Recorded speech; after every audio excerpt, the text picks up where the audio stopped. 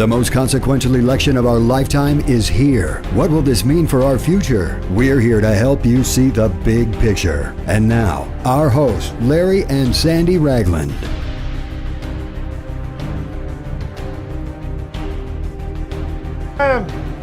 Welcome to the election night coverage, y'all. We have finally here. It's finally here, and we want to say to all of our Big Picture family, this is it, baby. This is it.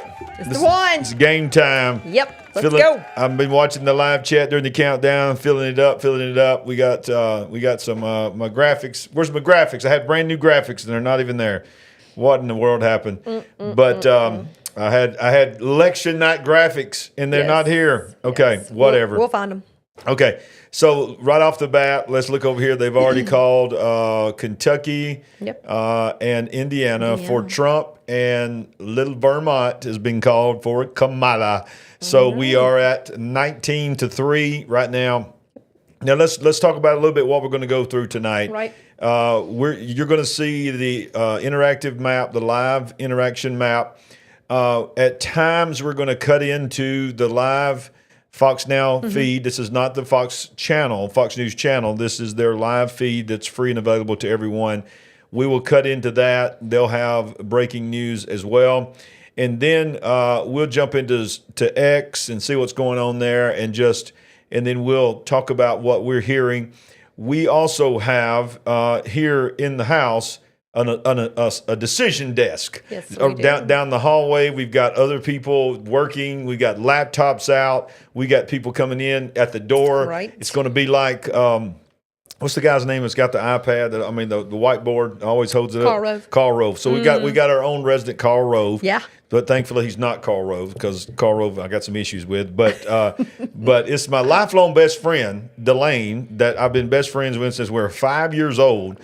I mean, who knew that we'd be doing elections together? I mean, live on the air, and people watching from all over the world. Never would have guessed. Never would have guessed. So, Sandy, look, we got our patriotic shirts on. I got my vote sticker here on my microphone. Right. So, all right. So you just go ahead and tell us how you feeling tonight. We're going to be on the air at least 4 hours tonight. Going to be here a minute. First of all, I'm sad that I don't have my I voted sticker on my microphone. Well, what'd you do with it? It's on my other USA America shirt. Okay. I just want to say America. Hashtag America. So we voted fairly early, probably the earliest I can ever remember voting. Yeah. And I think I was 203 on the machine that I put my ballot in. There was another one right beside it. I tried to see how many votes were on that one.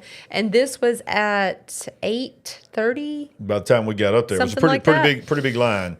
And we had to stand in line. Yeah. It was raining. People were they were not, put off by that. They were still there, still standing in line. Very exciting. And that's just our little old polling place out here in the country. Yep. So I know we had a problem, at least at one of the polls in Alabama. Yeah, I mean, how do you? Maybe some of you have experienced that today too. The back of the ballot was blank, where it's supposed to have amendments on it. I mean, why do you not know that before the day? I mean, we're already seeing some silliness. Machines are down. Yes. We're seeing in Wisconsin, there's 3,000 votes that are going to have to be hand recounted because the door was open on the machine. Y'all, can we just get away from digital? I like what somebody said today on X. They said, if you see a software issue or a glitch, that means it's not trustworthy. Period. It's just not trustworthy. If it can be a glitch, it can be hacked. Why are we so determined to push everything to digital? We know why, right? Yes. Because if it's digital, it's programmable. It's controllable. It's controllable. Yeah, we certainly want to get away from that and not have that problem again, where there can be any impropriety. But I am glad that at least at that one poll in Alabama where we had that problem, they did decide to stay open 2 hours later. Yep. So that was a little bit of a break for those who needed to come back. Yeah, and some of these counties are around the country, especially the very contested battleground states, they're leaving them open a little bit longer if they've had issues. On the one side, I'm glad of that because people, were disenfranchised and all that kind of stuff. But I'm also really leery about it because it reminds me of hey, leaving them open later and later and later. Right. It just gives more time for something to happen. Smash that like button. Tonight we're Please. live, and we don't know if we're going to get kicked off or not. We've never gone this live. We're on YouTube. We're on Facebook. 2 different Facebooks. We're on X. We're on Rumble. So wherever you're watching, show us love, show us some likes, comment, keep the comment section going. Go ahead and share this right now. I know you have so many options to watch tonight. I mean, not just regular TV, but there's just hundreds and hundreds of YouTube channels and Rumble channels that are streaming. Doing the same thing we're doing. So we're excited that, we already have over 400 people watching live right now. Are you serious? This is amazing. This is the fastest we've ever got to 400. So you guys are excited. You are. You are excited. And you know what that means? That's family. They want to watch it with us. They do. And that's a blessing to us. And that's what we should do. We should be together. Now I want to give you a heads up. There's going to be a couple of times tonight I'm going to slip out, and my best friend Delane that you're talking about, you're going to get a chance to meet him. He's going to slide in my chair and join Sandy. And then there's going to be some times Sandy's going to slide out and take a break. And then we got some of my spiritual sons and daughters are here. That we got a house full of people running the big picture election headquarters. And but I am going to be on Paul Begley's show at 6:30. Central Time. So in just a few minutes, we're going to slip out. I'm going to be on there for about 20 minutes. He's doing a live show, I think, all the way to midnight. Then I'll be coming back. I'll also be on Pastor Troy Brewer's show tonight. And it'll be in the 9 o'clock hour, maybe towards the end of the 9 o'clock hour. I can't remember exactly. Those are the only 2 shows that I'm going to be on besides here. So if you slip out and watch me somewhere else, don't you dare leave us here. You stay with us all night long. You can have them both running at the same time. So, all right, so as Fox News is saying just a minute ago, polls have just closed in a half a dozen states, and the Fox News Decision Desk is making its initial projections. Fox News can now project that former President Donald Trump will secure victory in Indiana. Trump will also claim Kentucky for the 3rd consecutive time. Of course, we've already shown you that. Let's go back to the map real quick. We're doing this all night long. This is the real-time Fox News map there, and you'll see as they are called, they will color in, and then the number will go towards the magical 270. 270. All right, Sandy. So tonight is it's going to be amazing, and so let me ask you a question. Throughout the day, what kind of sense have you gotten from what you've been hearing and seeing throughout today? Throughout today, this is the sense that I've been getting. I've been getting that the Republicans are very optimistic with the early voting, and the early voting is trending heavy Republican.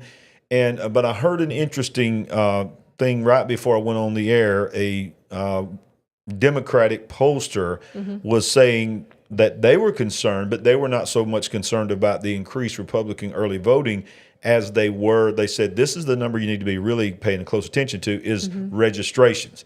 And they said the registrations have tipped towards heavy Republican. So he was very concerned about it. Now, Charlie Kirk, been watching him throughout the night. He started out very, very optimistic. And then he got a little scared because he started getting some reports on the ground. He's got people all over the country reporting back to him saying that Pennsylvania is seeing a surge in the cities and the urban areas, but then now it's tipping back down. So it's just going to be a long, emotional night. Okay. So you're forecasting it will be a long night. I think so. I think so. That's what I wanted to hear from you. Yeah. Who were we watching last night? Oh, you're talking about from CNN that was freaking out? Yeah, that was Van Jones. Van Jones, yeah, he was freaking out. He was pretty upset. Yeah. And he didn't mind letting it be known. He was a little scared. Yeah, he was. So let me do something right here and see if this makes it. See if I get my good graphics now. Let me see. I'm going to go to you. There's you. Yay. And then there's us. There's my graphic. Election night 24. There we go. There we go. There's our election. There's my graphic I was looking for. All right. So, so Sandy, I mean, are we going to be able to talk for 4.5 hours? We're about to find out. Okay. So let's dip in right now and hear what Fox News is saying about the situation right now. Okay. The numbers, correct?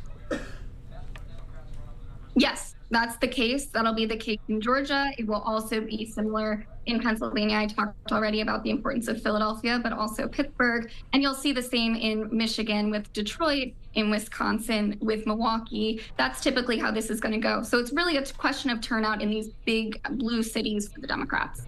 So we know that the Harris camp is really relying on turnout, like you said, in Philadelphia. What about Metro Atlanta? Help us make sense of the complexion there. Yes, it's usually solidly blue, but are there any red or purple shades in Metro Atlanta? Yeah, I mean, I think that is really the question. And again, like I brought up, there's a question of where the black vote and black voters are trending in Atlanta, in these, urban areas, in these swing states. So, I think that there is a question. There's also a question of whether there's a, hidden Trump vote, a hidden Harris vote. But again, I think there's a lot more questions here than answers about. All right, I've been waiting to say this. Okay, going to break down.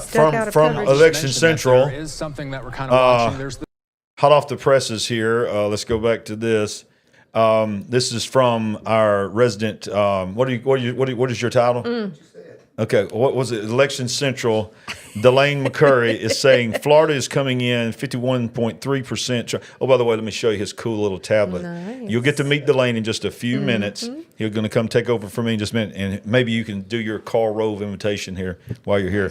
51.3% Trump, 46.9% Harris in Florida. Broward County, Miami, heavy Democrat, 67% counted. None of the Panhandle. What are we getting from this? Well, step over here just a little bit. Talk into this. Come around here behind me so everybody can see Delane. Yeah, jump in. Jump in here behind me. All right, you got to scoot down. Down. All right, so what I'm saying is that out of what they've counted so far, 67% of Broward County has already been accounted for, which is a heavy Democrat county. Oh, okay. And so there's another county where Orlando is as well, which is heavy Democrat.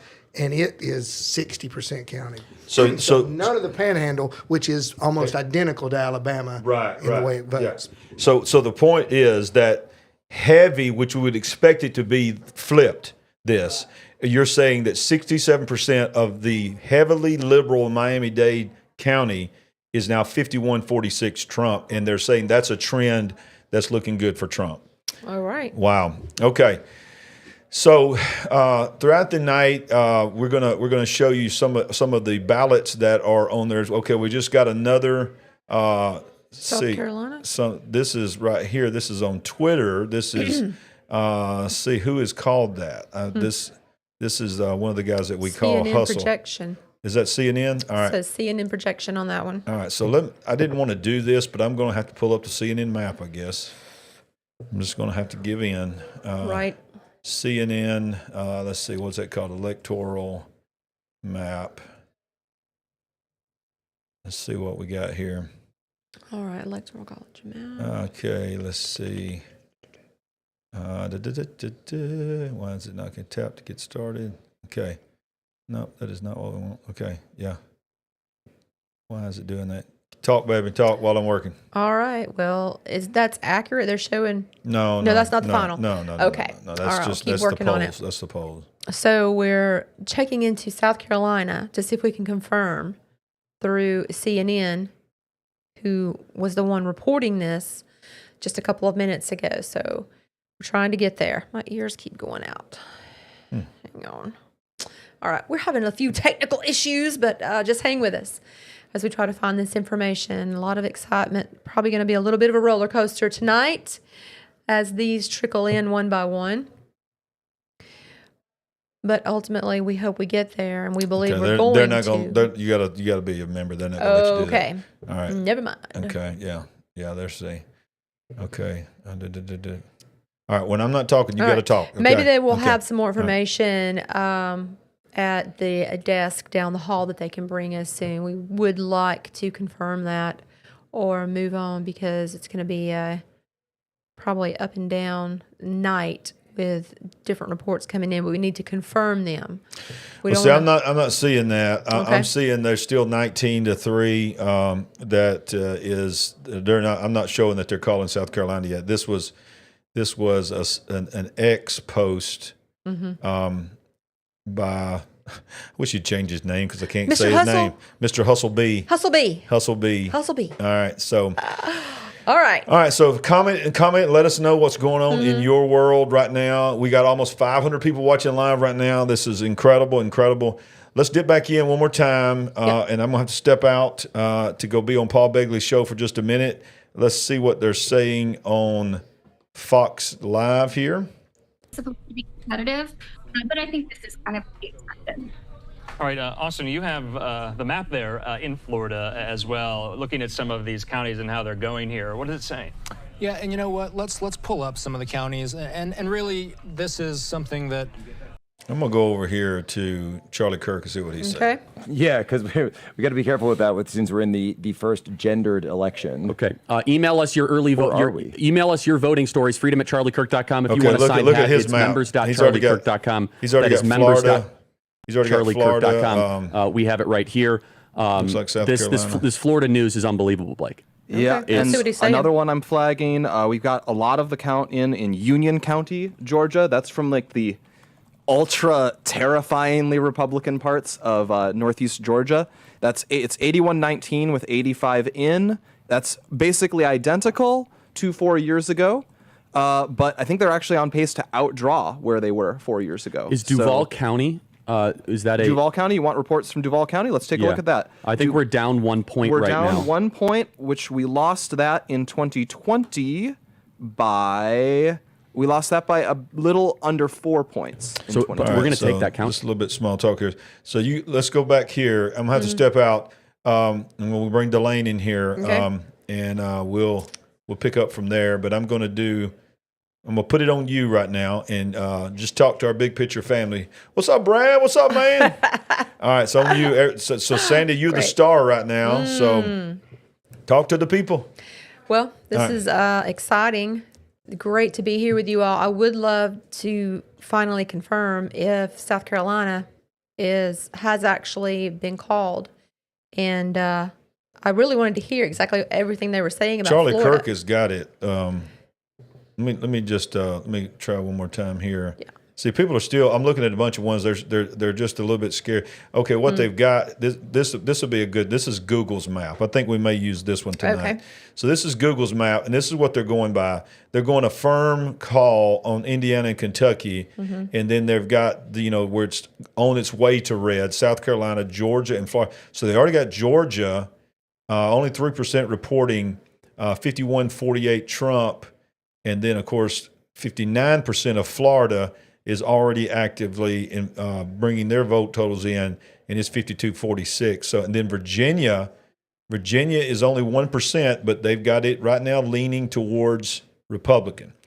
So, hey, Brad, can you ask Delane to come on in here? There he is. All right, so. Come on in, brother. All right, so what I'm going to do. Is he going to be able to toggle back and forth between? Yeah, come here. Okay. Come here, brother. Come on in. Put these on. Let's get you in here. All right, so look, remember how I told you, website, both of y'all. And so we've got the Google map up here. I think that's going to be our better one than the Fox News. The Fox News is dragging. So I'm going to drag it over here out of the way. And then we're going to use, that is not the one I wanted right there. What happened to it? I just disappeared. The CNN map is actually pretty cool. How do you get it? Because I tried to get it. You try to get it and go to it. I got to go get on Paul's show. I'll be back, y'all, in just a few minutes. Yoo-hoo. Ladies and gentlemen, Delane McCurry. All right, come on in. All right. So,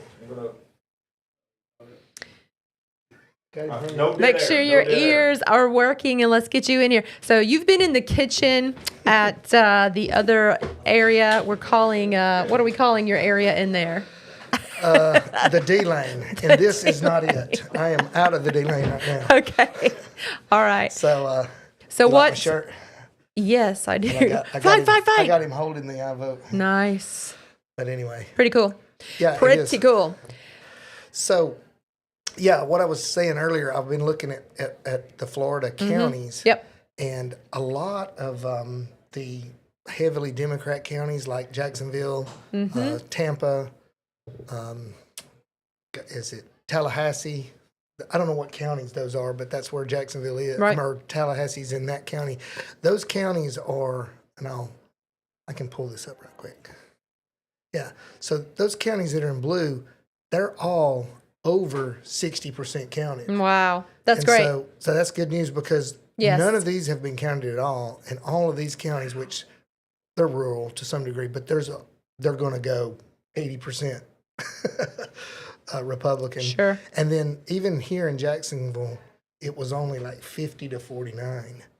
And that was with over 60% counted. So Drop down to those southern, okay. how you highlighted over those southern. So this area right here. Now this is Broward County, and that's, if you remember, they've been in the news many times. Yes. You were saying, did you say 67%? 67% for this of Broward area? County, and it was only like, well, the whole state is only like 51 to 46 for Trump, but it wasn't as overwhelming. Like, this is where they're going to get their meat. Yeah.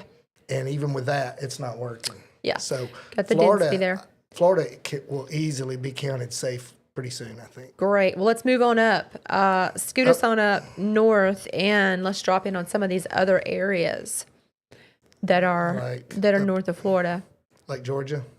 Go to South Carolina and tell us did you hear anything about South Carolina? Because we're trying to confirm something. Let me go back to us, and then I'm going to look here at the CNN map. I had it up in there, and it was a little easier to understand. Right. Which is amazing. I know. But I was thinking the same thing. We weren't able to get that earlier, so I hope you're able to get it up so that we can look at that. I think this is it. it. So I really want to find out about South Carolina, and we can, if you're able to jump back into coverage after we look at this, we can see what they're saying. We got on with Charlie Kirk for just a couple of minutes, but we didn't stay there very long. So let's look over here. So you guys in chat, are you able to confirm anything that maybe we can't look at right now? It's hard to keep up with everything right here. I'm getting text from Newsmax. Oh, great. But they haven't broken anything yet. But all right. So what do we got going right here? Yeah, I'm still trying to find that same. It's not on here either. I'll get it for sure, and we'll have it when we get ready to get some more numbers and stuff, because that one in there was breaking down by county, right? And it was very easy. And somebody maybe can shoot the actual. It's got a great name to it. I'll see what it's called. I don't know. If you're able to. It's called the Magic Wall. The Magic Wall. How nice. If you're able to get us into coverage, I don't know if you can bounce us back into the Fox Live.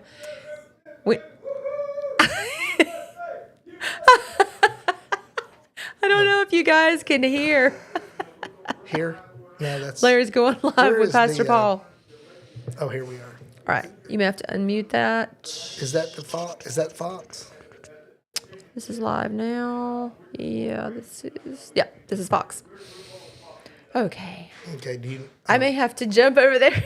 Here we go. Things were resolved. There we go, great. For voters, I personally went out to sites when there were problems and resolved them, talked to managers. I want to thank all of the poll workers, all of the poll managers, all of the monitors, all of the poll watchers, everyone who helped make this a safe, secure, transparent, and accurate election.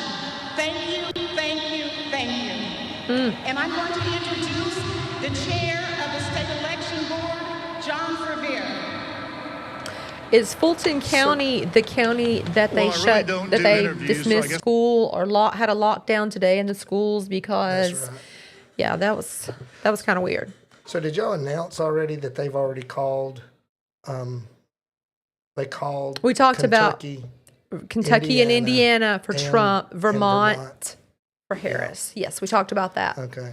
Yeah, I'm trying to pay attention because everybody keeps saying to pay attention to New Hampshire, which is right beside Vermont. Exactly. And I heard that multiple times on all the different talk shows last night. Bomb threat, Fulton County. Thank you. Wow. That's Christian McCurry. What's up, Christian McCurry? He's telling us that it was a bomb threat in Fulton County today. For those of you who don't know, that is Delane's son. So thank you, Christian Daniel, for that confirmation. Let's get back on here. Yeah, let's get back on here. Okay. We need to check this map again. Yeah. It stinks because I had such good stuff in yonder. Exactly. In yonder. Do y'all know what yonder means? Yonder. Some of y'all will know what yonder means. Yeah, it's a little easier to be watching TV and looking at your computer at the same time when you're down the hall. All right, what's that noise? Maybe it's an update. Maybe. I got an update from Daniel. Said Virginia looks like it swinged. So what are you hearing? Write us on chat and tell us what you're hearing about Virginia. Let us know in chat what you're seeing for Virginia. Yeah, and please do not hold the big picture in contempt for anything I have to say or do. All right, we're going to hang in there with us, guys. We're trying to get some more live coverage on this computer. This is so natural for Pastor Larry. It is so natural. He's really good at all that. And so, yeah. So all right.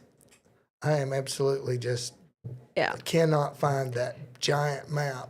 Whenever you're able to jump out, I know you're going to get that so that we can get it on here really quickly. We may have to go back to some Fox coverage just to see if they're live from anywhere else or they're reporting anything else. All right, what was that right there? Pull that back up. So Kentucky, Indiana, and West Virginia? West Virginia looks like they're...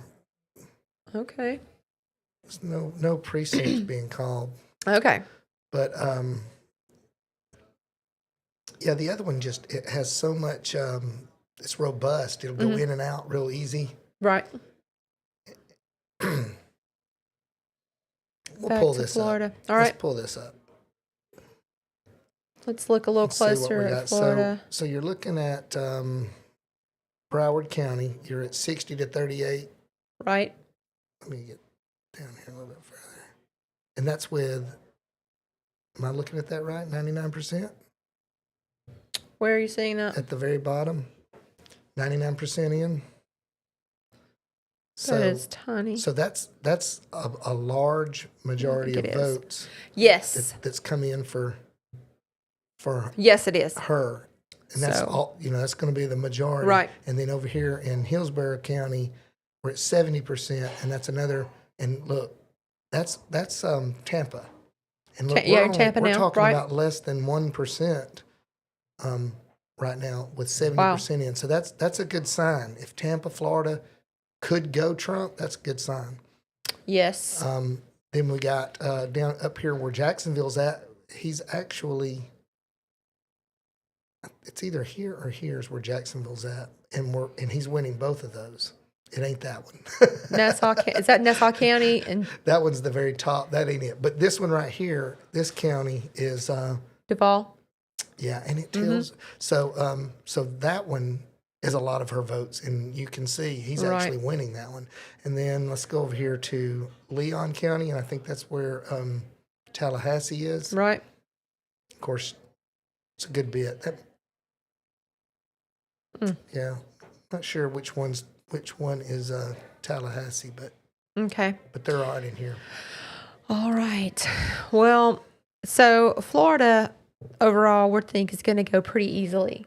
Trump after it's all said and done, the end of the night. So, not too much worry there. No concern there.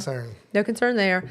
I think they've firmed that state up, even though there are pockets with, a lot of, quite frankly, Democrat liberal votes. All right, take us back to some live coverage, and let's see if they've moved to another state. We need to go to some of these more highly contested areas. Let's look at this real quick. This is New Hampshire, and this is the one that they're telling us to look at. Okay. As you can see on the map, it's showing right now 56% to 42%. Yeah.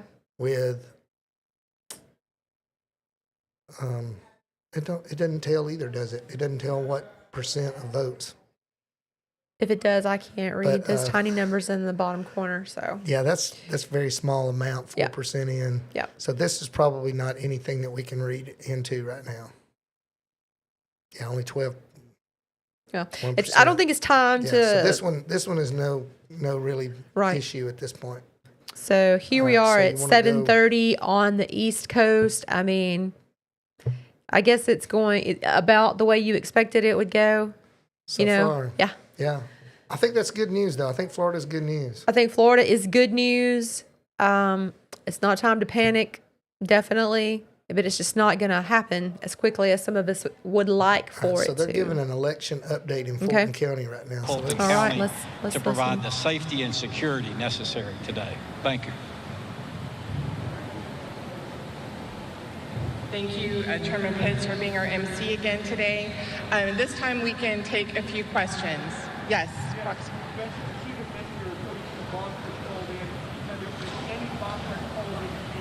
Have there been any bomb threats called into this facility? Say it again. Have there been any threats called in for this facility? Not yet. Very concerned about it. But the good news is I don't have 177 other locations to worry about. Now we just have this location. And I think you saw when you came in a very heavy law enforcement presence here.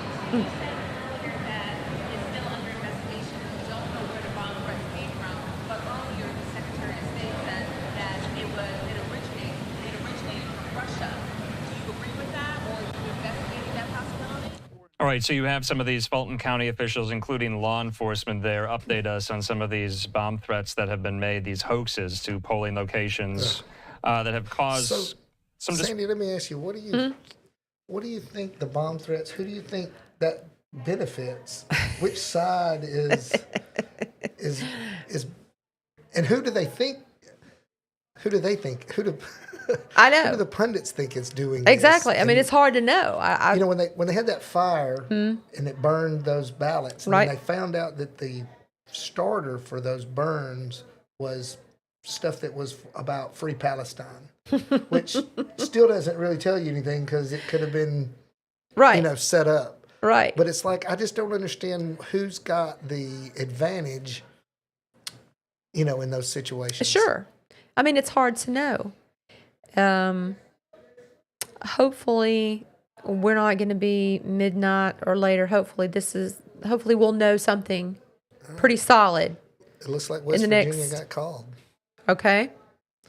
So that was what Daniel was telling us. And he said it was only with 3.75% of the vote counted. They already can extrapolate that out. Wow. And determine. My goodness. So that's incredible. All right. Let's get some volume and see what he's saying about this. Joe Manchin would be replaced by a Republican.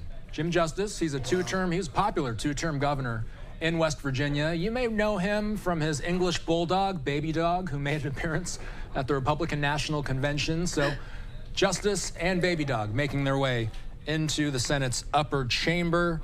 We don't have any numbers in from the Associated Press quite yet. You see here, I mean, we're looking at all zeros here, but nonetheless, the Associated Press, knowing that this is a reliably red state, not a surprise at all that Justice comes away with the victory. They feel comfortable enough to make this one red. So I think that's a good moment to kind of pause, and for the viewers who might not understand this, we're relying on the Associated Press.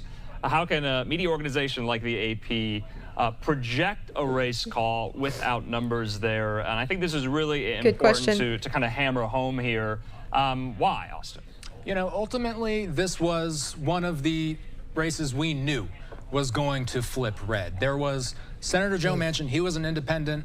We knew Jim Justice, the Republican, had a huge advantage over the mayor of Wheeling, West Virginia. This was not going to be surprising at all. And as soon as some of these numbers do start coming in, most assuredly, they're going to be heavily lopsided in Jim Justice's favor. In the meantime, let's look at the wider senatorial map here, because this is the balance of power. There's still a lot of empty notches to fill in.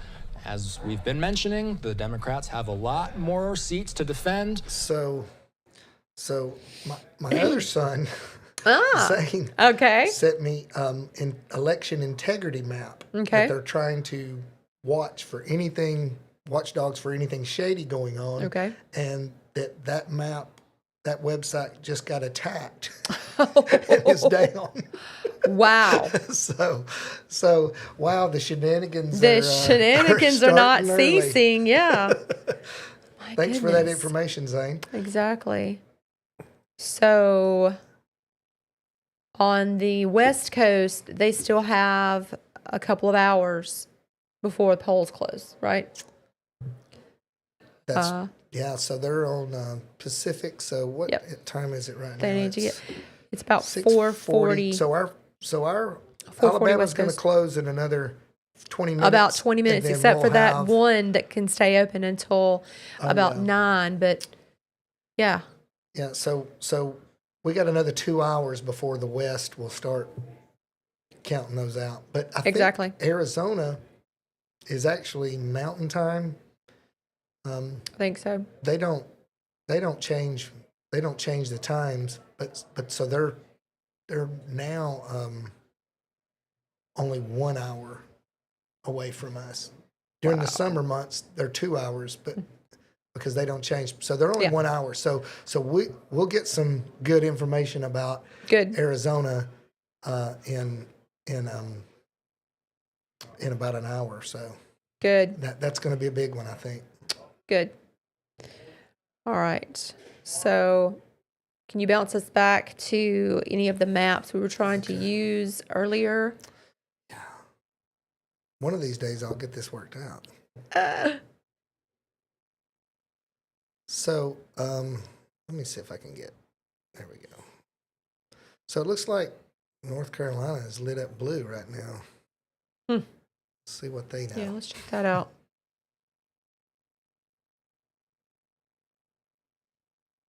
So, Raleigh.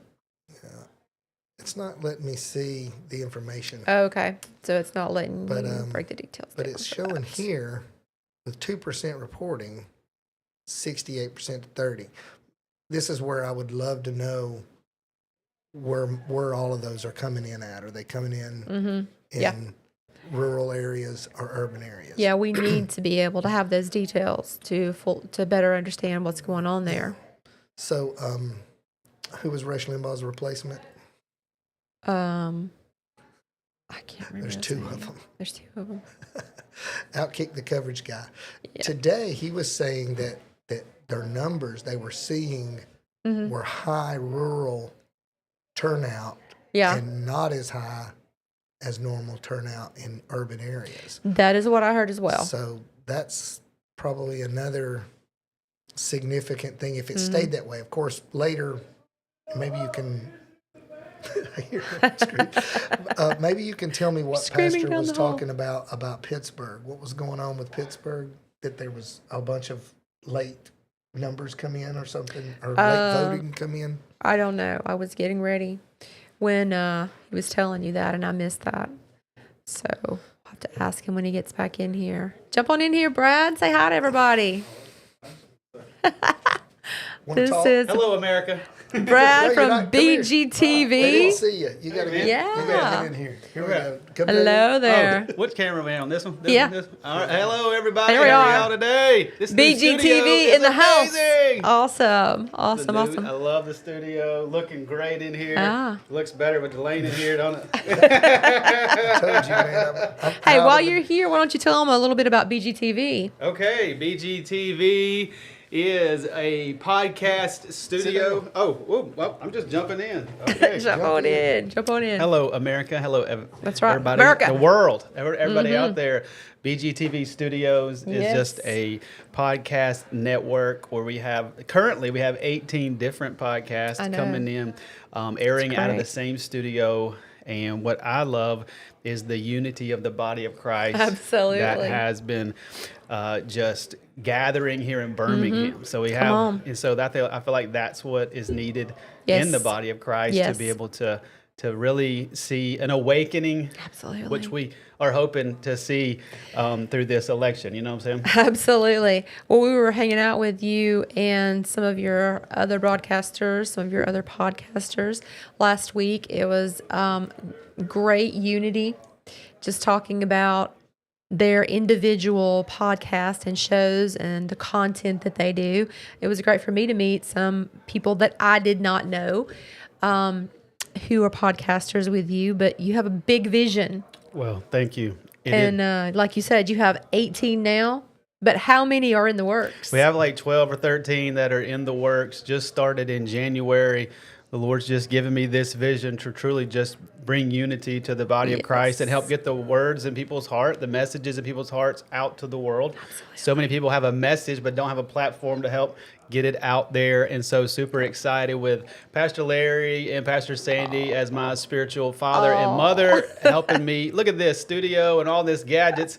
They're trailblazing the media. You know, Joseph Z came on the BGTV studios last week and was talking about how media is the forefront of the next awakening and revival and helping maintain that and push that forward. And we're just excited to be a part of this with you guys, with the Big Picture family. And so, hey, Big Picture family, go check us out at BGTV Studios. Check them out. YouTube, Facebook. We'd love for y'all to come check it out. And so I'm excited to be on here tonight. What do we have going on here? Where are we at? Have we got 23? We're trying to watch the maps and trying to do some live coverage, follow that as well. And, you know, so far it's reporting Indiana, Kentucky for Trump, Vermont for Harris. We think South Carolina for Trump. Okay. We can't get the map that we really want to look at. Right. Operational yet. I think Delane may be down the hall trying to work on it right now. When he comes back, maybe he can get it back up. But I think we're going to be in for hopefully not a very long night, but hey, we could be going to sleep and waking up in the morning to try to figure this out. It is. You know what I'm excited about is the CNN map that we were looking at in there. It has Georgia slightly bent towards the red. That's a good sign for us. If CNN is putting out red, I mean that they're going, hey, this is not looking good. So if we can get Georgia, I think that would be really good. Yeah. We're trying to get some confirmations on all of those. We are trying to hover over some of the maps that you're looking at here to verify different areas of those states. So we feel really good. I mean, Florida's in the bag, I think. Yeah, I think. absolutely. I think we can pretty much say that. Hopefully, you know, they will verify soon. We still have polls open for a couple of hours on the West Coast. We still have, 2 more time zones. We are about to close our polls for our time zone. It's 6:47 here in Central Time Zone. As I was driving here, I was seeing the last few people vote here in Alabama. Yeah. If you're out there on the West Coast, you still got some time. Yeah. Go vote. Go vote. Holy Spirit moved to these people that are on their couches in Arizona and Nevada to get up and to go vote. Yes. So we're just believing for God to do something big here in our nation because we just we love the freedom that we have to push the gospel out as far as we can. You got it. So we need these 4 more years. Tell us about your poll. Mine was pretty busy for 8:30 in the morning. Okay, so my poll was very busy in the morning. I called it at a good time as far as going on for me. Yeah, you know what I'm saying? Because I went like at 9:30, and so the work crowd was already going through, and it was raining pretty hard. Yep. So I think people were thinking I'm going to come later because they didn't want to stand in the rain. So I got to walk straight in. There was probably about 40 people in line. Well, in my line, 40 times. All the lines, but so I didn't have to wait too long. So I called Haley, my wife. I said, if you want to go, you need to go now because it's wasn't so big. So but there was there was huge turnouts everywhere. I just went at the lucky time. I heard you guys had to stand in line pretty good. We did at least 25-minute wait. Like I said, we had 2 machines. I was number 203 on my machine. I tried to get a look at the other machine, but I wasn't able to do it. But always just so happy to get out and vote and get my sticker. I always want my sticker. Got my sticker right I here, know. so. I see you wearing it. Yeah. This is great. So, I feel really good. I mean, our state, Sure. it's in the bag. It's in the bag. But it just feels like there is an underlying current for Trump. Yeah, it does. I think the early voting numbers, I don't know what they were last year, but they're like approaching 80 million, or they may already be over 80 million for this year. But it just seems like people are motivated, and I'm hoping that they're motivated for our side. I do too. I don't know if my mom will make it if Trump doesn't win tonight. So let's pray for my mother. I remember back in I don't know the exact years, but elections ago, the first time that Bill Clinton won, my mom wept for days. She thought the world was coming to an end. It was a pretty rough night at our house, too. The first time Bill Clinton won, my mom thought that Jesus was coming back. She thought the saxophone he was playing on MTV was the devil himself. Woo! And I didn't know if she was going to recover. So if Trump doesn't win tonight, y'all need to pray for my mother. So. We certainly will. We certainly will. Yeah. So. Hey, guys, BGTV, go check it out. Giving it back to the man. He'll be back. Brad will be back. He'll be popping back in. Thank you, brother. Thanks, Brad. Yes, sir. Man, live TV, baby. Live TV. Thank you, Brad. Thank you, Delane. It must have been great with Pastor Paul because we could hear you. Oh, it was awesome. It was all the way down the hall. It was awesome, y'all. So I see now we've got 23-3 that's been officially called, and I'm noticing, and we noticed this on Pastor Paul's show, that Georgia, South Carolina, and Florida are trending that way. Yes. Now it's only 2% reporting, but I don't like it trending North Carolina blue. That's we not noticed good. that. Yeah. I'm hoping that Delane is able to work on getting us. He's working. He's working on some numbers right now. Yes. Have y'all tapped into Charlie Kirk lately? No, we did not. Let's see what he's saying right now. No, is winning currently 54%. So we'll see against Sherrod Brown incumbent. By the way, if he wins that, we control the Senate assuredly without Sheehy. Well, they've already called West Virginia, and that's a flip. So yep. For the Senate. Okay. So they call West Virginia. By the way, so Hamilton County in Indiana, major bellwether. It has flipped. It was 50-48 with Harris, and now it has flipped red. What has flipped? Blake, that's Hamilton in Indiana. County, that's north of Indianapolis. It is flipped. Suburban. Okay. So one of the counties there. Okay, so let's go back to this map here. This is the AP's map. And this is the one that Pastor Paul and them's using. It's Google, but it's from the Associated Press. Okay. And let's zoom in on this county here. And this is what Delane was talking about, Miami-Dade County. So when you click on, let's see, maybe you got to do it on the CNN map. I'm going to try to do it on the CNN map. Uh-oh. My map got turned on me. So let's do this. Let's go back, show all states. All right, something happened in there. All right, so what just happened here? So I think he went to North Carolina or South Carolina. We were trying to, look at different areas to see, because you can do that in Florida on this map. All right, so I'm going to sign in here, and so what have I missed here on the big picture while I was gone? Not much. There was some comments in chat about South Carolina, but we need access to the map that he was able to use in the kitchen. All right, so this is it right here. This is his CNN map. This is the one he's using. So finally got it to work here. I just had to sign in. So it's still 23-3. As you can see, the blue states, North Carolina and Ohio, there's no way. Okay, there's no way that Ohio is going to go Kamala. And I feel like there's no way North Carolina is going to go Democrat as well. I believe that will go back to red. But this is showing you the early amounts that are coming in right now. What's the percentage? Let's see here. I have to zoom this in so much I can't see it a lot of times. But so you've got 66% Kamala, 32. Why is this not? Oh, I know what it is. There we go. So it's with. All right. So, all right. Good. Okay. This is better. Yeah, I had to zoom You it got a out. breakdown here. Okay. Okay, look at all these. Okay, so Charlotte, the Charlotte area is going to be the big one for him. Mm-hmm. And you see Kamala, where does it show the percentage that's returned? What is in the top right corner? Go up a little bit more. 54.5% of popular vote. That's the popular vote. That's not the return. All right, so go back to the main map here. And I want to go down here to Florida. Let's do a little deep dive in here, what Delaney was talking about. So you get down here to Miami-Dade County. This is what he was talking about. 73% is in. Donald Trump is actually leading in Miami-Dade.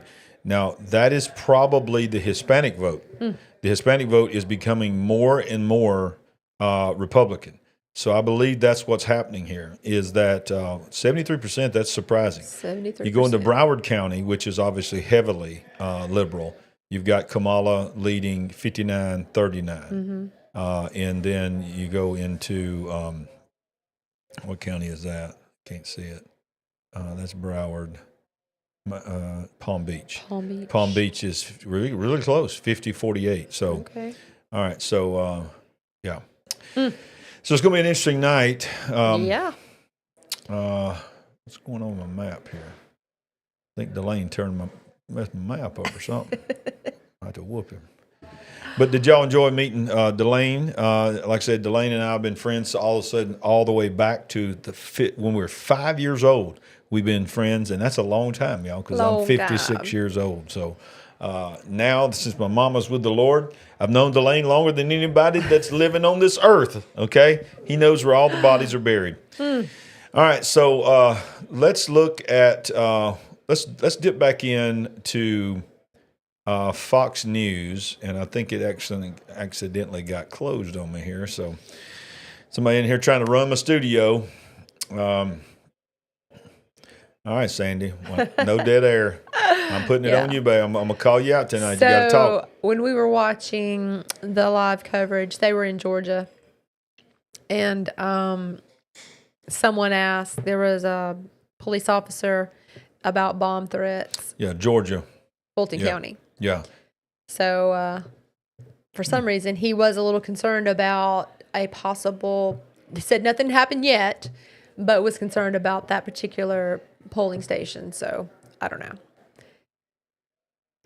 All right. Did we lose internet? Surely not. Live Now is not working. Uh-oh. I wonder if they blocked me. I hope not. I think we lost internet.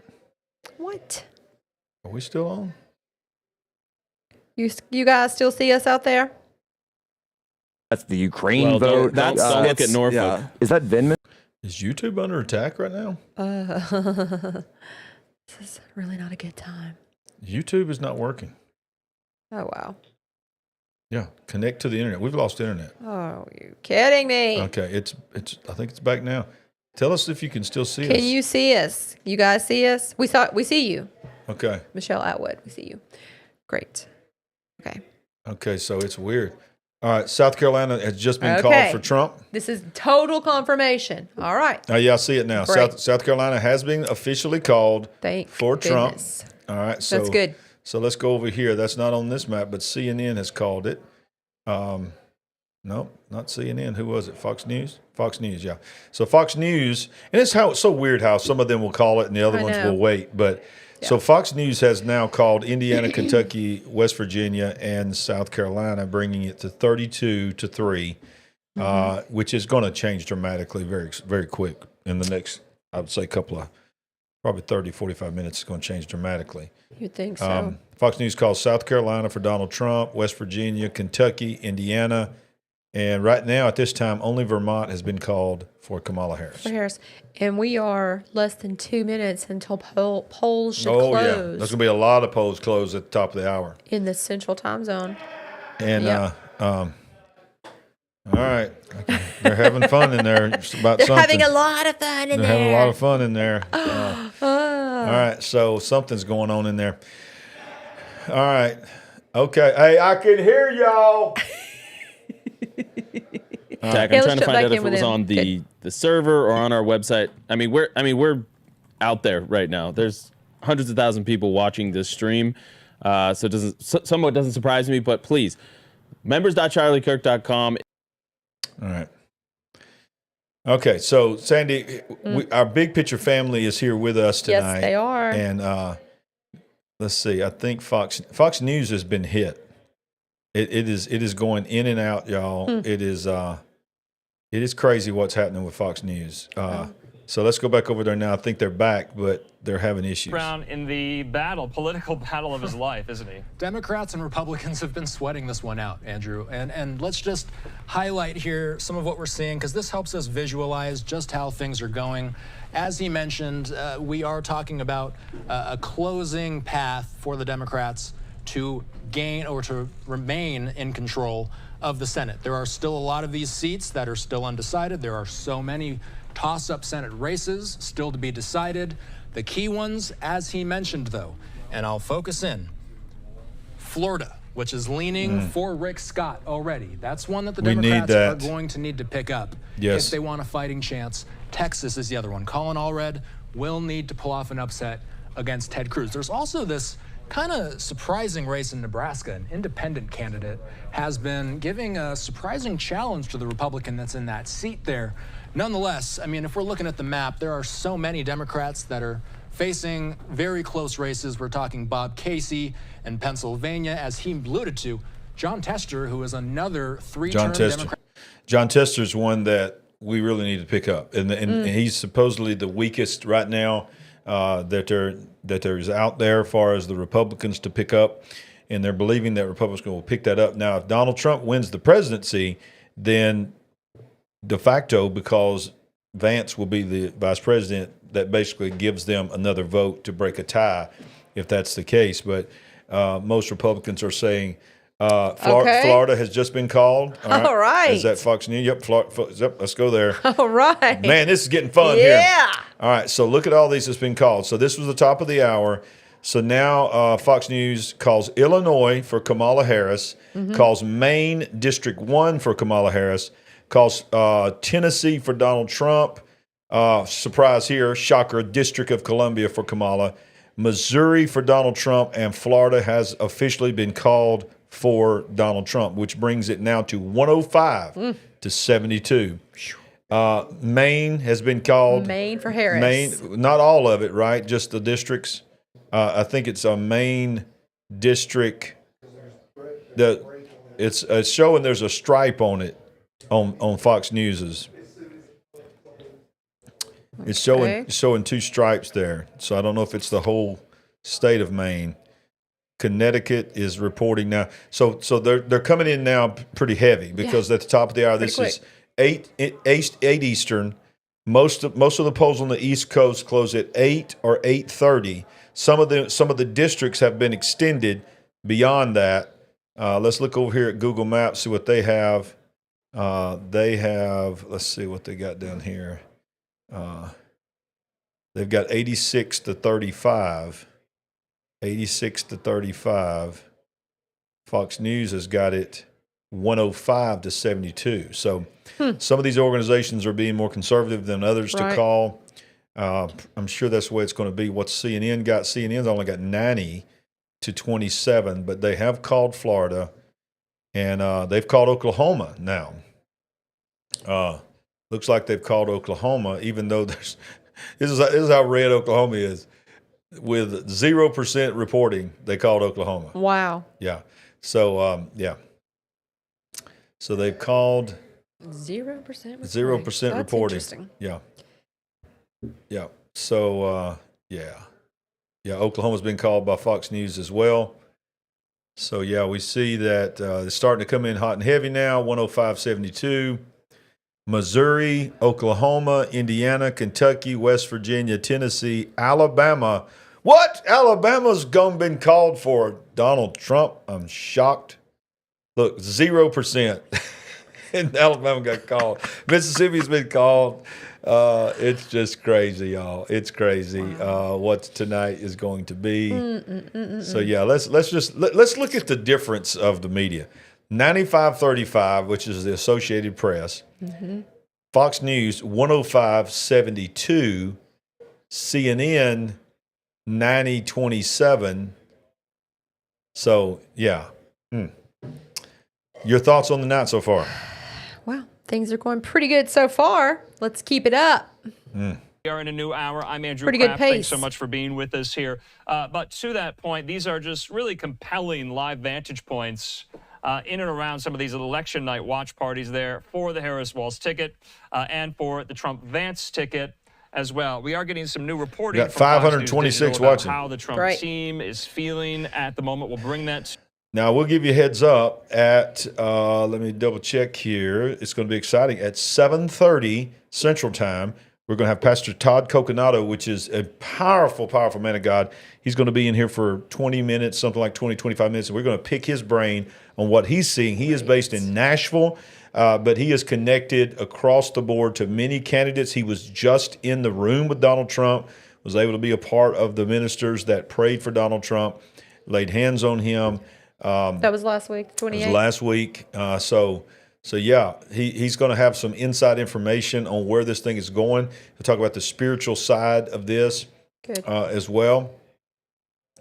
So that'll be coming up at the bottom of the half hour, 7:30. Right at 7:30, he'll be calling in, and we'll bring him in.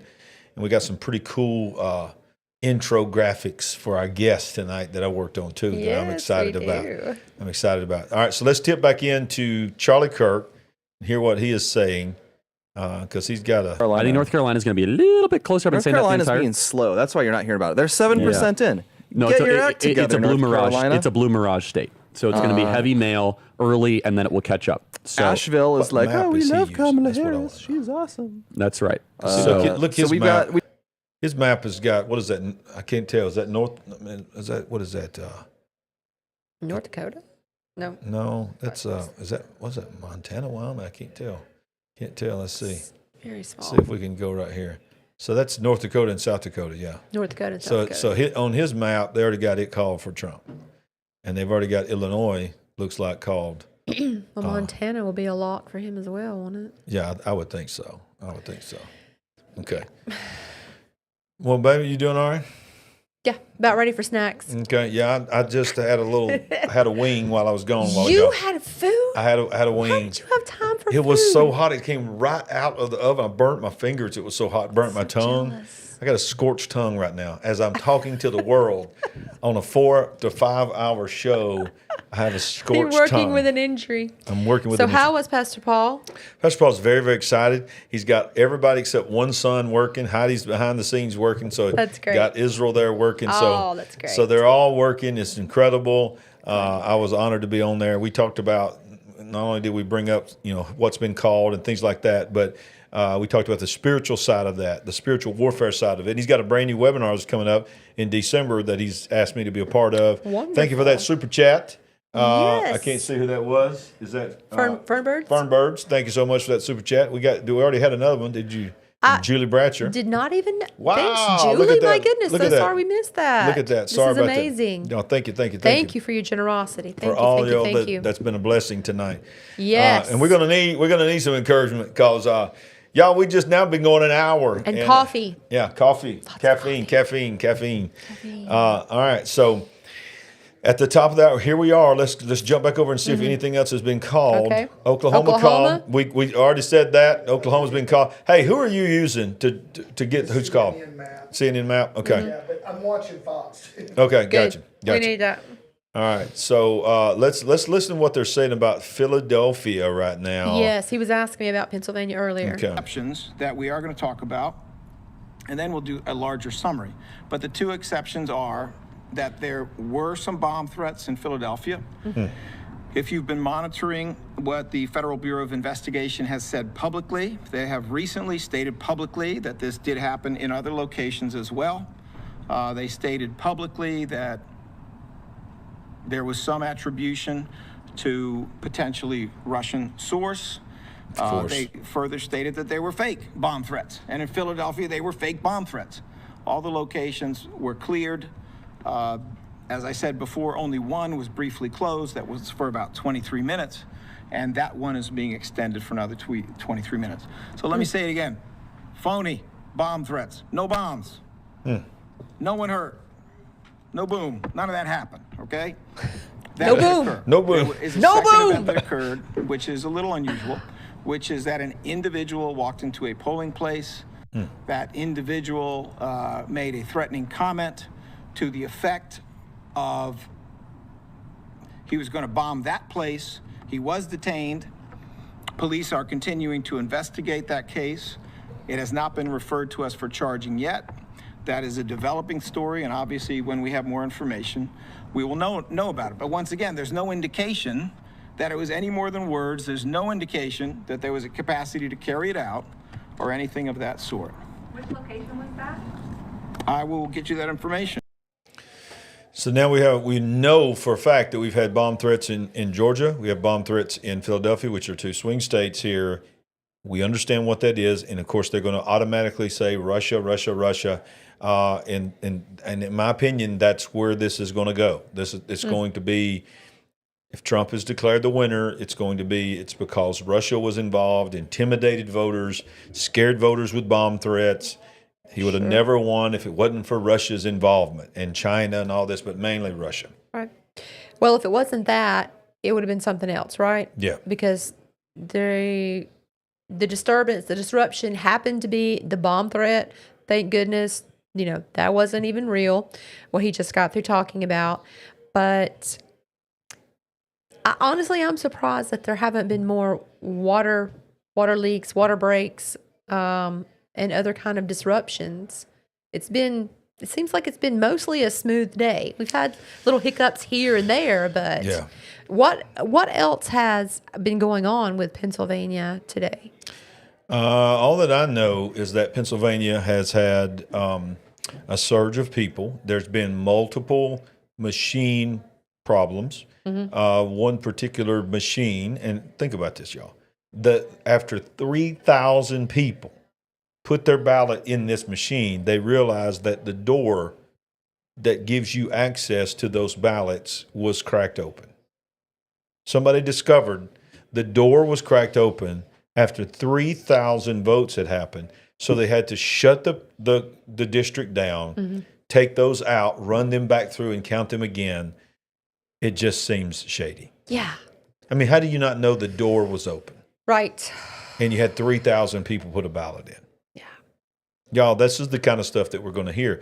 And I got a gut feeling that you're going to hear a lot of it coming out of Georgia. You're going to hear a lot of crazy, suspicious things happening in Georgia. Well, we went to Fox several times, and they were having live coverage from Georgia. So your estimation, how long is it going to be until we know something for sure out of Georgia? From Georgia, a decision? Yes.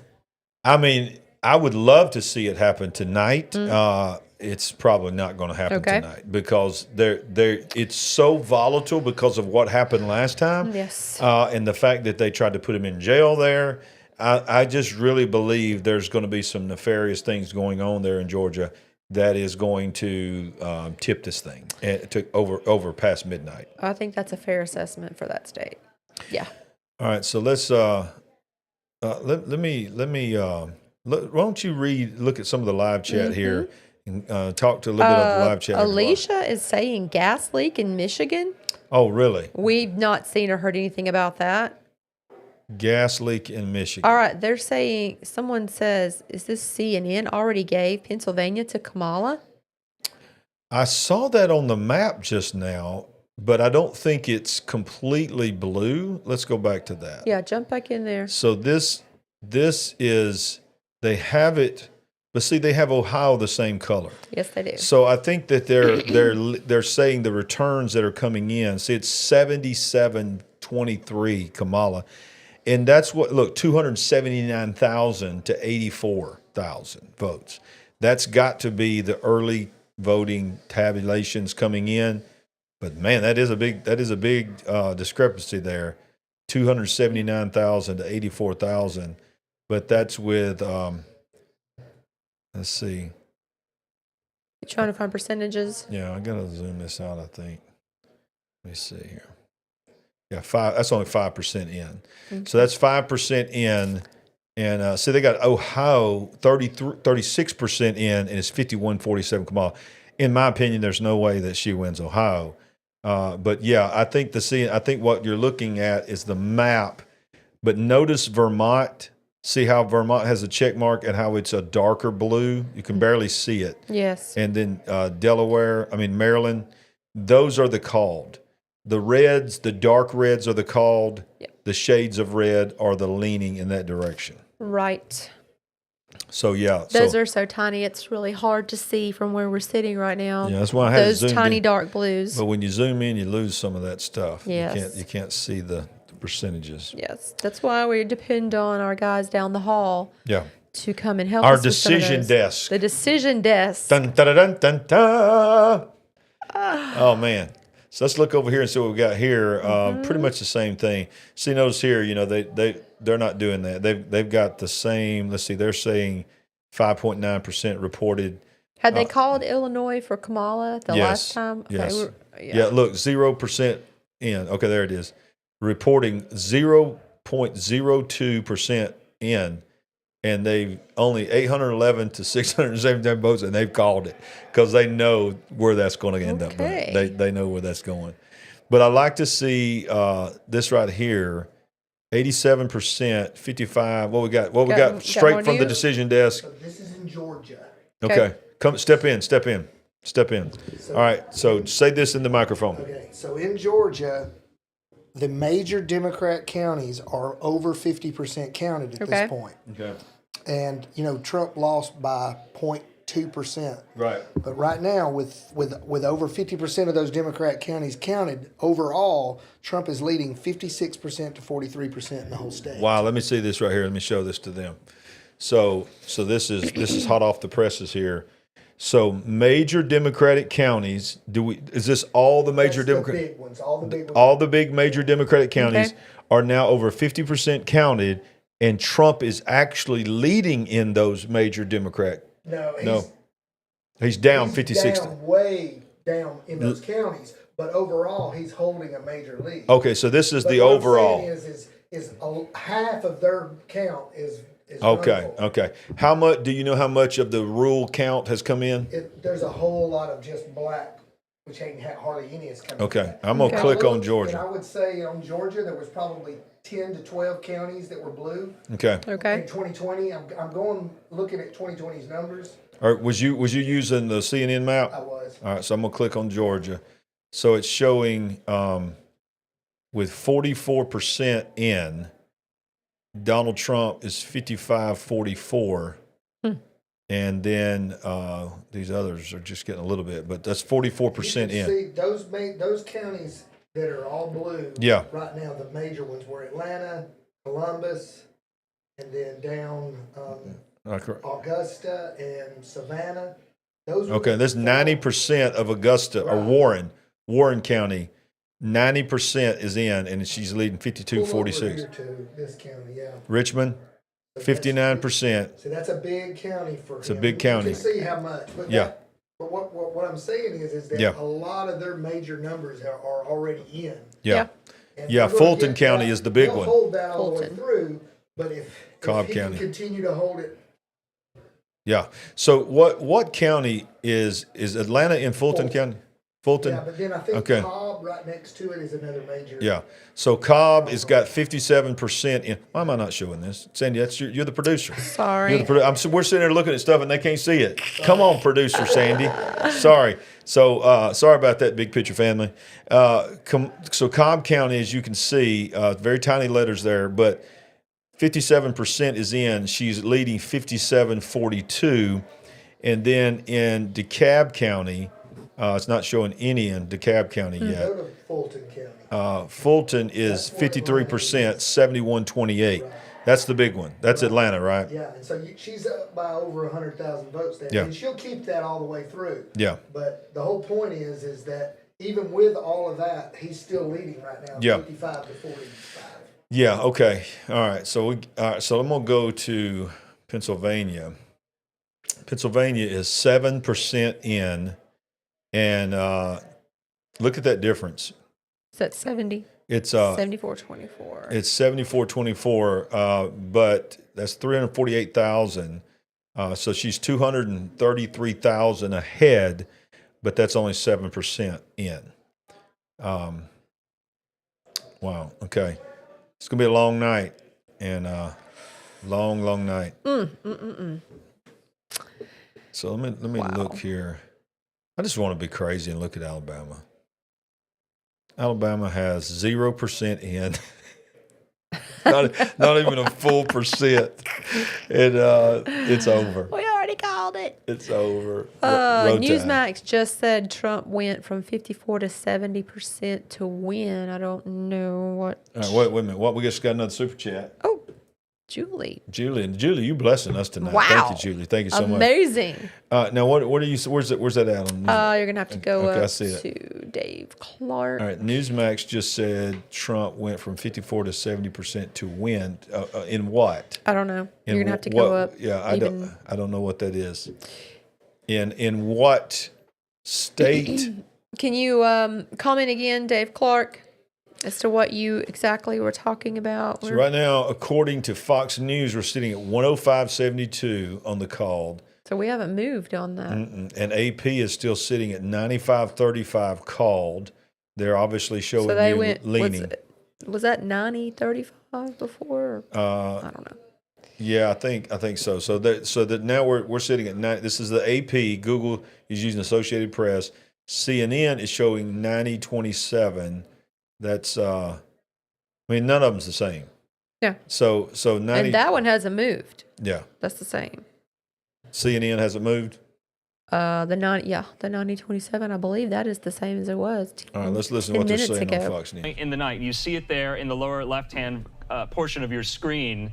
95 for Trump, 35 for Harris. It is really, really early so far. We have vantage points as well, though, inside of the Trump election night watch party there in West Palm Beach.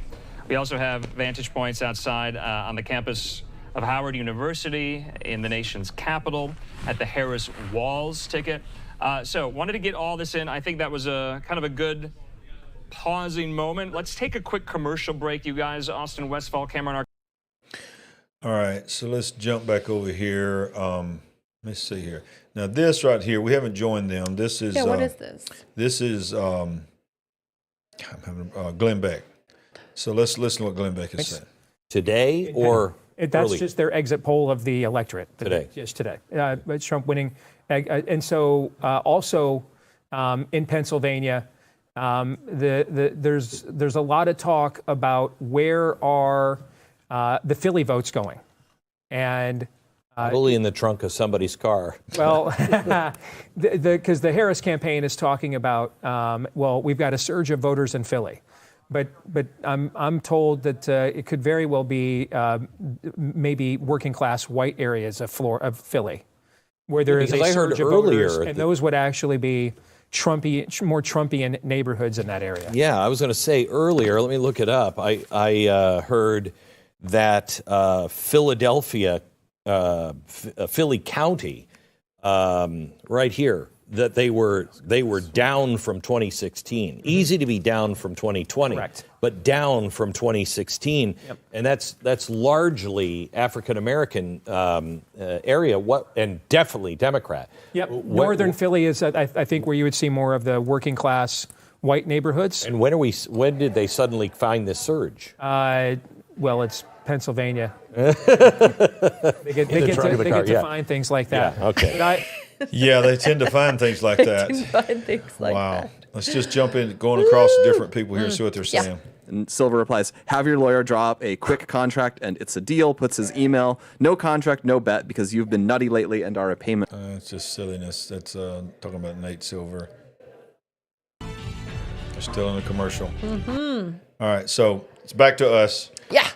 All right, so Sandy, just a little bit, you're going to be able to get a break because Todd Coconato is going to join us. Oh, that's going to be amazing. And let me tell you something. He's just not a pastor, y'all. He's a news guy. He's very connected. He is. He's a former Hollywood star as a child actor, right, and was very heavily involved in the Hollywood scene, and got exposed to some of the demonic things that happen over there. He knows a lot of politicians. He knows the Trump team. He has friends that are on the Trump team, and that he has inside information on what is going on in the Trump team. And In fact, I don't know if he is just being a guest on a bunch of shows tonight, if he's got his own thing going. But he was in the room with Trump this past week, was able to speak into his life, pray over him. But he's going to have a very unique angle that he's going to be able to tell us where he thinks this thing is going. Does it feel like what he thought it was going to feel like? Right. But I want to ask you, what do you, looking back at the map here from Fox News of what they've called, they're still sitting at 105.72 now. I think they've given her a little bit more. They officially at 7 o'clock they called Illinois for Kamala. So what is your feeling? It's early. It's too early. Yeah. It's too early in general. I still feel like we're going to pull this out, but it's going to be a minute.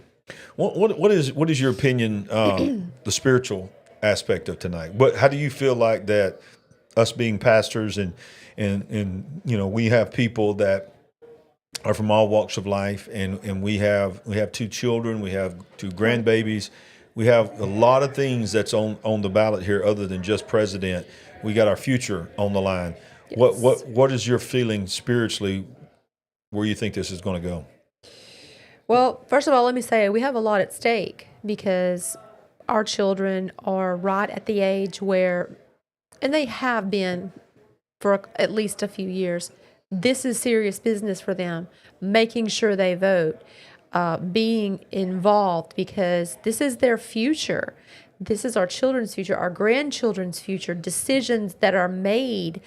So they're very highly invested in this, but it is a spiritual battle that is going on because these leaders, these decisions they make, they highly affect all of us, but those things that are going to be long running, long range, things that are going to be hard to overturn and change, these are decisions that our children are going to have to live with that are going to impact their lives.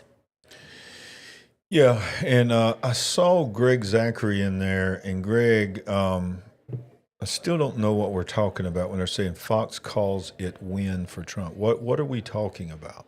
Somebody help me understand what we're talking about. What did they call it a win for Trump? I don't understand that. So Fox is called, let's go back and look one more time at the map here. Okay. What we've got. Hey, would y'all like to join us? Sorry, they're y'all. having a good old time. They're having a lot of fun in there, y'all. Yeah. Y'all can hear that. We've got Missouri, Oklahoma, Indiana, Kentucky, West Virginia, Tennessee, Alabama, Mississippi, South Carolina, and Florida all have been called by Fox News for Trump. And these little places, I got to look over here because I don't know what they are. You got Vermont, Massachusetts, Rhode Island, Connecticut, New Jersey. Is that right? New Jersey? They already called New Jersey? Yep, they called New Jersey. Trump thought he was going to get New Jersey.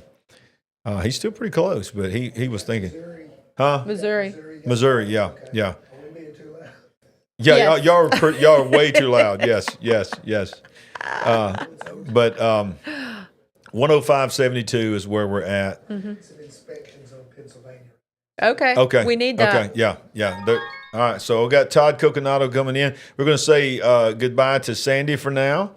And Sandy will be stay with me for okay. just a minute while we bring him in because I don't have a transition there. Okay. All right, so we're bringing Todd Coconato in. I'm going to sign him into the guest room here. Let's see if this works. Where you at? Hang on, stay with me. Right here. Are you in there? There you are. All right. Hey. Whoa. Okay. All right. Let me give you your official election night. Yes.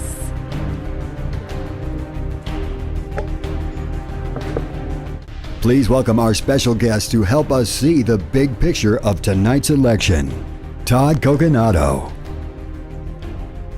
All right. There he is. Come on, man. Welcome in. Woohoo! Yeah. Good to be here, my friend. How are you, sir? Have you been on several shows tonight already? Yeah, it's a busy night, man. It's a busy night, but I was looking forward to this one. Oh, man, that's awesome. So, look, right where we're at right now, at the time of this live, Pastor Todd Kokonov, which, by the way, welcome to the Big Picture. We love you very much here. And you've been a blessing to me personally, been a blessing to the Big Picture. Fox News has got it 105.72, and I'm looking at the AP has still got it sitting at 95.35. And they're, looks like, I got to go to this. Looks like they have just called Rick Scott for the, and I'm sorry, I got Sandy's picture there. I don't have one set up for you, but yeah, looks like they've got Rick Scott has now been called for the Senate for Florida, which is a huge, huge win. We needed that. So, all right, Pastor Todd. So I got you for about 30 minutes. I know you're a busy man here tonight. What is your gut feeling of where you think this is going, and are we going to hear anything tonight? What do you think we're going to hear anything tomorrow? Is it going to take a week, or do you feel like there's some kind of wave happening? Yeah, well, there's a couple of indicators that we need to look at. Number one, early voting was up substantially. So early voting is a big deal, and the numbers have shifted quite dramatically toward Republicans when it comes to early voting. We're not typically the kind of people that go early voting. We usually vote on the day of. But because of all the shenanigans that's happened, a lot of people decided, hey, you know what, we're going to vote early. It was actually encouraged by the Trump campaign. And one of the numbers that we're looking at, Larry, which I'm sure you probably already discussed, is African-American men have really come over to President Trump in substantial numbers. That's going to be a big factor in Georgia. So we're going to have to really watch Georgia. Now, I'm praying, and I'm asking everybody to pray for Pennsylvania and North Carolina. These are both big states, and the Harris campaign has invested heavily in North Carolina. So they really are hedging a lot of what they've called a blue wall on North Carolina. And you remember, this is the state that got hit, of course, for the hurricane. And one of the things about that is it was such a small margin that went blue for Joe Biden that, it's a small, for a small margin that went red for Trump, but it was such a small margin that they think they could take the state. So, the governorship, just Mark Robinson, I thought was awesome. They played real dirty politics with him. Yeah, they did. And, the guy is a man of God. He's like one of us. He's not a career politician. So that was very sad for me. But when you look at the state in total, it should go red. It went red last time. It should go red. But I think there's some things we need to look at. That state's going to be big. Also, Pennsylvania. We've heard in a couple of precincts they've had some issues in Pennsylvania. Yes. Emerald Robinson and a few other truth speakers that have been in the news media have said, hey, that means something's going on. So we need to, whenever there's something like that where they say there's something down or something going on there, we need to pray. We need to really pray. Right. So I think that, if you go on the street, Larry, there was a guy that was in the Bronx and he was going just up to random folks. I don't know if you saw this video. It was amazing. He was going up to random folks and he went up to like 9 or 10 people. And it was like almost all of them said Trump, which was very surprising. Wow. I've been around the country. I've been traveling a lot. And that's a deeply blue area. Remember, Trump just had a big rally at Madison Square Garden. Yeah. And it was a sea of red hats in New York City. Yeah. Which, if you know anything about New York City, I mean, that's like, wow, to happen in New York City. Now, of course, we know some of those people came from out of state and from Jersey and other areas. But the bottom line is we're seeing unprecedented things. But the deal is we got to pray this through because we're fighting the shenanigans. We know that it really is going to come down to just several key battleground states. And in those states, it's going to really come down to several counties. So really those counties and those swing states are going to be what determines this whole election. Yeah. And I don't know if you saw it just now, which is no surprise. Arkansas was just called for Trump. So we now have 111 to 72, according to Fox News. And I don't know what's going on with AP. I guess they're just being a lot more conservative, but they're at 101 and 49. But yeah, I'm with you. I really believe, Pastor, that there's shenanigans going on. I think we all knew they were going to happen. Sure. We were talking about earlier about one of the districts up in Pennsylvania. 3,000 votes had went through the machine, and then they discovered after 3,000 votes, the door was open. And the door to get the ballots out was cracked open. So they're like, okay, we've just discovered this. We had no idea the door was open. So all 3,000 of those ballots, we have to shut this machine down. They're going to have to be recounted, and they're going to have to be counted separately later tonight and all of that. So when you start hearing stuff like that, come on, it's just, we know what's going on. I mean, the water line's busted and all that sort of. But right. Here's my opinion. Here's my question to you, Pastor Todd. Do you feel like that this time we don't have the pandemic, but then we also have hindsight as 2020, literally 2020. But do you think that we're stacked up with people on the scene ready to be able to stop some of these shenanigans, or do you think they're still going to be able to get away with it? There's been an all-out effort all-out effort for the last several years, and I think we're in a much better position. That's the good news. They also don't have the ability to have all the mail-ins like they did for C-19 and everything, where there's been some changes. There's been some Supreme Court decisions. There's a lot of folks that have stepped up to be poll watchers. The Republican Party has understood they need to do some ballot harvesting, some Go TV, get out the vote. And, some of the areas that the Democrats historically did better, like, getting people from, homes that are not regularly like a senior citizen home, for instance, or, places like that where, the Democrats would just go in there and kind of, just manipulate and kind of just kill it. But now the Republicans have learned those strategies. I remember in California, the big factor was ballot harvesting. Right. And Elon Musk has said several times throughout this cycle, he says, if we lose this election, the whole country is going to basically become California. What he means by that is, they want to stack the courts. They want to give statehood to Puerto Rico and to DC. DC has never voted red ever. So that would give them a senator and a representative in the House. Then they want to stack, term limits on the Supreme Court justices.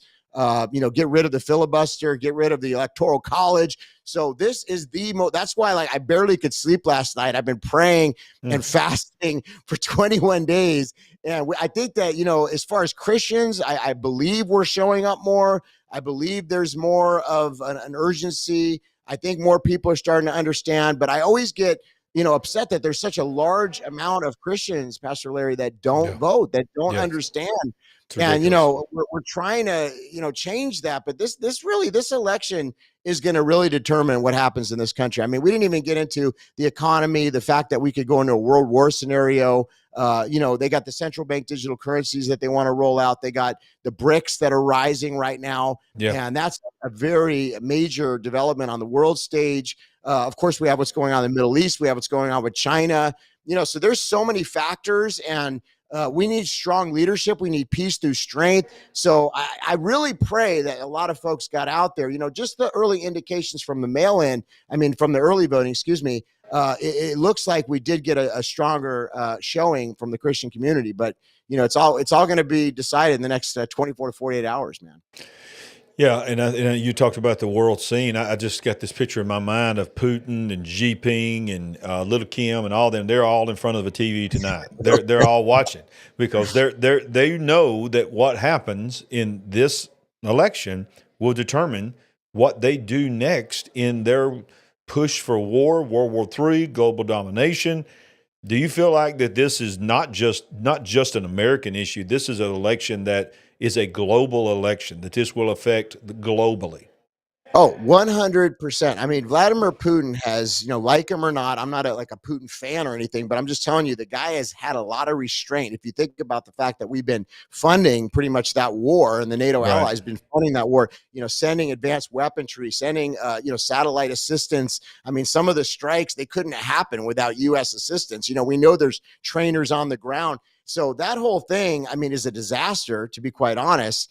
And honestly, if you have a Harris administration going forward, we're going to see escalation. I mean, there's been talk, Larry, this is so mind-boggling, that they've actually said they could give, nuclear weapons to Ukraine or allow them to use strategic nukes. I mean, you understand? I mean, if it gets to that point where even a small nuclear weapon is waged on that battlefield, or they've done incursions into Russia. I mean, unbelievable what's happened. if that happens, we're going to see an all-out world war. And Americans, I don't think they understand the consequences, because the last couple decades, even in Vietnam, for the most part, these wars have all been fought in foreign lands. So we haven't really seen, even in World War II, minimal things that happen in the United States. I mean, we've never really seen things happen on our homeland. But now you've had all these people come over the southern border.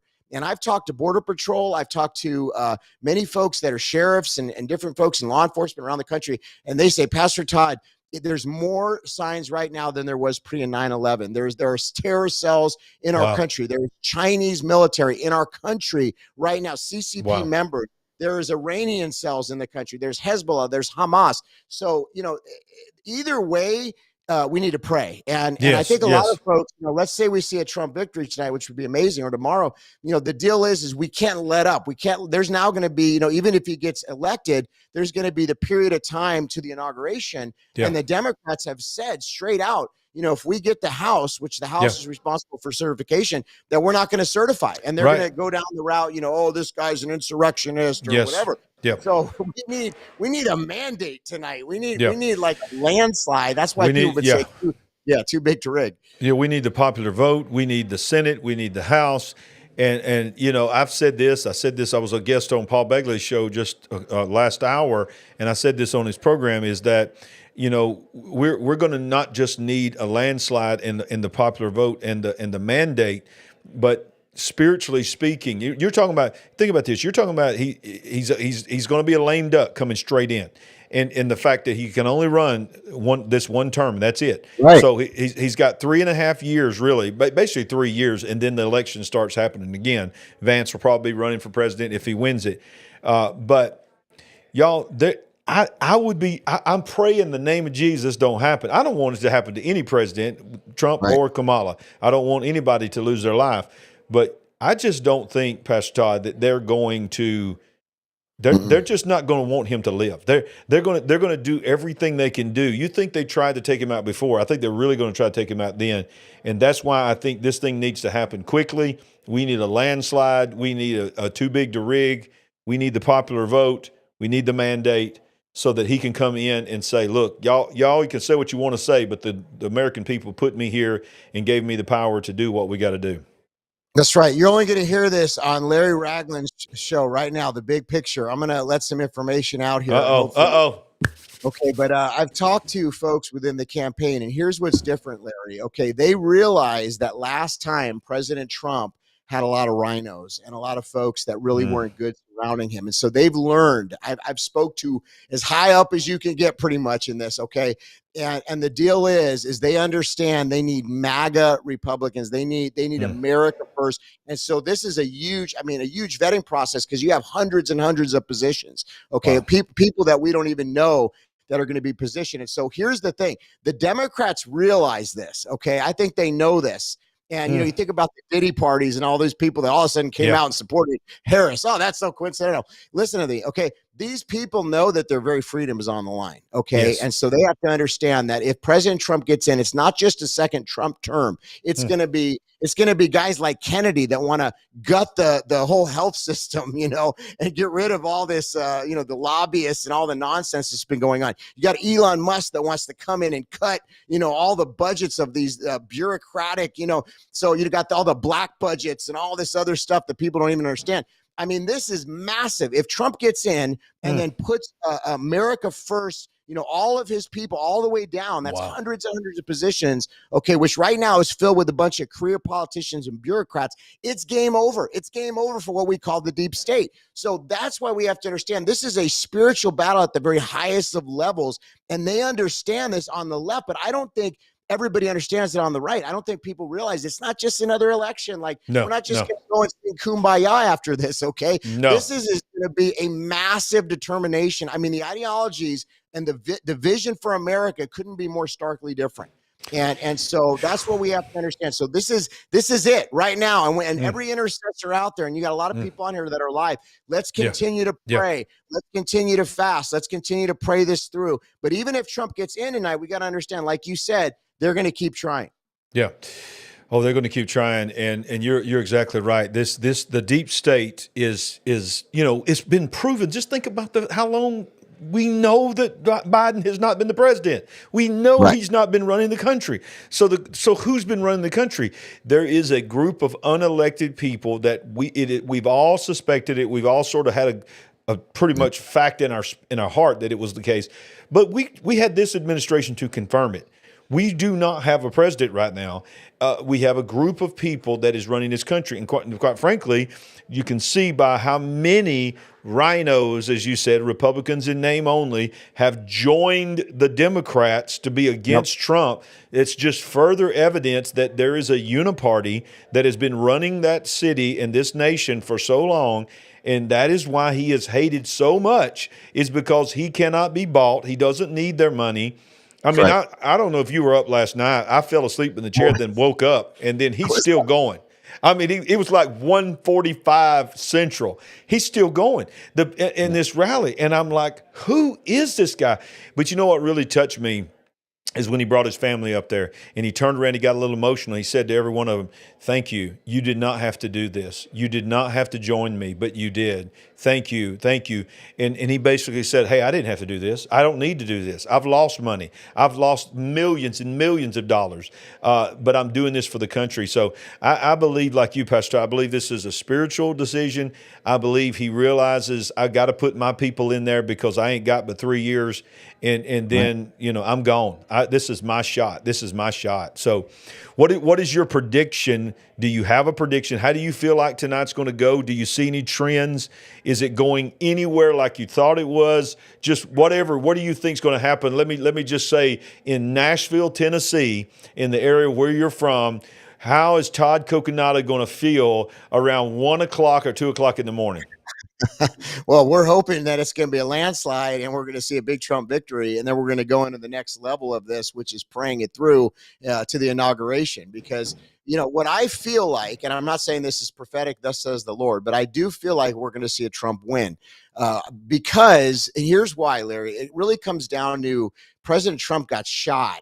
And there was a miraculous thing that happened where it literally like just centimeters, from what could have been devastating. Yeah. And we would have been in a totally different version of America. Many people, because the news cycle is moving so fast that that story didn't even have the air that it really should have, if you think about it, because it was such a major event in American history. But, I've spoke to several of the Trump kids, and, I've been around President Trump. We were just with a bunch of pastors 2 times in Carolina and then in Atlanta last week. And one of the things I heard President Trump say on both occasions is that he knows that God spared his life, and that, and the whole family knows, everybody knows it. So I feel like he feels like he has this mandate from God, to take a righteous stand. Because if you think about it, the family's been through so much. Their businesses have been attacked. They've tried to kill him. It's just so many things that folks don't even realize, when it comes to Melania and Aaron. And go on. Yeah, that's what I was going to ask you, Pastor. You've been in the room with President Trump. You know people that have been close to him. You've been close to him. That has spoken to his life, and I got a lot of people, just like I'm sure you do on your channel. They'll push back. He's no different than any of the others. He lets the F word fly, and he's Donald Trump, and he does this and all kinds of stuff. But we're talking about, you got a whole group of people that are former Democrats, former atheists, never known anything about God, that are starting to open their hearts up to the message of the gospel. And unusual voices like Elon Musk and Joe Rogan and Russell Brand. Russell Brand. Yes. My Lord. They're on fire for God. Tucker Carlson talking about getting attacked by demons, telling him to read the Bible, and it's changed his life. That was huge. And then you got Donald Trump and all this. So you've got this group of people that no one would ever consider to be a preacher or a holy man, but they feel this. Correct me if I'm wrong. It's like they feel there's some kind of anointing on them. They don't even know how to identify it.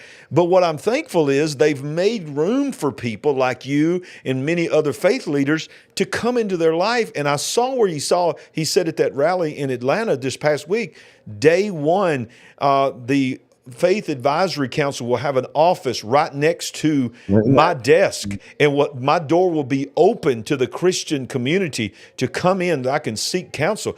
What have you heard on that on the spiritual journey of Donald Trump? Yeah, I mean, that's the whole thing. You got to understand, everybody knows this by now, I hope, but he's a New York businessman. Okay. In order to survive in New York, you got to kind of be kind of like a Donald Trump, especially at the level that he's operating. My father was from New York, and he was very similar to him. And so that's why, to me, it's like, matter of fact, I already understand that mentality. But, you know, a lot of folks, they think, oh, his tweets or the way he talks or whatever. But, you know, we're not electing a pastor in chief. We're electing a man that understands the importance of faith and understands it enough to actually open up himself, his family, the White House to spiritual advisors. So look at the stark difference. You got a Kamala Harris who's yelling during a rally when somebody says Jesus is Lord, literally says, hey, you're at the wrong rally. You know, that was instinctive. I mean, that just came out. You know, and I think that's how she feels. And listen, we knew her from California, and she's always been this way. She does not like Christians. She doesn't like Catholics. So we've known her for a while. You know, I pastored out there for 17 years. So I know the whole, you know, we dealt with her and her policies for many years. So it's nothing new. And the thing is, Donald Trump, you know, here's a guy, I don't think there's ever been a U.S. president that's had more hands laid on him. I don't think there's ever been a U.S. president that's had more pastors and evangelists and people of God around him. And, you know, the man has changed. I mean, over the course of the last few years, there's been some significant changes. You know, Franklin Graham was saying, you know, his father was invited to pray for every administration, and Franklin Graham just continued that.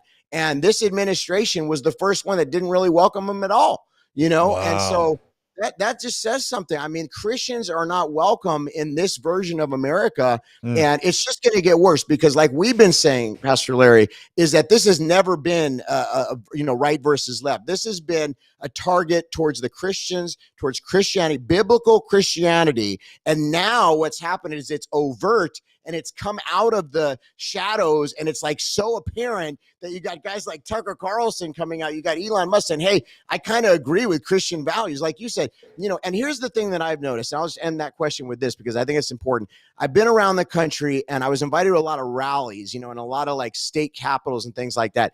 I saw more Holy Ghost in some of those capitals than I've seen in churches. Okay. Wow. I've seen people getting saved, set free, healed, delivered at these events.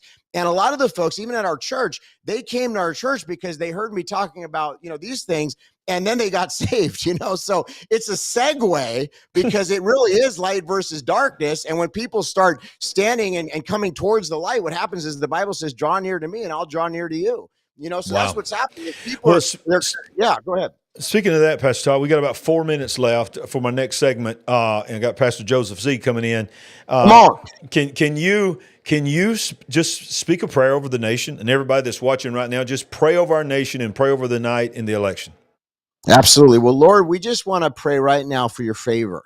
Yes. And Lord, you say that you respond to the prayers of the righteous. And I know there is a praying church, there's a praying remnant, and many of us have been connected, like Pastor Larry and I and Joseph, and so many of us have become good friends even in this season because we're like-minded. And I know many of the people listening are experiencing the same thing. We've been persecuted. We probably had some family members get angry with us. Friends have turned against us. All these different things have happened the last few years. But what you've been doing, Lord, is you've been separating the wheat from the tares. Yes. And I believe you're raising up a generation of Esthers and Davids and a warrior class Christian that is not going to cave or capitulate or bow down to Nebuchadnezzar. You're raising up lions. And Lord God, I thank you that no matter what happens, you're on the throne, and we're going to keep preaching the gospel. But we pray and we ask for your mercy. We ask for your grace, and we ask that you give us more time in this nation. But Lord, we make the commitment that we're going to serve you no matter what, Lord. And I just pray no one on here would be discouraged, but that we keep standing. And I pray you continue to bless this ministry and bless everyone that's watching in Jesus' name. Praise God. Well, thank you, Pastor Todd. Thank you for being on this special edition.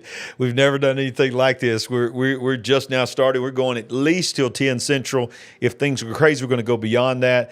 But Pastor Todd, you have become a quick, very close friend of mine.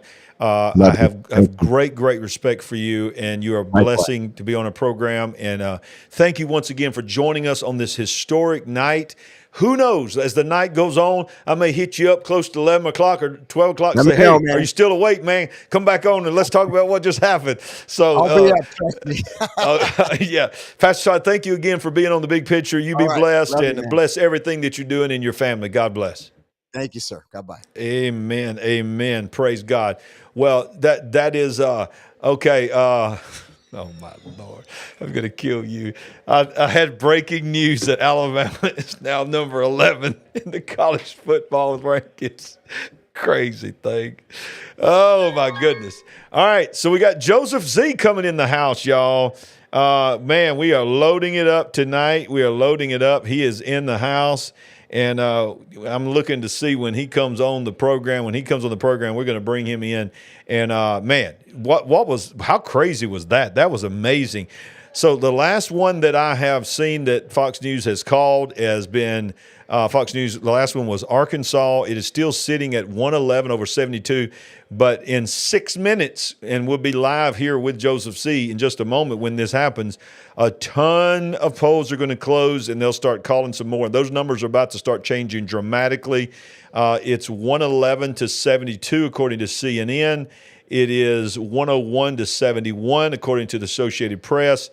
So, and 105-27 when it comes to CNN. So, whenever I see Joseph Z coming in, I'm going to bring him in, and we'll do our special little graphics that we made for our intro, which is awesome. And let me see if I've got an ability here to do this. So I'm going to have to do the website with an empty chair here besides Sandy. Unless you want to join the chair. You want to join the chair? Come over here and join Sandy's chair. Praise God. This is Brad Graydon. Let's see. I don't know if we can. We're tied up here. Hang on. There you go. There you go. This is Brad Graydon. We'll go to me and Brad here. And this is my spiritual son here. He's got a show called BGTV.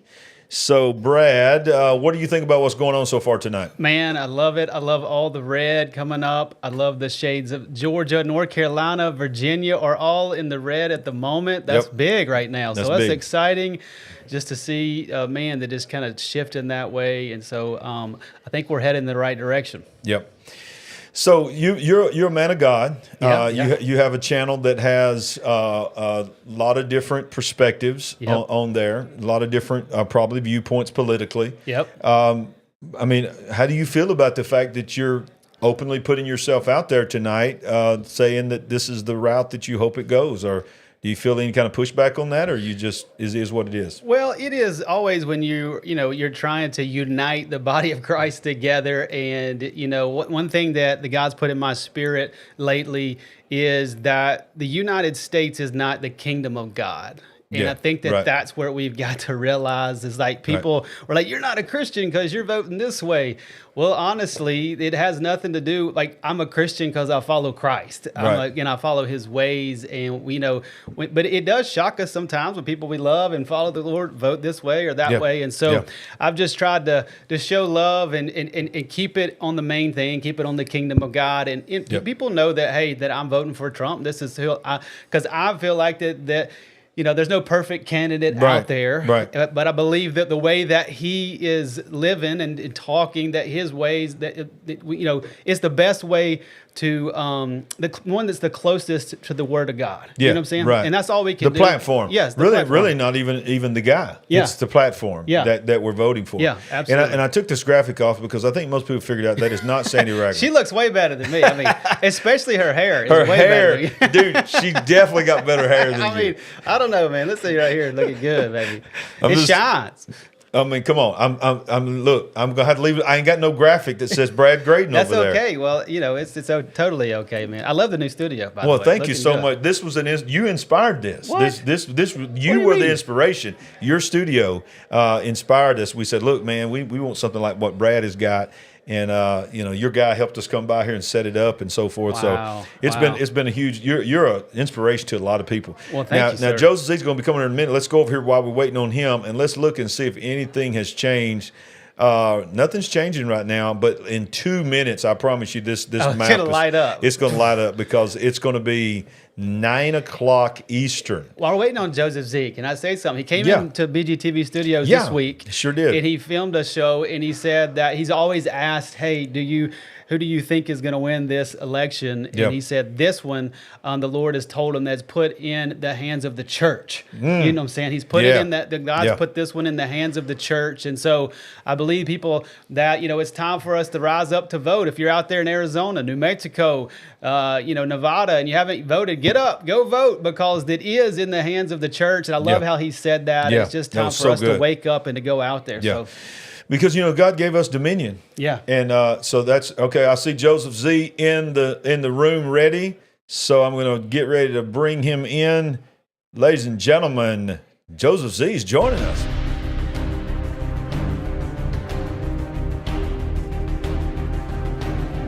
Please welcome our special guest to help us see the big picture of tonight's election, Joseph Z.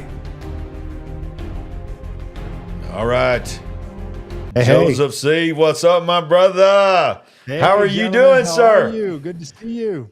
Man. We got Joseph Z in the house. We just had Todd Coconato right before you was in here talking about his opinion. So we're going to get right to it. I know you got a busy night. I'm sure you're going to be on a lot of different shows. How'd you like that cool intro?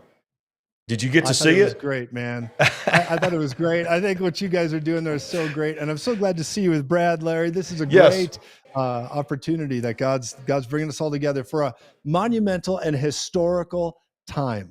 Absolutely. It's amazing.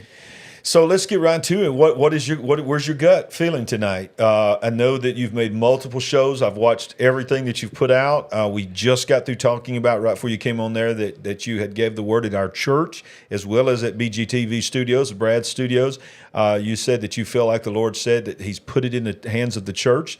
So that's right. How's the church doing tonight?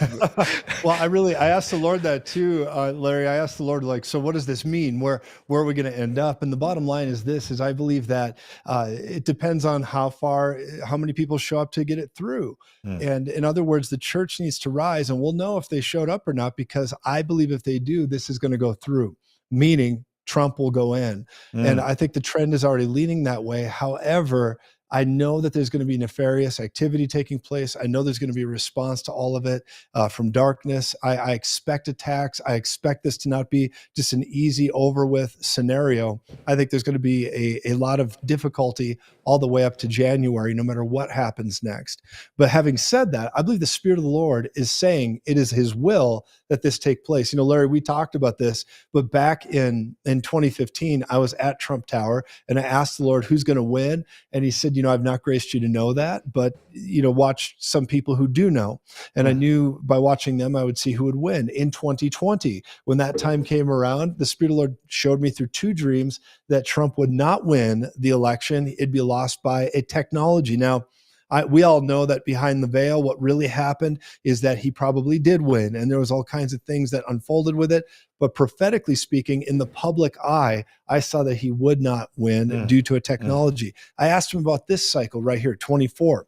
What's going to happen, Lord? How's this going to play out? And the Spirit of the Lord showed me very clearly that this was in the hands of the church. Now, the church has to show up because God does nothing unless He first reveals His secret to His prophets. Yes. And we are the body of Christ. We know that from 1 John chapter 4, verse 17, that as He is, so are we in this world. And if we show up, His deciding factor, His ecclesia, I think we're the deciding force if America is going to survive, thrive, or completely burn in the time we have in front of us. And if we do show up, and it looks like there's more people showing up than ever, some people that are at the early voting, I saw one stat up in the 20-something percentile, I think in one of the states was saying that it was first-time voters that were showing up early. In other words, all the people that were coming out early voting, they'd never even voted before. We were just looking at those stats, and you're seeing that trend play out. Now, the only thing that these wicked lizard overlord scumbag perverts have in their pocket is to try and just simply, steal it. They need to bring some legal law play into this, some lawfare that would try to tangle it up and try to win it that way. The other thing they're going to do is try to drag out a number of the scenarios. One of the states that's really strong in my heart right now, both Brad and Larry, is this. is Pennsylvania. Pennsylvania, it feels like there's something over that. They're going to mess with Pennsylvania. I feel like there's not something right about that state. I've been praying about it all night, and now it could change. I believe that many praying grandmothers, warriors like yourselves, gentlemen, are standing against the nefarious activity that they're trying to bring forward. But I'll tell you, I do feel something over that. But it looks like Georgia might even be tipping towards Trump as well. And if Georgia tips, boy, we're well on our way to a victory here, is what it looks like. Well, just as I don't know, you probably have a map there with you, but just so to let everybody know, just as you came online, of course, many other polls closed. Now it is sitting, according to Fox News, 178, 113. They've called Colorado for Kamala Harris. No surprise there. And then Kansas for Trump, Louisiana for Trump, North Dakota for Trump, Nebraska for Trump, and also New York has been called for Kamala Harris, South Dakota for Trump, and Texas has been officially called for Trump, Wyoming Trump, and Delaware for Harris as well. That was right at the top of the hour. So it's taken it now to 178 to 113. Pennsylvania at this time that you talked about, I'm going to call you Jay-Z. Is that all right? Does friends call you Jay-Z? I love it. Okay. That's an honor. All right. Jay-Z is in the house. But, Pennsylvania is 16.3% reporting 63 to 35 Trump. Let's see what we got. Okay. Georgia is 67% counted and 53-46 who? Trump. So Trump is leading. Let me see that again. This is. I got my own resident. Come here, Delane. What's the guy? Carl Rove that has his board all the time. Rove. I got. This is Delane. So he's got the board out. He's got here. Georgia is 53 to 46% Trump, and 67% has been counted total. So it is moving, I think, in the right direction. Yeah, it really is.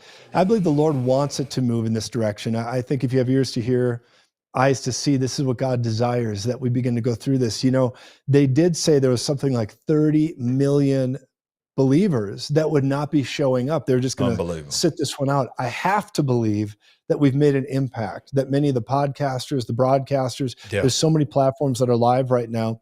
And I have to believe that a difference is being made by the urgency that's coming out. Now, you got some nefarious, either they're deceived, or they're people that just don't know any better, or they're completely nefarious, and that is church leaders that are standing with Kamala. And I got to tell you point blank, Kamala and the spirit that's driving that is Jezebel. And I believe there's a supernatural strike against that by the Spirit of the Lord. Because Larry, here's what I think is going on.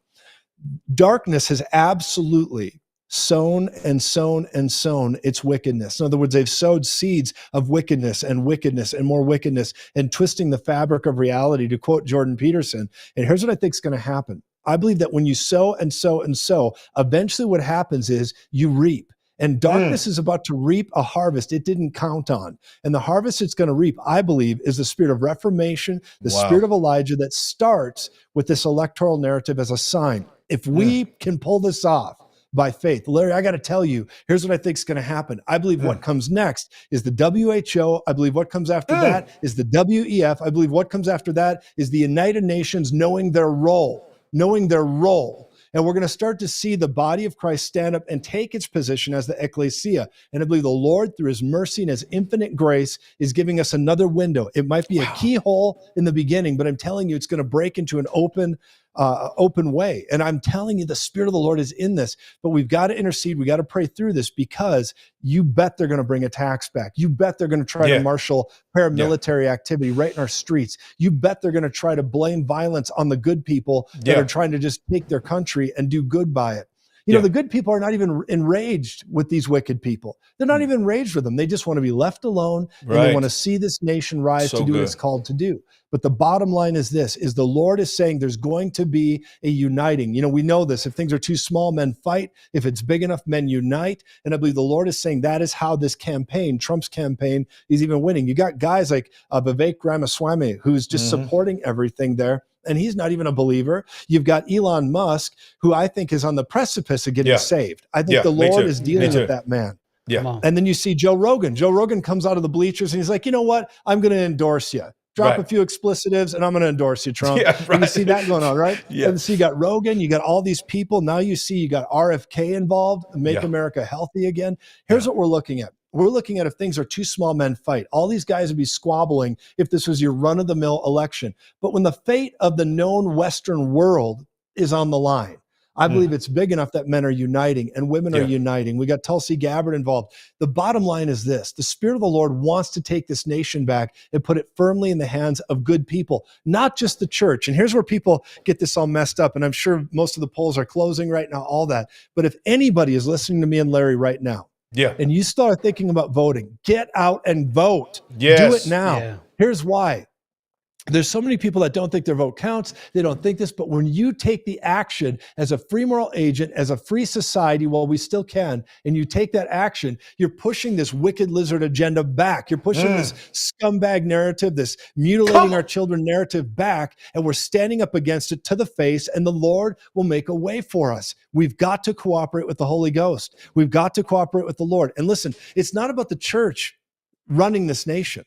That's not even God's full intent. God's full intent is that America goes back to its founding origin, that it goes back for the purpose by which it was founded, the Constitution, the Bill of Rights. We begin to see people stand up under why they were first founded, and that is a form of repentance, turning back to why this nation was founded. Now, the church resides in America. The ecclesia is here, but we are not electing a pastor. We're electing a wartime president that needs to stand up against these nefarious characters.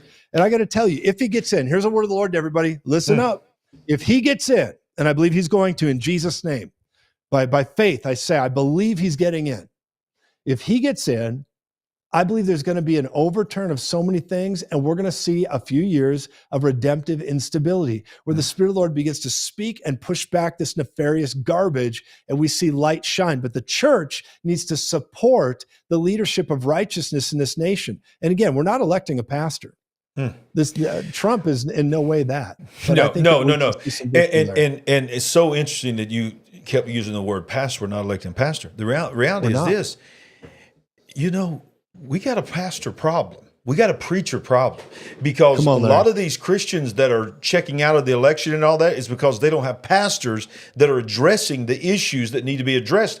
So how interesting is it that he can't get pastors to speak out against Moloch and out against Baal and Jezebel and all these kind of things. So he's taking people that don't even believe in God, that's borderline, that's on some kind of spiritual journey, that's famous atheists. Joe Rogan is a notorious atheist. I mean, he was a brutal atheist. He used to just make me sick, some of the things he would say about Christians. But now he's allowed so many different types of people to come in and speaking to him that he's asking what the Bible says about something. He's putting scripture up. On, Larry. You got Tucker Carlson getting attacked by demons in the middle of the night and reading the Bible and preaching the gospel. You got what's the guy's name? We just talked about him. The guy, Russell Brand. He's praying over. He's getting down on the floor and praying in the name of Jesus. I mean, if the preachers will not speak up for the unborn, will not speak up for these transitions that they're trying to do to our children and all this, he's using these unusual voices. So what do you think, Pastor? I know God's not through with the church, but it's almost like the donkey in the Bible where you said, like, I'll just talk through a donkey. I mean, where...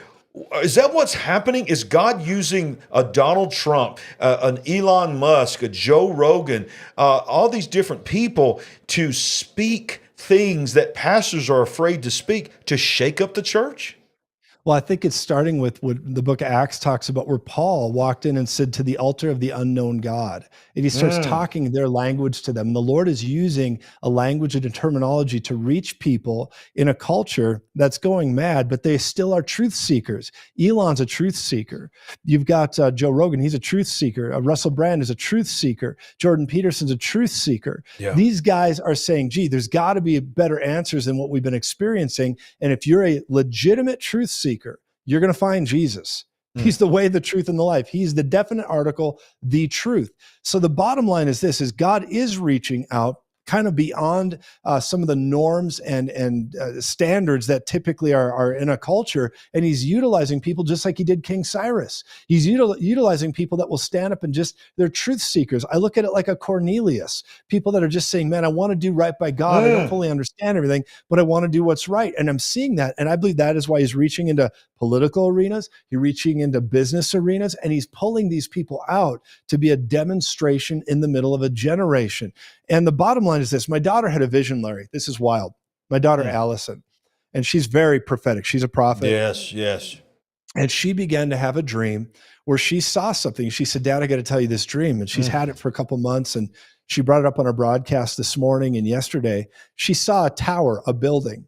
And this tower building was there. And suddenly, under great duress, it went left really hard. It leaned left very hard. And it leaned so far left, the building almost collapsed and broke and completely was destroyed.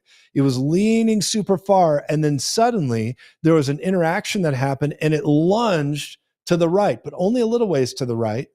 And when it lunged to the right, it began to then go from there to a center position, like it right-sized.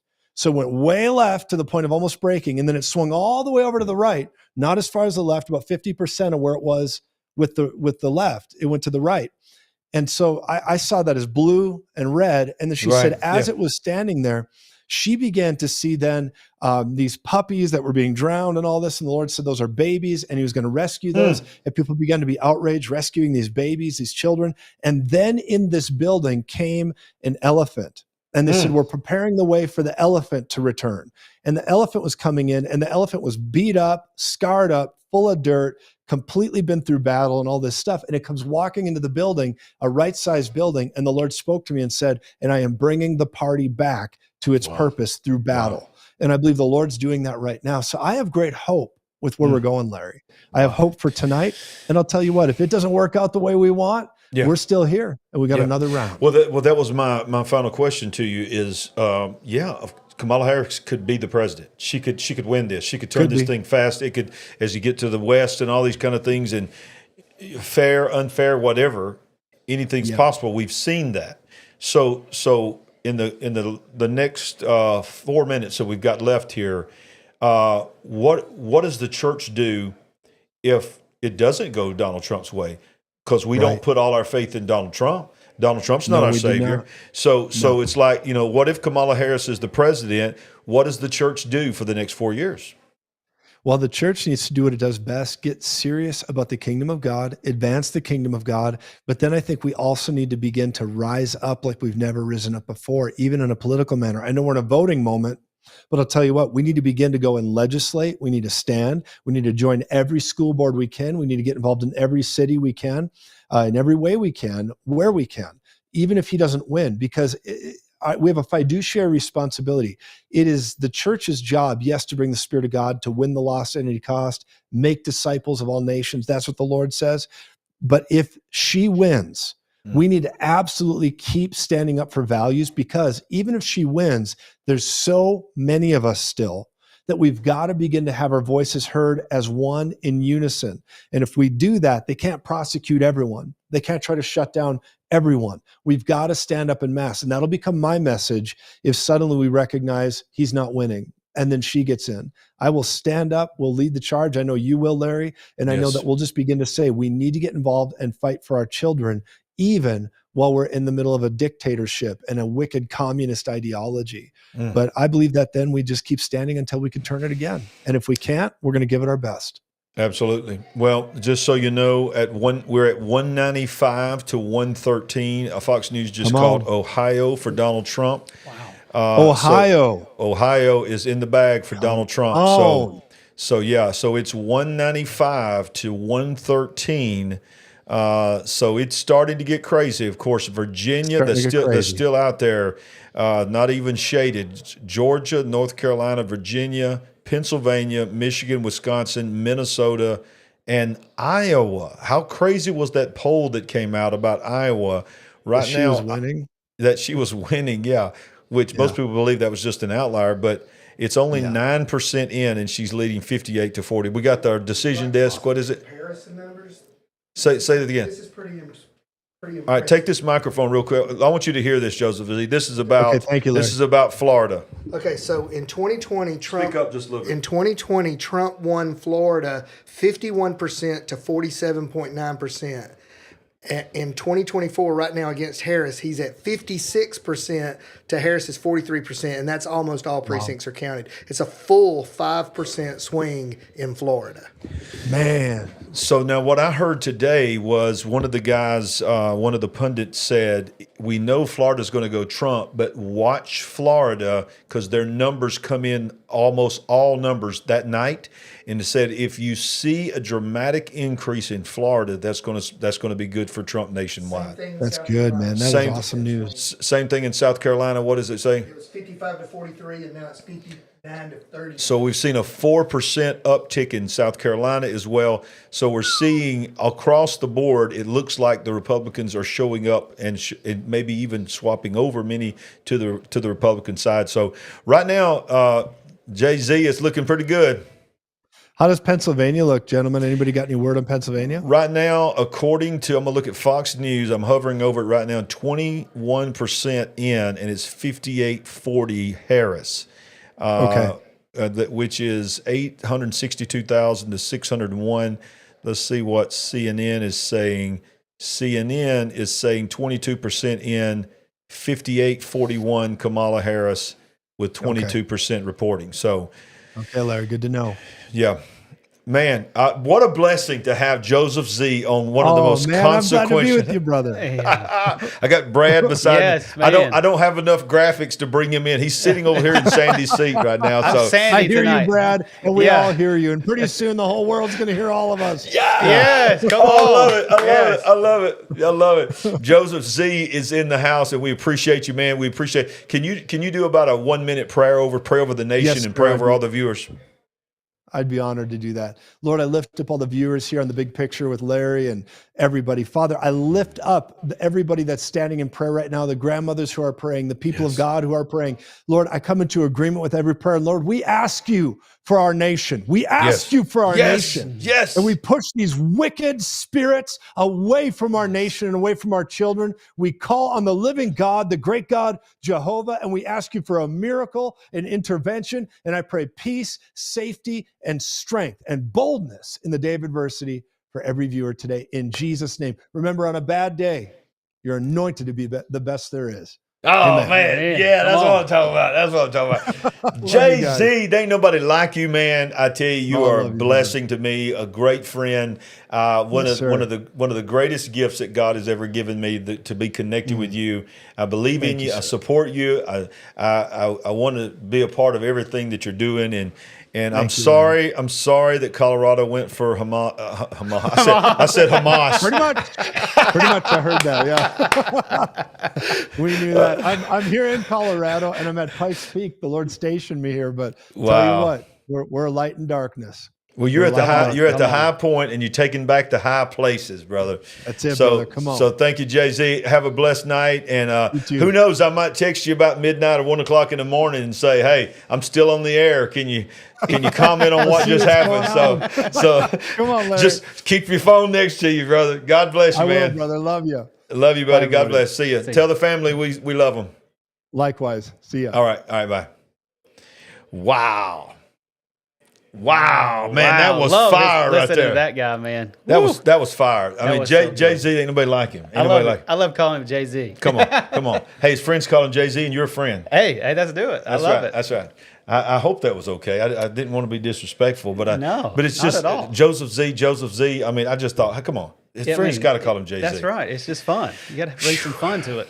Well, let's go over here and look and see what we got here. I love all the red that popped up. Yeah, it was coming up pretty quick. Let's see what we got here. Of course, you're going to be Sandy. Okay, so just how about Ohio being called for Trump? Yeah, that was big. That was big. Oh, and by the way, if you hadn't smashed the like button, what are you waiting on? Smash it, that like button. Smash it. Come on. All right, so let's go over and look and let's see what we're at. We're at 154. This is CNN, 154 to 53. And y'all don't get all excited because that's going to change fast as it starts going west into the big numbers. But there's a lot of red coming in there. I do like New Mexico being red. Yeah, now that's only 13%, but still. We'll take it. We'll take it. 50 to 47. Let's see what we got here. Let's go back to Fox News here. As we said, Fox News is called Ohio. It's just not a lot of blue except in little dots. Those little circles they're so small that they can't even get on the map, but they got a lot of votes. They got a lot of votes in there. They do. A lot of people.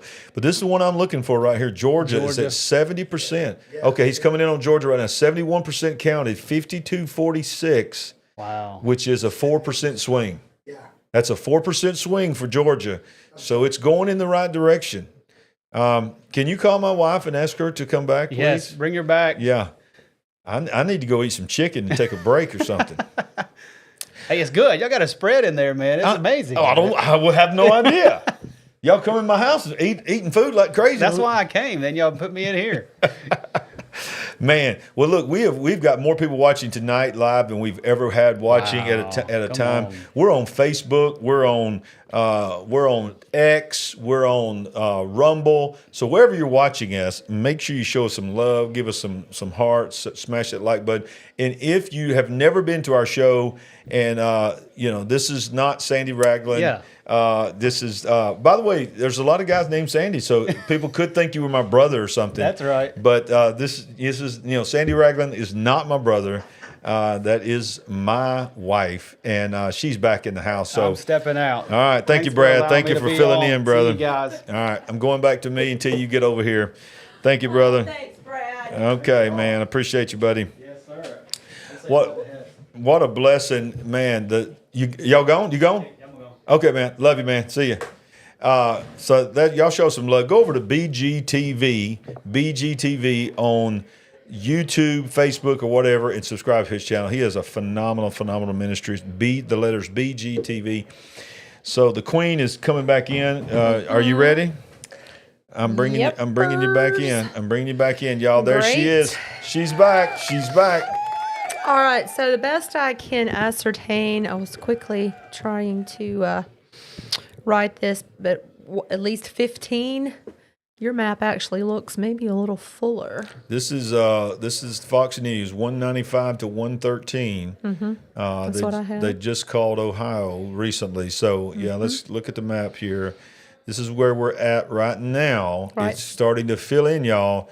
But the big ones that we're waiting on. We're still waiting. Georgia, North Carolina, Virginia, Pennsylvania, Michigan, Wisconsin, probably not Minnesota. That's probably going to go Harris, even though 0.17% exactly. It's going to go there. But this Iowa, this is interesting. I think that whole outlier model that they had with her leading by 7 in Iowa, which is insane. I don't believe that for a minute.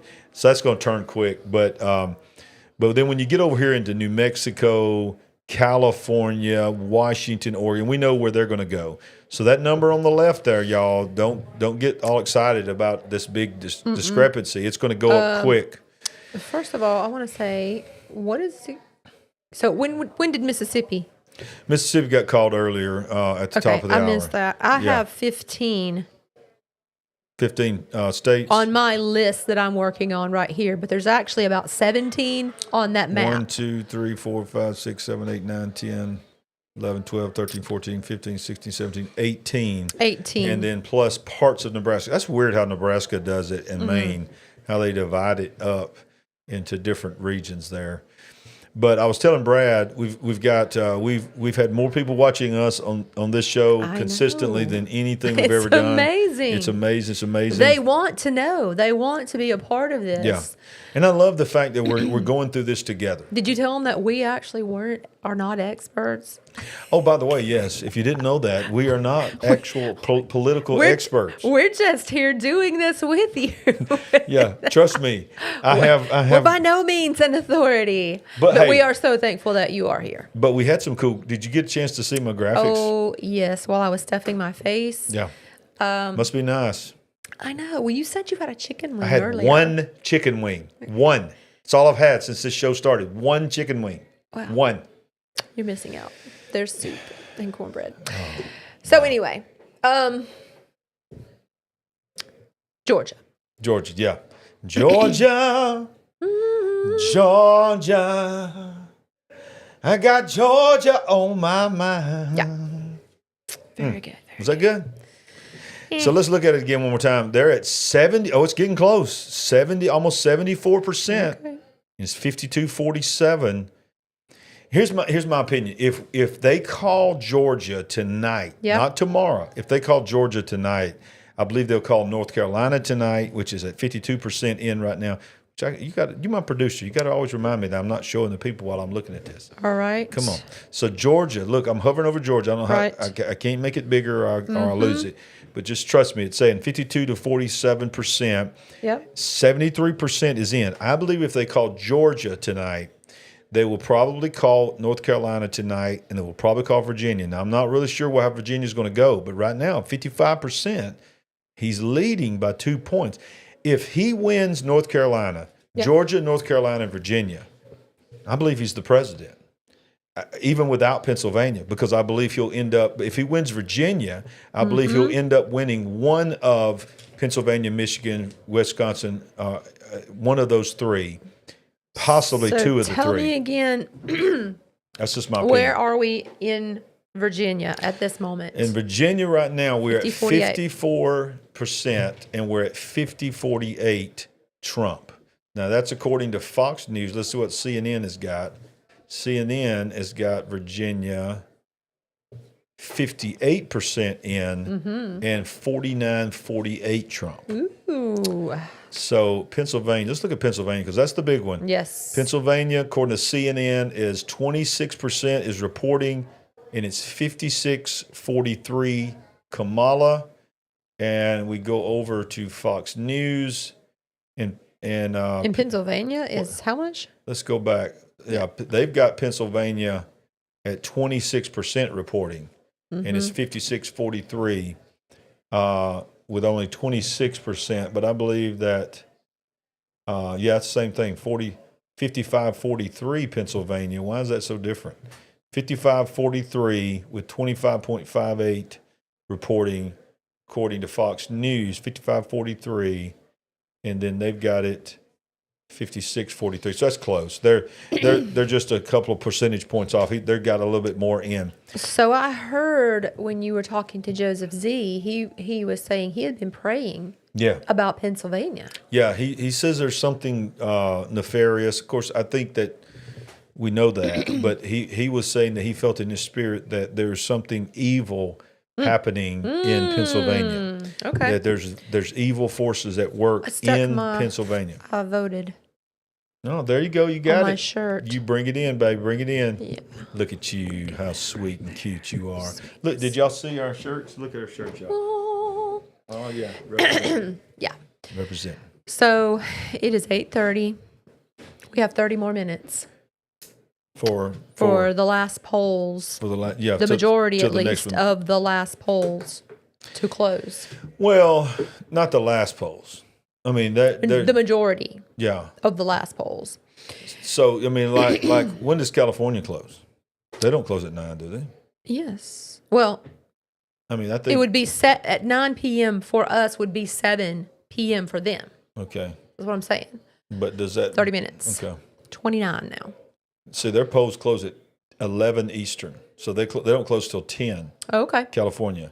So yeah, that's what I was thinking, that they were a little bit late. So California does not close until 10. Oregon, have they always? Oregon closes all the West Coast closes at 10 p.m. our time, and then Arizona, Nevada, and Idaho, or Arizona, Nevada, Utah. See, Utah even closes at 10. Nevada and Arizona and New Mexico all close at 8. So what time do the majority of polls New Mexico's already closed. In this country close? It's different now. It used to all be 7 o'clock, but now it's 7, 8, 9, 10.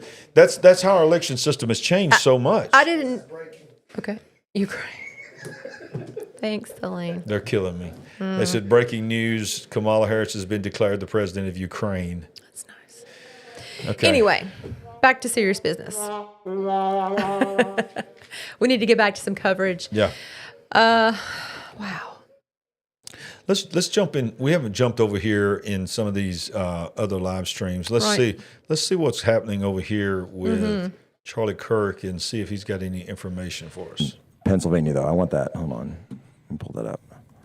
Do we have the other counties for Arizona, by the way, Tyler? Or no, is that just Maricopa? Just Maricopa. We have a little bit of Pima, which we've seen throughout the day. But that's the problem child out there, isn't it? What we have in Brown County, which is Green Bay, go Packers, is 66-33 for Trump. That's way ahead. Okay, so right now Donald Trump has 60% of Waukesha with 52% of the vote in.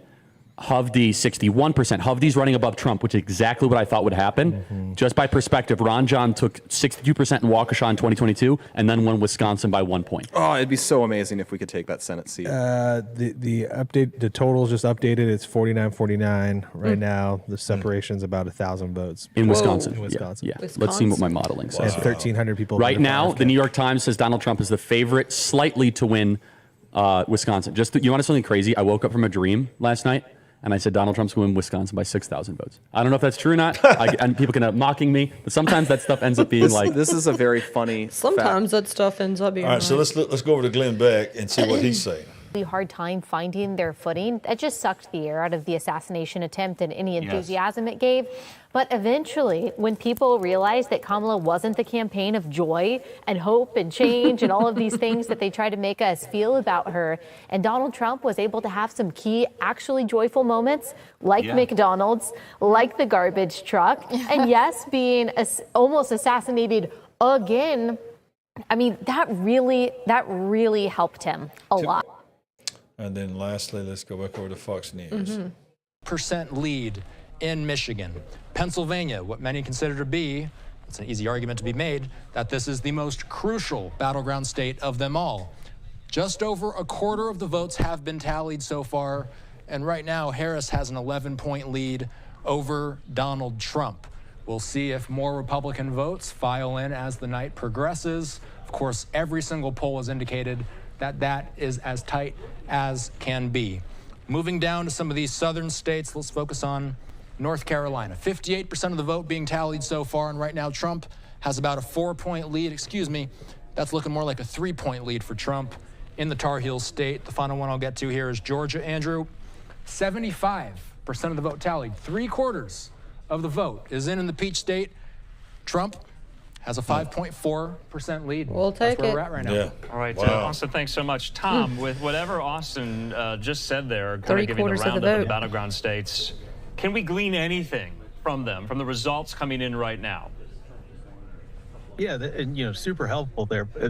Look, the numbers that we are seeing right now from Georgia and North Carolina really seem to show him running away with it down in the Sun Belt, okay, especially in Georgia. All right. Now, this is very tentative, but some of the early exit polls we have seen have shown Trump show a lot more men voters showing up and supporting Trump. All right. And that's a really big dynamic. We've talked a lot about women voters with Harris. All right. But up in the Rust Belt, Wisconsin, Michigan, all right, Pennsylvania, especially in Wisconsin and Michigan, we're still not too many returns yet. I think I saw like 9% returns, something like that, up in Wisconsin. So it's going to be a little while before we see what's happening up in the Rust Belt, Blue Wall. But down the Sun Belt, especially in Georgia, it's looking really good for Trump right now. Wow. So what I'm going to do right now, you share your heart on what you just heard, and I forgot all about that New York Times. That they always have a meter. Remember that they had the meter that always changes throughout the night. We was watching that when he beat Clinton. So I'm gonna try to get that up here. Well, there's some optimism for Georgia. So we're talking about 75% reporting in, and you said there was about a 5-point lead there. I mean, I said I'll take it because we may be going all the way down to the wire on this. And Pennsylvania, I guess this is going to be a nail biter. I hope that it's not all the way till midnight. I mean, who knows how long it's going to take. I certainly hope it's wrapped up before we go to sleep tonight, right? Yeah, but the key question is when are we going to sleep? You said before we go to sleep, but when are we going to sleep? Okay, I guess I should have specified. But I really like for that to be no later than midnight. But a lot at stake there. That's like 19 electoral votes, I think, in that state. In Georgia? Pennsylvania. Pennsylvania. Oh, yeah, 19, yeah. Georgia, how many is that? Do you remember? Don't remember. Yeah. Let's see. I can tell you. I think. 9 for our little state. Georgia, it doesn't. Let's see. I don't have it right in front of me. Well, the meter's not working like I thought it would work. So right now, at this immediate moment, we're concerned about Pennsylvania, Georgia, Virginia. Yeah, Pennsylvania is now at 30% return. 30% return, and she's 52-46. So it's not closing real good, but it is closing a little bit, but it is not closing really good. And as you can see, Virginia, according to CNN, is 60%, and it is tight. It's 49-48. He's got less than 1% lead in Virginia. Wow. If he was to win Virginia and North Carolina and Georgia, I've said it, it's over. How many votes do we have at stake there, Virginia? Some of these maps and graphics do not include, if you scrolled up, can you find that? Okay, 16 for Georgia. 16. North Carolina is 16 and Virginia is 13. Okay. So most people had him not winning Virginia. But he said he had to have Pennsylvania to win. Well, it's 13 and 19 is a difference. But if you also won North Carolina, Georgia, and then say got a Nevada and Arizona and Utah, then you would still be the president, even without Pennsylvania. Wow. Well, let's get back to those totals. Are we still at 195 and 113? 117. 117. Yep. Fox News is called New Hampshire for Kamala. That's where it took her over. So Fox News has now called New Hampshire for Kamala.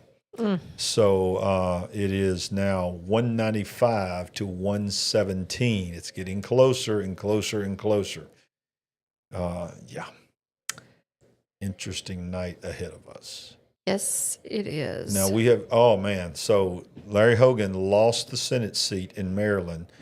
And, he tried to run as a never Trumper. He can't stand Trump, but he was a Republican, and he lost that. So, we haven't really talked that much about the Senate tonight. No, we have not. And we really need to look at that. And that's what I'm going to do right now. Okay. So I'm going to try to look at the Senate result maps here. And let's see what we got here. So according to CNN, 43-34 is the balance of power right now. And look down here to see if they've got key races. Senate has projected, of course, this was earlier tonight, Rick Scott did win the Senate in Florida. And Arizona is not even started revealing yet. This is going to be a big one. That's going to be the big one, Carrie Lake. Can Carrie Lake pull it out? I really hope that she does. I really like her. Let's see. Browse all state results. Let's see. Let's look at the governors real quick. We haven't talked about the governors.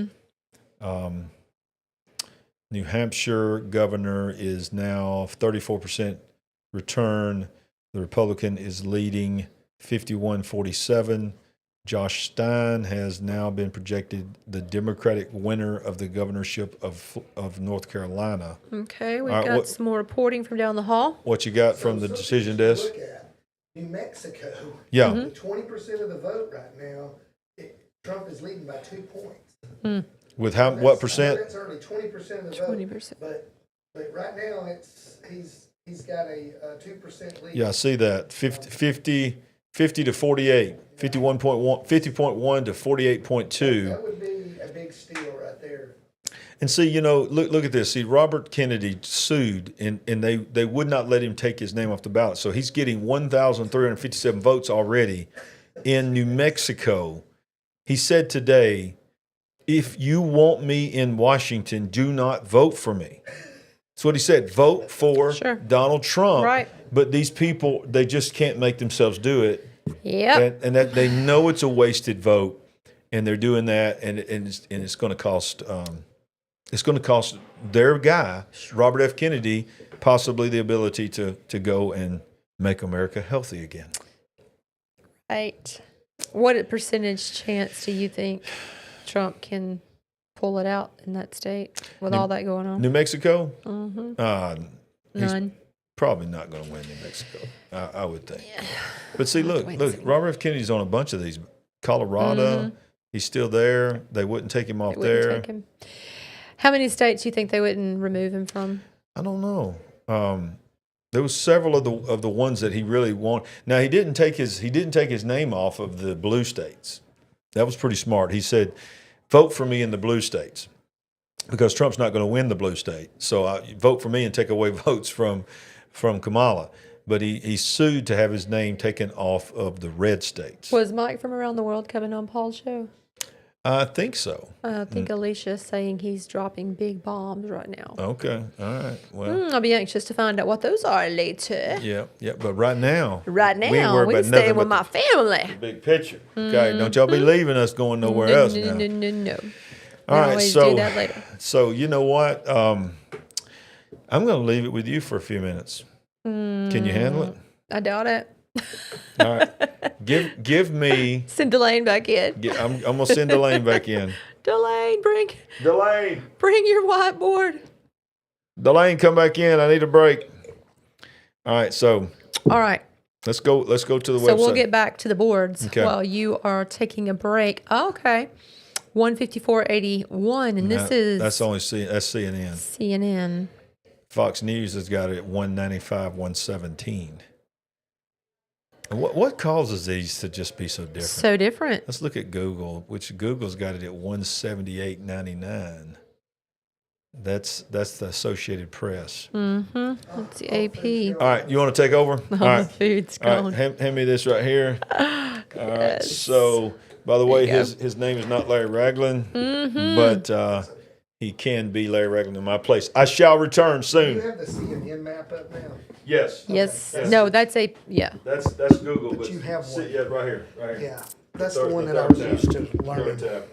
All right. I'm not a CNN fan, but I am tonight. So, what were you able to glean while you were in the kitchen, Delane? Okay, so down the hallway. So, I'm going to show you. I'll pull this up right here. Okay. So this is concerning right here, but however, it was 65% to 35% about 30 minutes ago. So now we're at 1/3 of the way through, and if we just knew how these counties break down, we would be able to know more. But you can see over half of Allegheny County. Is that how you say that? Yes, Allegheny. And then Philadelphia, is Delaware County, and it's only 18%. So there's a lot left tonight here, but this is 19 electoral votes in the state. This one is huge. Yeah. So that was worrisome. But I'm liking this New Mexico because this maybe tell us more about, getting those, winning that popular vote. I think Georgia is going to get called pretty soon. You do? There's less than 1 million votes left. Yeah. To be counted. I think it was when it was at 75%. We're at 79% now. There's about 1 million votes left, and he's up by 205,000 with less than 1 million to go. So now it's 51.9 in Georgia. Yeah, and so let's look at Fulton County. See, Fulton County is at 80% in. So Columbus is at 72% in. Augusta is at 77%. Savannah, 90%. Is that Liberty County? I'm not sure. No, Savannah's in Chatham County, and it's 20%. But so a lot of damage on her side has already been done, and he's still holding on by 208,000 votes. Yeah. So that we got 20% left. It's like I said, it's less than 1 million votes is all it's definitely left. Still hope in. So this will be the first. This will be the first flip if we can get it. Yeah. All right, and so have you been following any governor races? No. I don't know nothing about it. One that I am watching really careful though too is this one, and man, it is razor thin. You can see we're at 22,000 votes with 62% in. I mean, 62% now. Yeah, this Virginia is another possible flip. Yeah, and it would be a huge flip, but it's gonna. It may not get called till, I don't see it. I don't see anything, really taking off his way because everything is kind of like this county here is 43%, so we're halfway there. See, Roanoke is 3/4 of the way there. Fairfax County's a big one. See, she's over doubled his votes there, and we're at 67%. So it's still a lot left, 33%. So there's a lot left to be done here. So how many states do you think their polls are going to close at 9 p.m. when it's 9 p.m. for us? Is there anybody? Yeah, all of these. Okay. Because what time is it now? It's 8:48 p.m. Yeah, Central. So probably the rest of them. Some of those are going to be going until 9 and 10 p.m. their time zone. Yeah, Arizona is, they must still be voting. I'm not even sure why.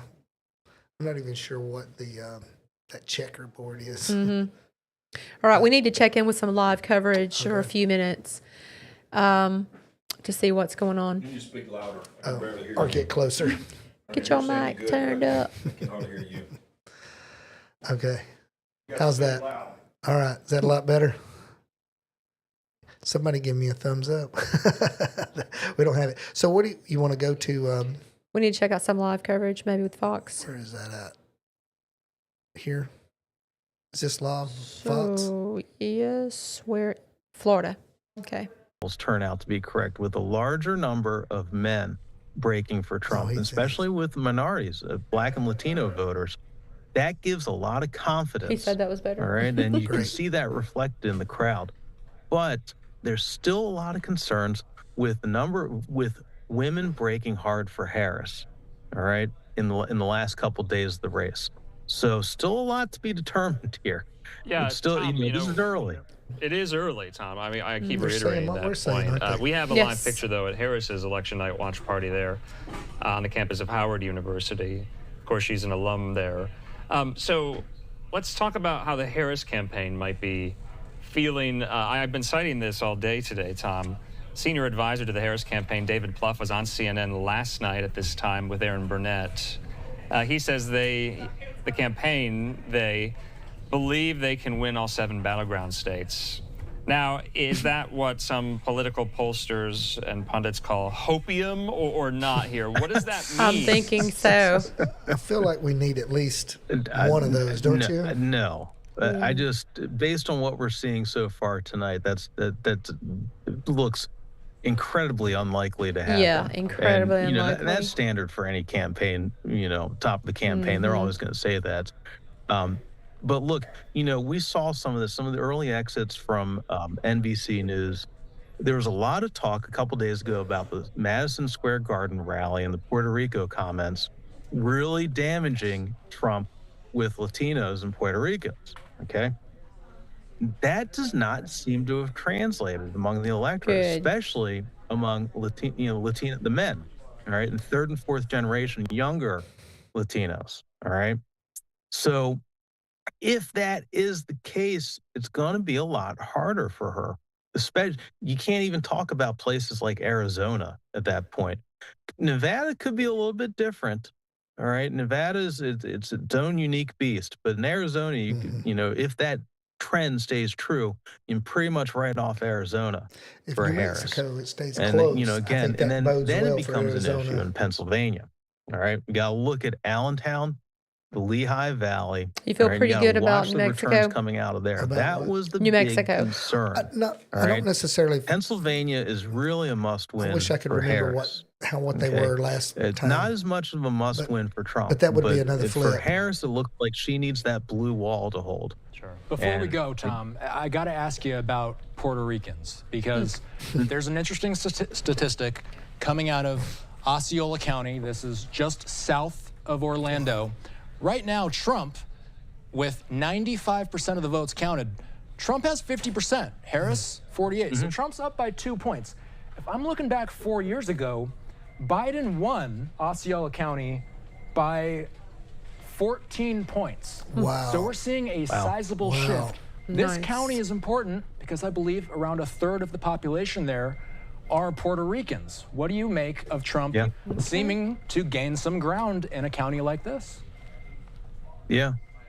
You know, one of the big things, and this is really important, we had Mike Madrid on the Ground Game podcast recently. He specializes in Latino voters. Look at the way Trump talks about immigration, the wall, wanting to crack down on immigration. Especially, of course, now we should note here, of course, that Puerto Ricans are Americans, all right? But culturally, the problem was Tony Hinchcliffe dumping on the entire culture. It was very racist. Trump, if you listen to him, he talks a lot about illegal immigration. And among Latino voters, especially people who have been here 3 and 4 generations deep now, all right? They agree with that. And I don't think they ever will, and really. you start to see that movement among the younger Latinos towards Trump. And that's really key in understanding this dynamic. You also got to remember, too, especially for Latinos, So we're 6 minutes large out South from American the next population, closing. Yes, we Colombian are. Venezuelans, Cubans are However many that getting will be. older now, or the expats down in Florida. So very traditionally conservative. I'm going to pause this just a second. Okay. Where's the CNN again? All right, so look at that. It's now closed to 50 to 48.9. So basically 1.3% with 39% of the vote in. So that this is going to be. Are we going to be sitting here at midnight? This is going to be nice. A nail biter, right? We need this so bad. Yes, we do. Virginia is 1% right now, which is good. It's 63%. 63%. I mean, it's growing a little bit. We've gained a good bit. Yes. North Carolina, I really do believe this will get called pretty soon because we're at 200,000 votes on it as We're well. up by 6, and 65% of the vote is in. Yeah, that now needs we're to. at almost 80%. Oh, come on, Georgia. 200,000 votes. So that one looks good. Remember him saying that New Jersey was in play? Mm-hmm. I mean, we're talking about 52.5 to 45. Yes. But with 63% of votes in. New York was never going to make it, were they? No. But that would have been a miracle. Yeah, definitely. So go over to New Mexico. Okay. What's going on there? All right, we're at 21% of vote in. 0.7%. Barely hanging on. Yeah. This may not last, but Arizona will be a big one. Nevada will be a big one. And according to what I just saw, Gateway Pundit, I don't know if they've called it, but they just projected him to take North Carolina. Okay. Oh, that's what we were just saying, that we thought this is going to go soon. Which one of those maps shows you 65%. the number of electoral votes? Right there, right 16. There. 16. So that's a big one. You got to speak a little bit louder. Okay. You got to eat this What map. you're hearing is not what we're Got hearing. it. Well, that happened Sunday too, huh? I think we're up to 80% in Georgia. We're still got a small lead. Okay. Yeah, it hasn't dropped a lot either. I mean, that's been holding strong around 5%. Also, the New We're York at Times 4 little meter thing they do has got Oh, yeah. Trump at 70% to win the Electoral College. Oh, Okay. wow. So what I would like to look at is, and I'll do that when we go back in there. I'd like to see what New Jersey, what their numbers were in 2020. Good. I'll go look and see what that happened and see what that is, because I'm guessing that was a good bit more. We're talking about 7%, but maybe, but that would be a difference. Yeah, this is coming in slow now. Yes, we're experiencing you ready to take back over? Yeah. 3 more Did minutes. you get you some food? Now, I'll have to go back in just a few minutes because I got to be on another show at 9:15. 9:15. Yeah, so give me about 10 minutes. Find out some numbers. Okay, give me about 10 minutes. Okay. Come back. All right. Were you able to find out anything else while you were down the I hall? was able to find out I had some vegetable soup, and I was able to find out I had some chicken in there. That's all I found out. I was hoping you could find out if they were going to leave any of that with us when they leave later. That would be nice. Yes. Secure me another bowl for tomorrow. Woof. So what problems of the world did y'all solve while I was gone? Well, we're feeling decent about Georgia. Pennsylvania is still a frustrating point, and I'm personally hoping that we're not still sitting here at 1 o'clock in the morning waiting on that. Yes, Pennsylvania, I would be shocked if they go tonight. Now, I was looking at X, and you have to take it with a grain of salt, but Mr. Okay. Mr. Who? By the way, Jersey won New Jersey 57-41 in 2000. Okay. Okay. Let's see here. Okay. So what I was going to say is, it's all kinds of feelings about Alex Jones, but Alex Jones was reporting that he is saying, I wish I could find it. He was saying the betting odds people that's supposedly more accurate than the polling is saying that they feel like that he is going to be called president tonight. Okay. Sometime tonight. So we'll take that instead of dragging this out. Now, Ben Shapiro is saying Donald Trump's black voter support in Wisconsin has surged, going from 8% in 2020 to 20% in 2024. It's quite a jump. That's quite a jump. Wow. Fox News exit poll, Kamala is woefully underperforming among black voters in Georgia. President Trump was at 25% among black men, 14 points higher than 2020. Mm-hmm. Kamala running 6 points behind Biden's 2020 numbers among black women. Now, of course, we don't talk about race here, no, but the politics do. And yes. That's just something they care about. I just care about Americans. But let's go back and look at this. Because they're saying North Carolina could be, Gateway Pundit has called North Carolina. Let's see where they got North Carolina here. They've got 66%, it's 52% basically to 47. Mm-hmm. I mean, I can see what they're thinking. They're thinking it's going in a direction. They don't see it going in the other direction.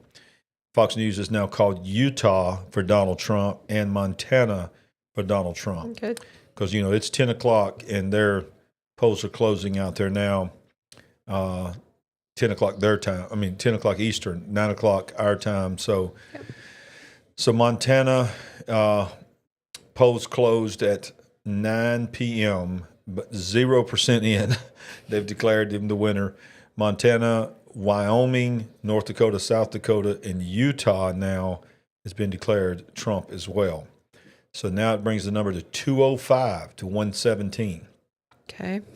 205 in the Fox poll? This is Fox News. 205 to 117. CNN has it at 172 to 81. Well, we're inching closer. Oh, but look at this. Look at this. Virginia is now at 65% according to CNN, and Trump is still leading 49 to 48, just a little over 1 percentage point. It's about 40 to 41,000 difference in votes. That would be huge. If he could win Virginia, that would be huge. That's 16 electoral votes. Yeah, I think so. Wow. Yeah. Well. The blue wall, they've got 44% of Pennsylvania now. It's 49-49. Wow. It's 49.6 to 49.5. It's 44% of the voting. Wow, that's starting to close. That was way wider than that. So good. Pennsylvania is literally 0.1% difference right now, with 44% coming in Pennsylvania. Let's see what Fox News is saying, if they've got the same numbers. Yeah, look at that.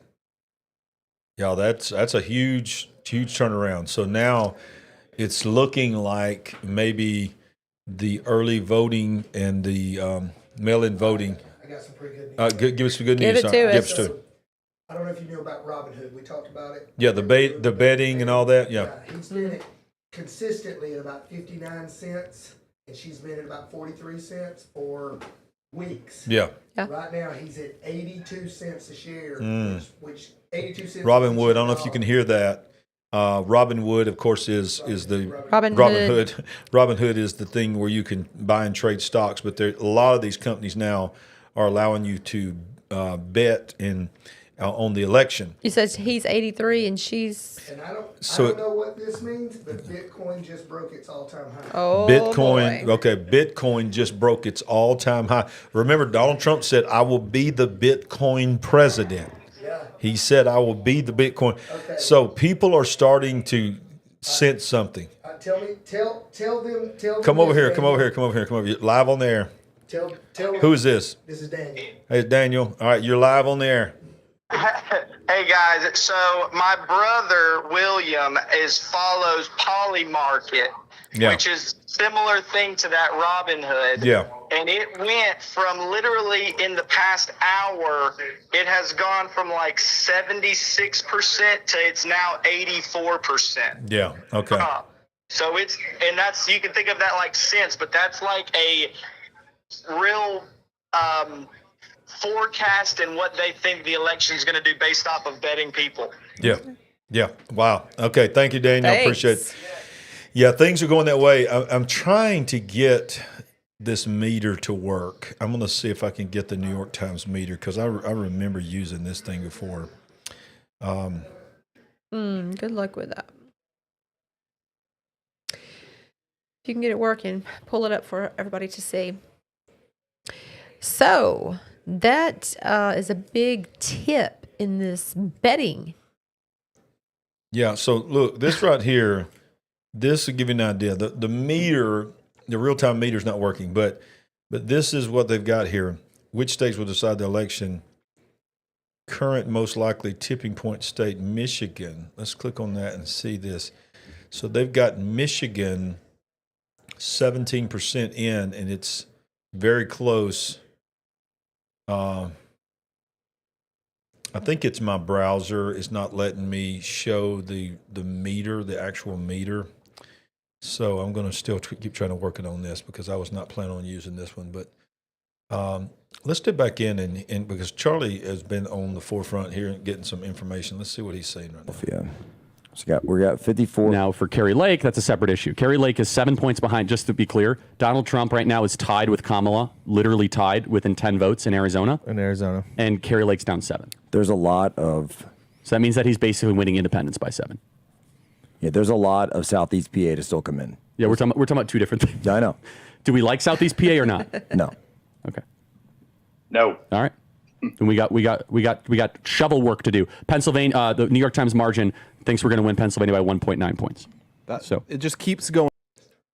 What is it? Who? Pennsylvania just turned red. Yep, sure did. Look at this. Pennsylvania just turned red, 50.1 to 49. Wow. With 46% in. 46%. Okay. So Fox News is talking about like they're about to call North Carolina. We'll see. Let's see what they've got same number with Pennsylvania, 50-49. They've said all along, I don't know if it's true, but they've said you win Pennsylvania, you'll win the presidency. So let's just see what happens. Y'all, that's pretty. Her team was saying they're going to win all 7 of the battleground. Yeah, whatever. Of course, yeah. Georgia is now at 81% in. Okay. And 51.9 to 47.1. He's holding that lead. Yeah, he's holding it. He sure is. It's about 76%, I think. North Carolina. I don't know why they haven't called North Carolina. It's basically 70% in, and he has got a substantial lead. Well, that's what Delane just said. He thinks they're going to call that one. So and look at Virginia. Virginia, he's holding it on right there. That's 65%, y'all. If he wins Virginia and Pennsylvania, it's over. Wow. It's over. It doesn't matter what anything else happens. He wins North Carolina, Virginia, and Pennsylvania and Georgia. It's over. Maybe we need to stop for prayer. Hey, why have they not called Mississippi yet? Come on, CNN. Yeah. Mississippi. You think Mississippi's going to go blue? What's wrong with you? That is funny. So right now we've got 205 to 117 for Fox News, 172 to 81. These so crazy how different they are.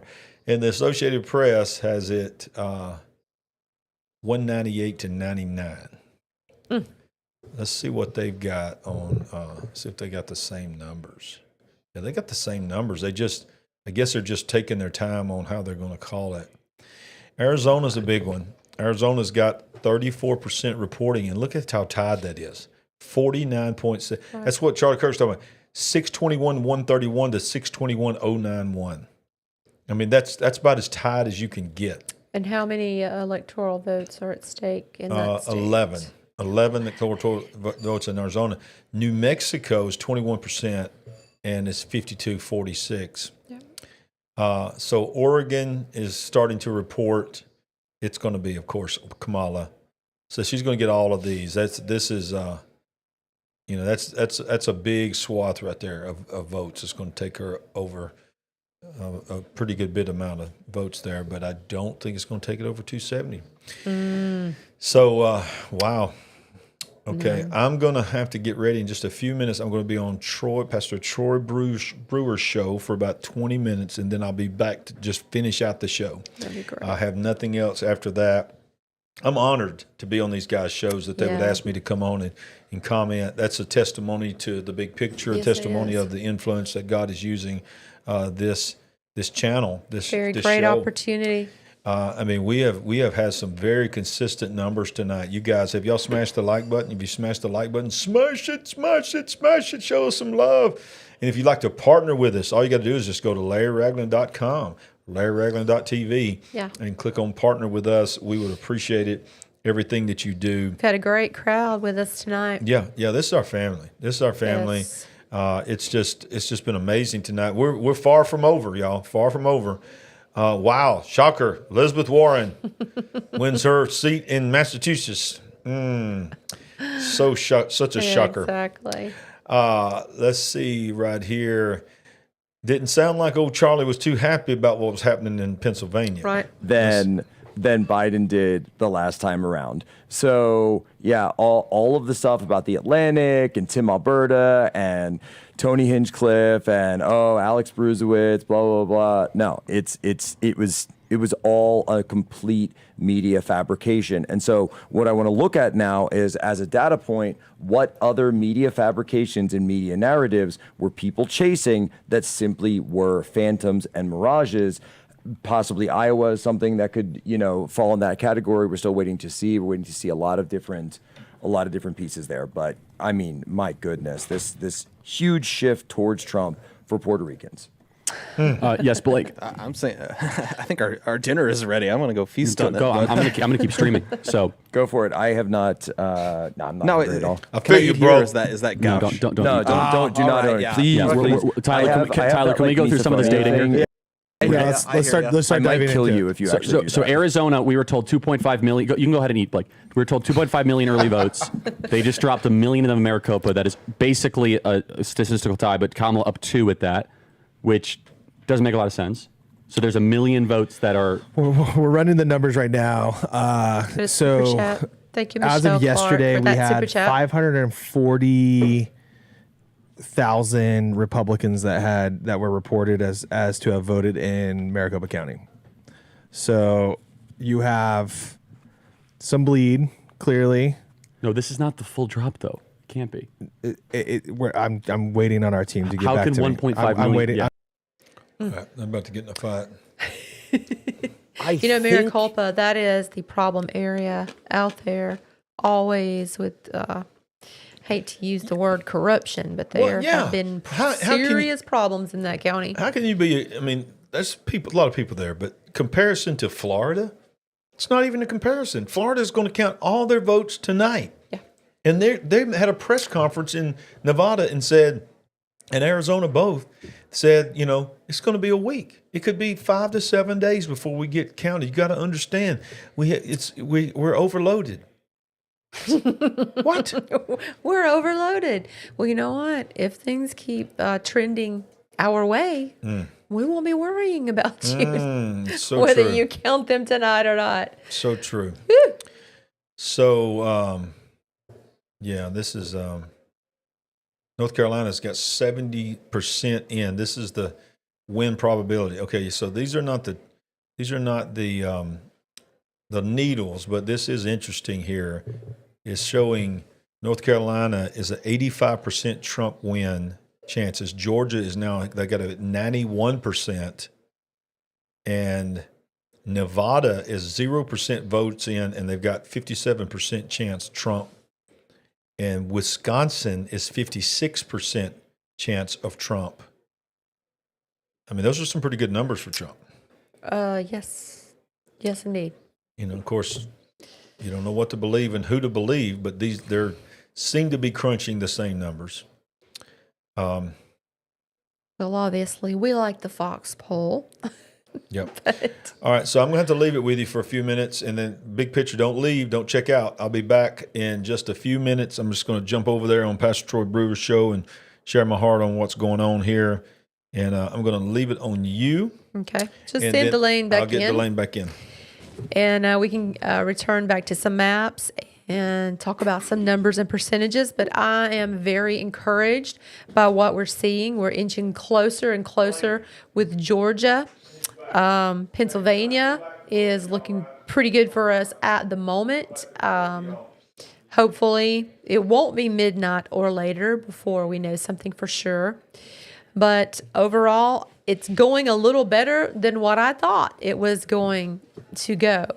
How do you feel about it, Delane? Can you get us back to both of us after you get your headphones on? I was just saying, I'm feeling better about it than I thought I was going to be feeling at this point. Are Absolutely. you? I'm feeling a little better, especially when I saw Pennsylvania turn around. Yes. I was just watching Fox News, and it's very interesting information. They showed the numbers from Butler County, or wherever Butler is at in Pennsylvania, and 4 years ago and now, and it's the exact same. Are you kidding me? I was so anticipating that be a bigger number, since if you don't know, Butler County or Butler, Pennsylvania is where the assassination attempt happened. Yes. To our listeners out there, but yeah, like I said, I think they're about to call North Carolina. They're showing some numbers from last year, or the last time, and now, and then he also talked a lot about Pennsylvania that we're in 74% of the vote is done here. Yes. So that's a whole lot going on. Yes. This is the prize, and Robin Hood is now up to over 90 cents. Shut up. It was 84 like 10 minutes ago. Yeah. And it's at 90, and it's like they're able to see things that we can't even see right away. And so we'll keep that posted. All right, let's bounce down to Georgia, because we're holding on in Georgia. We had like a 4-point lead. All right, so it's still over 200,000 votes, 205,000 votes now. We're up to 81% of the vote that has been turned in. And Hannity, from Georgia. Hannity, and he was on Fox too, and he was saying earlier that North Carolina and North Carolina and Georgia would be for Trump. would be called soon. Here's some interesting news that just happened. Virginia just flipped back blue. Yeah. So we're looking at 1,000 votes. So I'm not sure what's happened there. We're at 68%. 68%. So that one's going to probably go all night. As we said that earlier. So we're talking about 16 electoral votes right there versus the 19 in Pennsylvania. That one's actually 13 in Virginia. 13. I thought it was 16. 13 in Virginia, and then I think it's 16 in North Carolina. North Carolina. And then, of course, Georgia has 16 as well. New Mexico looks like it has now flipped back blue as well. So, and that's with about a third of the vote in. And I don't think anybody really anticipated New Mexico flipping. Mm-hmm. They just wanted to see the numbers be a little better, and so far they really are right now. Good. One thing that I did look up, Virginia, which would be a flip state, it's really close, obviously, with about a third left. In 2020, Biden won Virginia by 10 points. Wow. 54 to 44 in 2020. So, that hanging on the way it is hopefully another good sign from the popular vote perspective. Yes. But I just can't. If this could go really tight or red, I think it would be over. But we'll see. I think I mentioned New Jersey, didn't I? Because it's at 52-46, and it was at 57-41 in 2020. So that's a 5-point difference still, 5 points better than 2020. We'll take it. Yeah, and that's over almost 3/4 of the way through. Why don't we catch up with Charlie Kirk or Fox, because you said they may be about to call North Carolina. It's Glenn Beck. Where is Fox's coverage at? Because they were talking on there. Does he have actual here? Is this it? Yes. No, that's not the. Does he have the actual live feed of Trump? He did. I mean, Fox. If you can't hit that live, is Charlie Kirk on Rumble? Where's Charlie Kirk?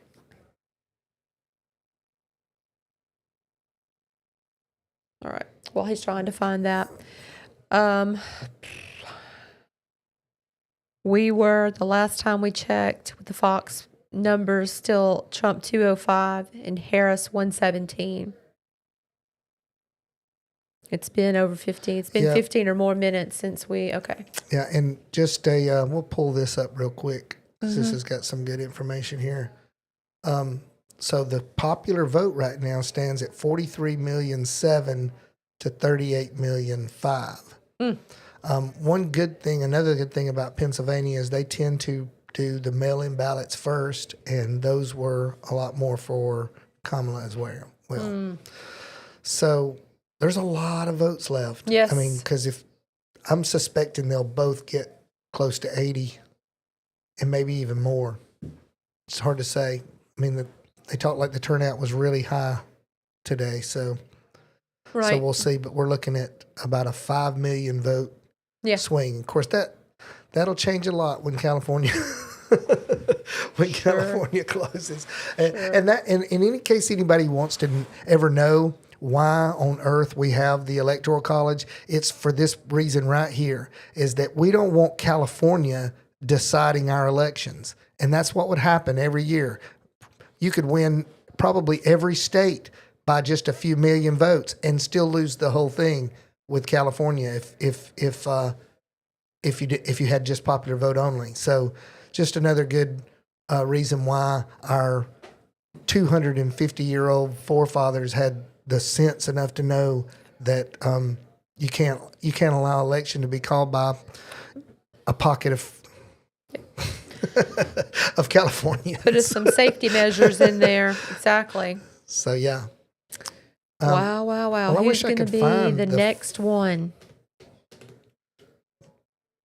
Maybe you'll watch and see what he did last time. I'm going to go ahead and get this back. Okay. Here, and let me just see if I can find where that was at. Is that it?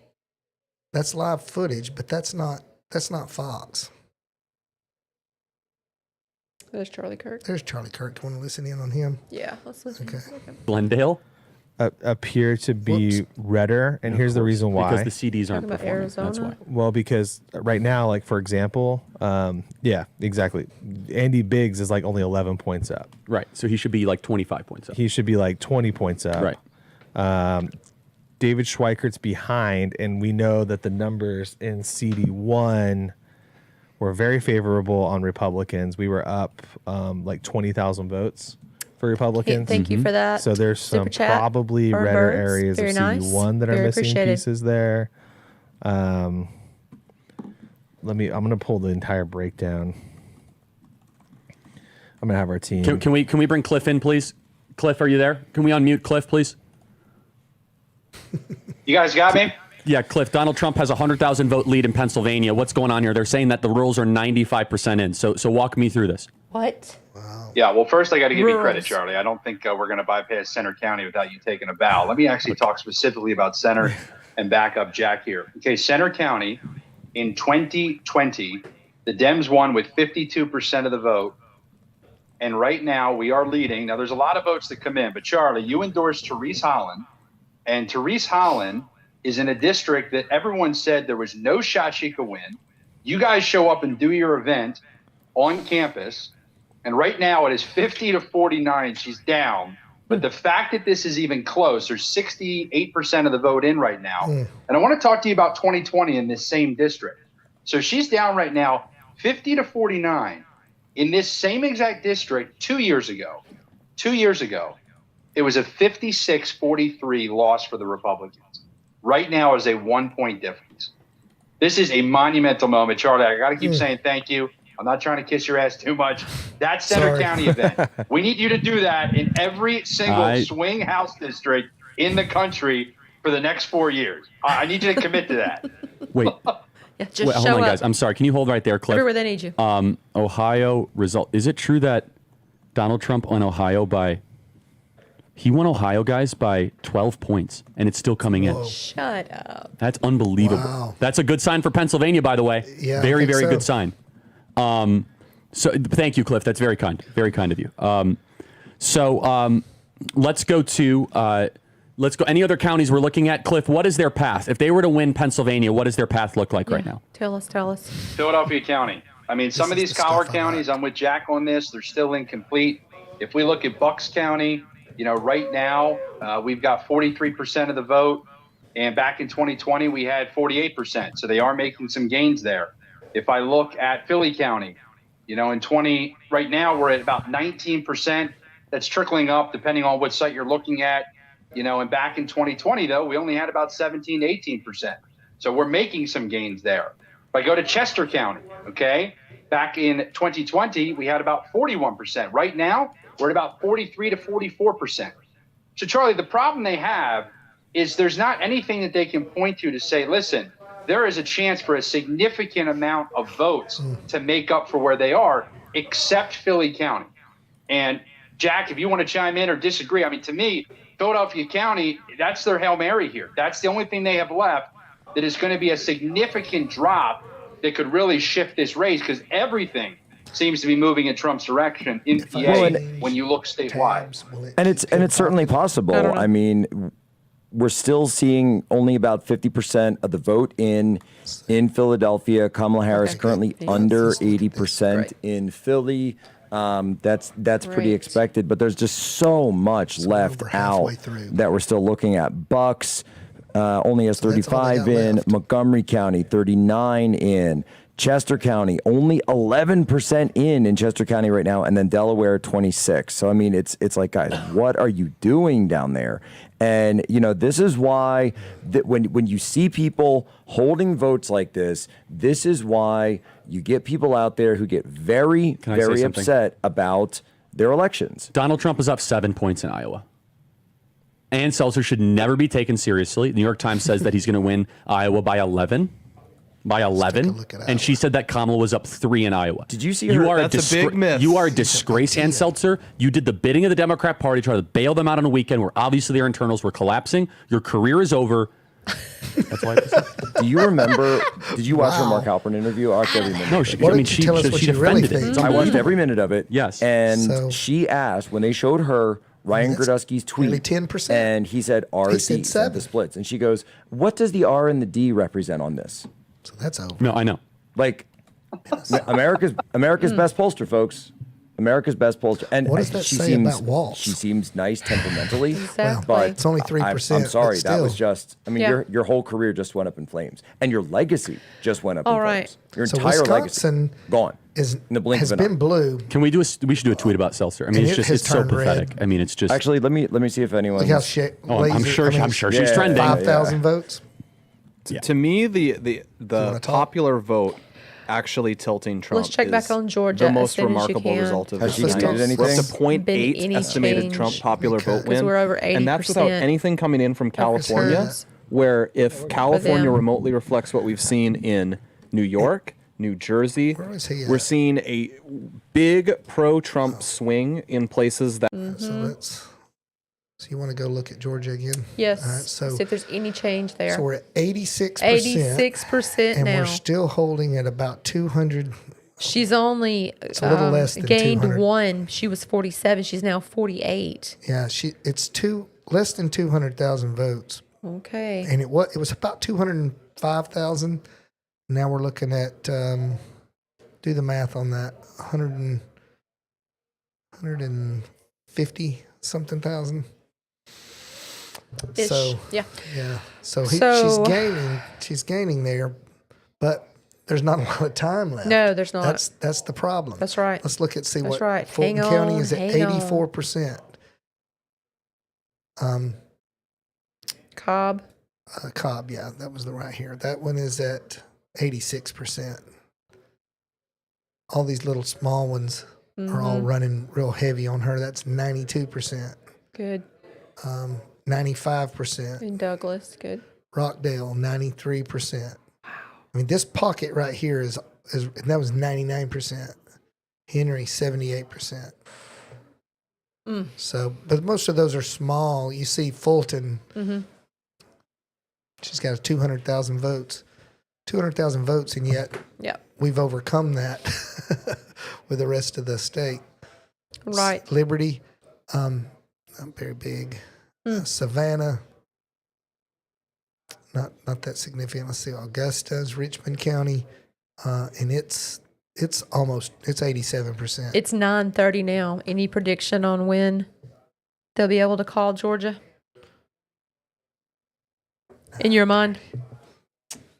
Well, I guess because she has gained quite a significant amount of votes over the last 30 minutes. It was what, 52 to 47? No, it was 47-51. Okay, so now we're looking at basically 3%. Wow. It's close. Going to be close. Wow. Let's see, North Carolina. Maybe we'll know something a little after 10. Maybe North that's Carolina maybe is that's too optimistic. 83% in, and it's kind of gotten a little closer, but it's 131,000 votes in And North you were Carolina. saying- So it has shrunk. You were saying 25 minutes ago they may be getting ready to call that. Yeah, but I think that's still probably the case because you're talking about 84% left, and Asheville. That's just bizarre to me that those people. Yeah, I know. That 100,000 people are going to turn around and vote. It's bizarre. Wow. Wake County is the big one. That's where Raleigh is, and they're at 80%. So they could catch some more there. And, I mean, because you can see she's got 331,000 votes. Right. 80%. So there's another probably. She's got caught the Probably lead another in that county right 100,000 there. votes there. So she'll probably get 80,000 of those. So All right, let's balance back out west and see what's going on with New Mexico and Arizona. If there's any change or movement Arizona's 51%. Man, they got that done fast, didn't they? Yeah. And he's look at that, 0.2%. Exactly. 4,000 votes. This is where you wish you had somebody that can go in here and dig a deep dive. Exactly. And tell you break all this down. Because I know Tucson, Phoenix is it's a big city. Yeah, and look at that though. This is one of those that I would like to look at. I'm going to mark this and see what this county. When I step out, I'm going to see what the Arizona counties look like in 2020, because to Maricopa. me, Phoenix that's pretty razor thin, and that's when he won, and then our Tucson counties, that's a big one. Yeah, we got halfway through there. Wow, this is going to take a little while. They'll have to get a lot further along, but man, they're really getting the numbers out fast. New Mexico still hanging on. It went back red. A third of the votes are in. So I think this is a good sign. Yeah. Just hanging on. Virginia's depressing. We thought we might get that one, but that's not looking. It looks like that's kind of trending another direction now. He's up. Kamala is up over a point now, or right at 1 point. So, wow, it's still going to be a long night, isn't it? 9:33 right now. Looks like we've got some waiting to do. My phone's dead, so Your I can't check the Robin Hood anymore. Oh, no. What is this? Maybe somebody from in the other room could hear this and come and grab my phone and plug it in on for charge. Can you? Anybody else you're interested in seeing? All these are like they've been called. Mm-hmm. So what is our numbers now? According to CNN, we got 195 to 91. Mm-hmm. Fox was 205, 117. 205, 117. That ain't moving any times right now. That is not moving. But he's still holding on to the popular vote by 5 million votes. Actually 5.3 million votes. So let's dip back into some live coverage and see if anybody has any more insights. Ann Seltzer, the gold standard, said that Iowa was going to be 3 points for Kamala. Yeah, just a chill 15-point miss in your final flagship. I've got a breaking inside source has informed me that Ann Seltzer has fled to Canada. She is on her way there right now. It's not going to work though, because Trump is going to annex Canada. She's attempted. Well, she's going to have to keep going. She's going to have to keep going. We can make jokes now because the election's over. I guess we're going to annex Canada. We're going to buy Greenland. We're going to. I'm glad they're. No one will escape. Yes. Not. All right. Messing around. Arizona continues to come in. The New York Times says 76% chance of us winning Arizona. Wow. Trump plus 4.2 is their current projection. Wisconsin, what? Greg got found.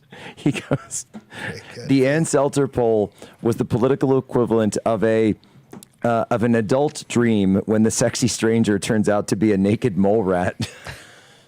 Charlie, I want to point out. By the way, what's going on in Lib Twitter right now? We Can you give me some highlights? Have they started melting down? I don't think they're. If you search "kill myself" by latest, you get a lot of content. That's it. No one do that. No one do that. We disavow. We can't talk about it. We disavow. Guys, Blake, we just lost YouTube. We literally just did. Crap. Sorry about that. If you're watching on YouTube, we'll put the stream back up. We'll put it back up. Dude, we have Sorry about that. 275,000 concurrents. Sorry about that. Here's where we stand. So we just got some breaking news that 31,000 votes are going to have to be recalculated in Milwaukee. What? Because something that is apparently something rotten in the state of New York. And that's been called on by the Republicans to do that. So there's something not going on well there. Let's take a look and see what Wisconsin looks like real quick. So right now it's 49.2 to 49.1, 838 to 836. We're talking about 2,000 votes, and then that's 31,000 votes. You can see how something that small can make a huge difference. In this instance, yes. Yeah, and that's 10 votes. I'll be honest with you, Sandy. I just, in my heart of hearts, I believe if Trump can win Wisconsin, Michigan, or Pennsylvania, any one of those three, I think she has to have them all. I don't, because she's not getting Georgia. They're saying 73% chance that Trump's going to win Arizona. Looks like we're going to hang on to North Carolina. Virginia's not going to matter. All right, let's see what are we saying about Pennsylvania? Oh, it's at 51% to 48% now. Why is that there? So we're at 2,084,000. So 2,085,000 for Trump and 1,961,000 for Kamala. What percentage of votes is that now? So 48 to 51. So that's a 3% lead. Mm-hmm. And that's with. Scroll down. What percentage? Where was I seeing? Oh, that's at 58%. Let's see. I can get a little more information. Someone will pull it out. 58%. Yeah, 51 to 48. And let's just take a look again. We're 81% in Pittsburgh. Philadelphia is the big one, and it's at 25%. It just, man, they're counting them votes 3 and 4 times, I believe. But this is one of those I'm going to write down too to see what Delaware County looked like in 2020. Good. Because that'll be interesting to see, because she's at 68% to 30 right now, and that's probably about the same. You wouldn't expect it to be much different, but just be curious to see. All right. Oh, Pennsylvania. So it's razor thin. God, we need to lock this up. Anything else? I'm curious about our little state here. Where are we at? So 66%. We need to lock North. We need to lock North Carolina up, and we need Virginia to come on. Yes. Iowa. Iowa's been called. Not a court. Yep, they just called it. They just it called flipped Iowa. when I pulled it in. So nice. So that was the one. Listen to this. They said was it the Des Moines Register that called out? I don't know. And said that over the weekend, suddenly Iowa was a 4-point lead now. From it being a 10-point lead from Trump, it was a 4-point lead for Kamala, which was a 14-point swing. Am I doing the math right? Thanks. And then as we see it, it's not even that close. It's 55 to 42. It's not at all. It's a 13-point Republican win right there. Yeah. With basically a little over half the vote in. So and they've called it. So it's done. That's they can done. They can do the extrapolating and know how many votes are left and how many she would have to have. And so let's go back to the map to look at our totals. We were at 205, 117. Okay, let's go up here and look at it here. We're 211, 117. So that was Iowa that got popped in there. And then now our I want to keep up with this. Let me see. I want to keep up with this. This 47.5 million 9:40 p.m. 41.9. So basically 42, 40. So basically 5.5 million votes in the popular vote now. Okay. I wish that was one of those things I'd like to see at this point, and not in the time. Yeah. 4 years ago. Wow. But yeah, we really want to get wild is when you do this. Click on counties, and then you look and see all the red. Wow. It's just those little pockets. You need a screenshot of that. Isn't that crazy? My goodness. And it's always like that. So Nice. Which I'm actually just, like I said, I was going to go back here. I was just curious to see. In our state? Coleman County, 89.86. Okay. Winston County, that's where I work, 91.5%. My goodness. Blount County, where I live, where's Blount County? Can't even find my own county. I know it ain't Jefferson. Where is it? There it is. Blount, 90.18. Okay. Jefferson County. Oh, look at that. Is that bizarre? That's crazy. But that's only 15% pulled in. That'll actually get a little closer. I think Jefferson County usually wins like 60-40. Here's another interesting thing. Madison has been really swinging Madison County because Huntsville has become the largest city in Alabama. Mm-hmm. And everybody wanted to come, and it actually became the best city to live in last year. And so everybody loves to come, but then they want to come and try to change it. Yes. But I think this is a good sign of 10-point swing so far with 76% of the vote in. Maybe Huntsville's going to not allow that mess to come into their county. I guess we'll see. It's a very progressive city. It's a very Christian McCurry said New Mexico just went real blue. Oh, let's look at that. Ugh. Exactly. Oh, it is blue. So let's get out of this. Thanks for that reporting, Christian McCurry. Yeah, we're looking at, wow, they must have got a bunch of votes pulled in because now it's 53-44. Yeah. And I think that's about what New Mexico was 4 years ago. 65% votes in. And we're looking at now a 50,000 vote swing. Yeah. They might call that pretty soon. Ugh. I mean, I don't know what's left, but if you do the math on that's 560,000 votes. So what's 560 times 0.35? That gets us who's he talking to? Troy Brewer. He's getting off the phone with Troy Brewer right now. So we are what did we say we were? 211, 117.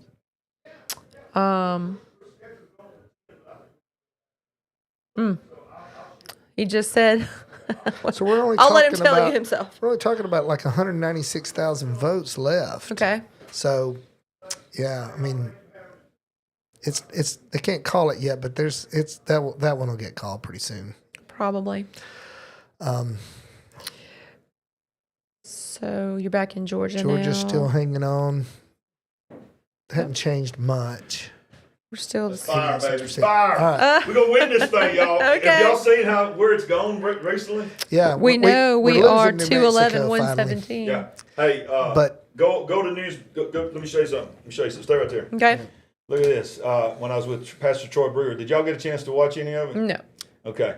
So this is Newsmax. Look what Newsmax has got it at. 242, 108. What? Yeah, they've already called Georgia, North Carolina. So now this is Newsmax, but they've called it. But here's the thing, man. I figured out what was wrong, why this wouldn't work in there too. Okay. So let me turn this off. Let me show you what's going to happen here. Let me get right here. Stay with me, brother, because I want stay right here with me because I'm going to show you something. I got to just log in real quick. Just hang on. Get this off so y'all don't know my password. All right, so hang on. Stay with me because I'm going to show you what's happening here on the needle. Yeah, we want to see that. Look at here. So now it's moved from lean to likely. While I was on there, 85% into likely. Right. 297 projected electoral vote. And the popular vote, they're estimating now 0.8% chance that he will win the popular vote as well. Okay. This is getting wild, y'all. We may call this thing tonight. Troy Brewer, if y'all don't know who Pastor Troy Brewer is, he is amazing. And y'all need to go watch his show, replay it after this. They had a watch party just like the presidential candidates on the screen. They had a prayer room going. They had a prize room where people was having a dinner and all this. And then they had the big studio. They were doing it right. But Yeah, man, it was 5.6 million right now ahead in the popular. In 5.6 ahead in the popular vote. Wow, y'all! Let me show y'all this. Once again, my producer failed me. Didn't tell me. Come on now, you're supposed to tell me. We're looking at stuff that they can't see. That's your job. That's what you get. That's what you get paid to do. Mm-hmm. You're getting paid in chicken wings tonight. Okay. Paid in chicken wings. But look at this. Look at this. This is the New York Times likely whatever they call it, the pinwheel or whatever. But look, 87%. When I went in there, it was barely in lean. Mm-hmm. While we're talking, it moved over to likely. And look at this, y'all. I don't know how much you can see there. Let's see if I can zoom in at all because I want y'all to see that. Now they're saying 299, 239. Wow, it just changed again. 299 is the New York Times projected already that he's going to end with, and now it's moved to 1 full percentage point in the popular vote. Y'all, I'm telling you, if this happens, they are going to lose their mind. And look at Newsmax. This is Newsmax. The others are dragging behind, but 5.785 million votes. That's a big difference. Because That's a huge the last difference. time we checked in with Fox, I believe it was 211, 117. That's still what it is. They're going to take their time. CNN and them are going to take, because they got, and I think Newsmax is trying to be, they're trying to be the guy to make a name for themselves, and they're just going on out there and calling it. Right. But look at this. They've called Georgia. Newsmax has North Carolina, Ohio, Indiana, Kentucky. They've got Wisconsin shaded red and Pennsylvania shaded red, and they've got Maine shaded red. They've still got Maine shaded red, so that it's potential. So this is getting crazy. Now, what I was going to say is Troy Brewer had said, "Are you guys still going to be on when I go off?" And I said, "Well, I'm scheduled to go off at 10." I said, "But I don't think it's going to happen." He goes, "Man, I'm scheduled to go off at 10 too." He said, "If you're still on, can I come on your show?" Wow. And I said, "Absolutely. We'd love to have him on to talk about what's happened there." But so while I've been gone, what have y'all come up with? What's your gut feeling? Well, while you were in there, New Mexico and I think Arizona both went blue. They will flip blue. I mean, they're shaded. Yeah. This is Newsmax. They're shaded. I think who called them blue? Was it? I think Christian McCurry actually saw it and reported it in chat. Okay. And we were looking at. I think we jumped over to CNN. Okay. To see it, but I don't know what happened to CNN, but Georgia is hanging on. And I hope that they are able to announce for us pretty soon. But, all right. So, who was that you just looked at? 219. No. This is not anything. Okay. This is not anything. This is not. Just keep talking. All right. Anyway, it can't find he somehow the Pennsylvania, CNN got closed. Pennsylvania. Okay. We need to get back up there and look at that situation as soon as you can get out of there. I don't know what happened to the CNN map that he had. It's gone. The CNN map is gone. Yeah, I don't know what happened to it. Anyway. With Pennsylvania on Associated Press is at 62% and it's 51-48. It's been hovering right there. That's pretty significant. Just 51-48, staying right there. That's a difference of over 130-something thousand votes. I mean, that's looking good. North Carolina is looking good. That's 85%. I don't know why the AP has not called that. Newsmax, of course, has called it. So, yeah. Wow. So let's try to. Do you need a break? Are you good? I'm good. All right. So I'm gonna try to get the CNN map back. Okay. While we're talking. All right. So it's 9 minutes until 10 Central. Oh yeah, it's gonna be big at the top of the hour. Yeah, I think so too. Woo. Okay, I think I got it. Okay, yeah, I think I got it back. Okay. All right, so I think I got it back.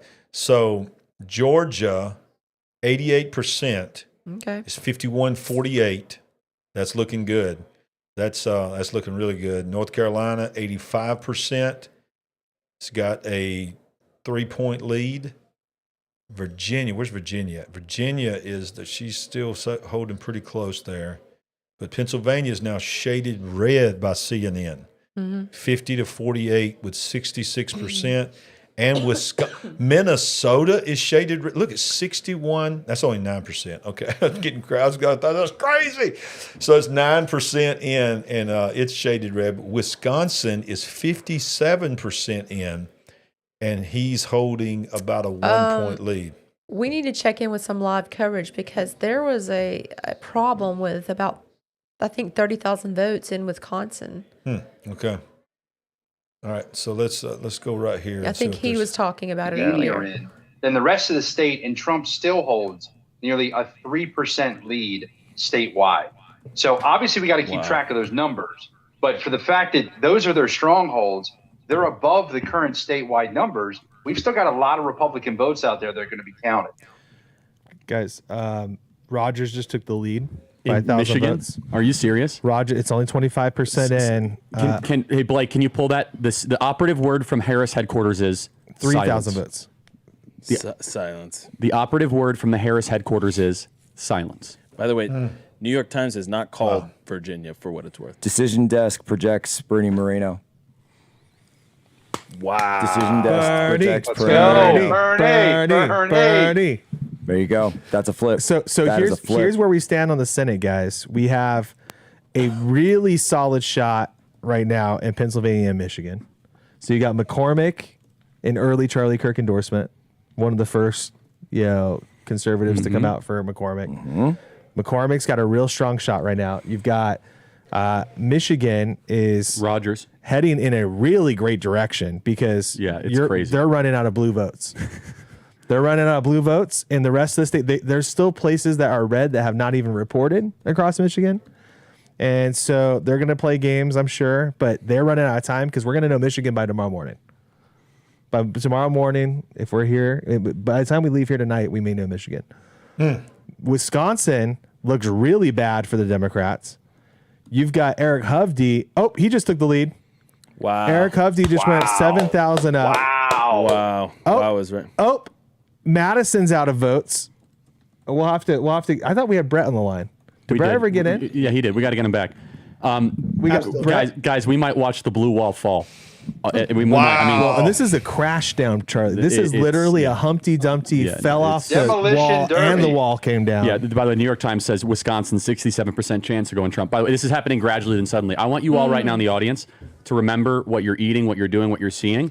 You might just be witnessing history. Right just went up 6.5%. Yeah, that's what I'm thinking too. It's happening gradually then suddenly, guys. They're running out of votes, and we have a lot of votes left.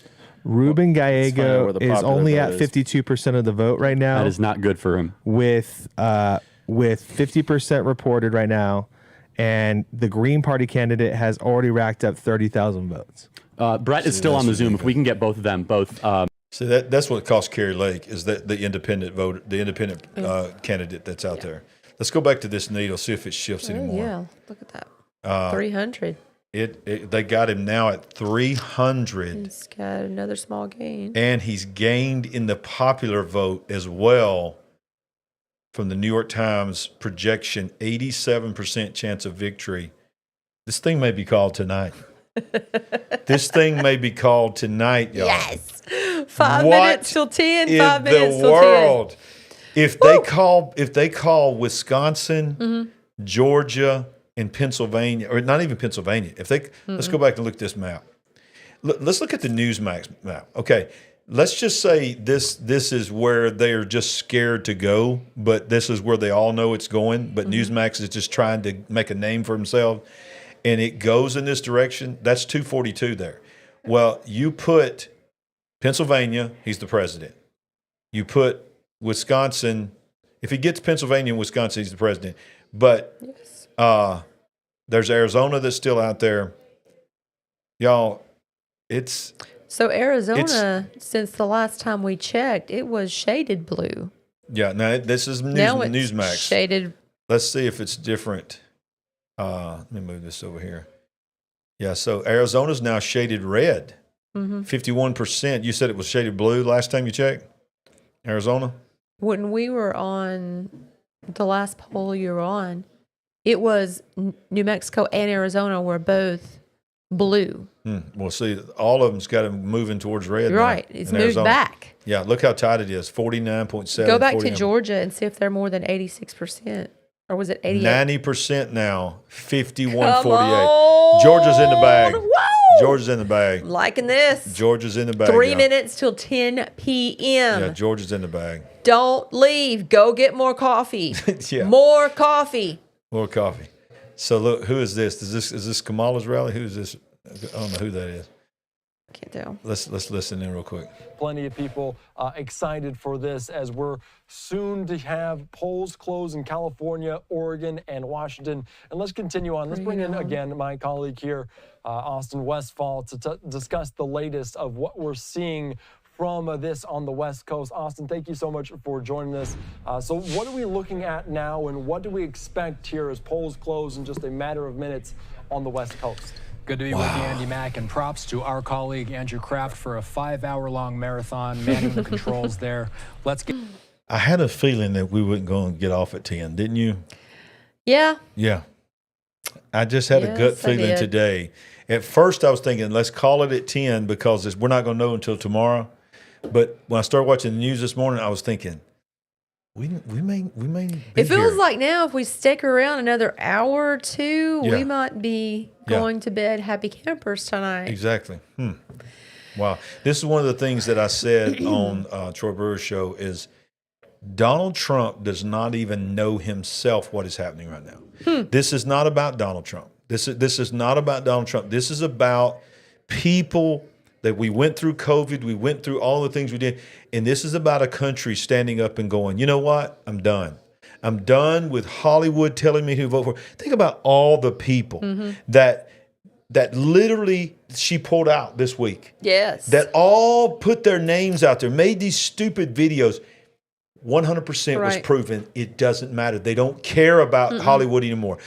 Americans do not care about some singer, some nasty singer gyrating on a stage and endorsing a candidate. They want to know who's going to protect my family, who's going to protect my money, my retirement, my grandkids. And I'm tired of struggling to keep the power on, to buy groceries. Exactly. Christmas is coming. What am I supposed to do? We got to put gas in the car. All of the things that consist of our lives. Yes. The everyday decisions, the everyday struggles. Yeah. Why do I care who's wearing what in Hollywood? Exactly. When I'm trying to keep my family afloat. Exactly. Take that, Hollywood. Your little stupid endorsements mean nothing to us. We're going to vote the way we want to vote. Right. And I'm going to tell you what else this is. This is why they hate him so much. That's why I said Trump don't even know what's going on here. This is not about him. This is a movement. He just happens to be the only guy. When I say it's not about Trump, there's nobody could have led this except Trump. There's just no doubt about it. Because he's the only guy that stood up to them.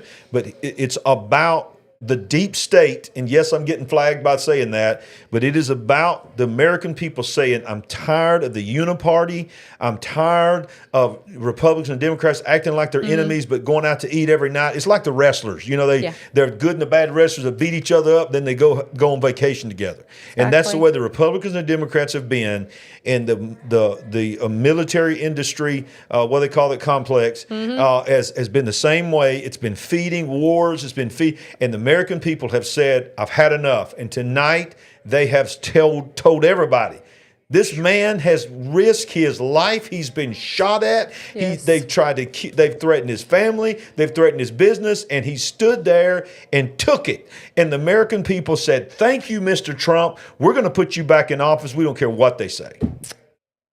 Exactly. We're about to put a convicted felon in as president. Thank you for that super chat. Nolly Knock. Yeah, I'm not surprised. So Idaho got called immediately for Trump. So that's probably the rest of those West Coast states. Okay. All right. So Idaho has already been called for Trump. Yeah. All right. So I'm looking at CNN. CNN is not. They're slowly coming around. They're not. They hadn't called it yet. But go back to Newsmax. Newsmax. Let's see. See what they're doing. They've got California. They've got Washington, Oregon, and Nevada still up for grabs. They still got Minnesota up for grabs. But this map here, this is the AP. They've got California, Washington. They've got Idaho now. So what does they have? What do they have the total at? 214. It's getting close even for them. Because that's the big one. The big one only took them to 179. So y'all, look. I guarantee you, y'all, Kamala Harris's campaign is freaking out that it is 10 o'clock Central Time, 11 Eastern, and Pennsylvania, Michigan, Wisconsin, and Minnesota has still not been called by the Associated Press for them. They got to be freaking out. They got to be freaking out. Wow. So let's jump back in here and see what they're talking about the wheel that I've been using. Now, so we're going to look at the congressional races, and we're going to get into this while we're waiting for results, like for hours and hours and hours for the rest of the time. So I'm not going to get way ahead, and I don't want to get way ahead. But right now in Maine 2, Austin Terry is winning by 2 or 3 points. Let me jump over here because I want to see this for myself. Because look, the popular vote is growing. It's now at 1.1. Good. I nailed it, didn't I? I said he's going to win the popular vote. And you have been saying that. And I'm telling you, that's crazy. 1 percentage point for a Republican in the popular vote is massive. Wow. That's massive.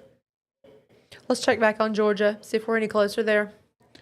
Y'all, before we go back, I want to remind you, the only Republican president to ever win the popular vote, and it was by a smidgen, was the second term of George W. Bush since Ronald Reagan, and then he was the only one for forever. Because it is always because of the big cities, Republicans may win the electoral, they always lose the popular vote, and they always can say, well, you didn't get a mandate, you didn't get a mandate. Yeah. Y'all, Donald Trump's about to have a mandate. Think about this, Sandy. Think about this man. He came back from a loss. Nobody's ever come back from a loss. Nobody's ever run for president 3 times. Yeah.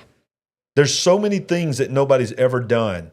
This man is about to prove them all wrong. Georgia is still at 90%, 51-48. They'll probably try to drag that. It's a water line busting somewhere probably. Let's see. See, CNN's only got it at 88%. 88%. This is crazy. This is a crazy night. I'm going to try. We lost the Fox News. I'm going to try to get the Fox News map back up. Wow. Sandy, I think we're witnessing history. I think we are. I think we're witnessing history. Wow. How do you guys out there feel? Are you feeling some relief? Are you still amped up? Are you going to hang with us? I know some of you may have to leave us, but hey, as many as you can, as many that can, stay with us. We feel like we're inching closer and closer. Woo! I don't know what happened to the map. I don't know. I'm going to have to teach Delane how to use the computer. I love you, Delane. Have y'all enjoyed meeting my lifelong best friend since I was 5 years old? I've literally known him for 51 years old. 51 years. Yes. 51 years? What? 51 years. How long Sure have I known you? Not that long. I don't know what's happened to the map. Fox News map is gone. Breaking news: Harris preparing concession speech. Who's saying that? Pamela Baker is saying that. Okay, let me. Are you cutting up? Are you cutting? Yeah. Are you cutting up, or did you see that somewhere? Oh, it just moved again. Oh, what? Look, the popular vote went back down to 1.0, but it's at 301. But the likely just went up. I don't know if it means anything. Okay.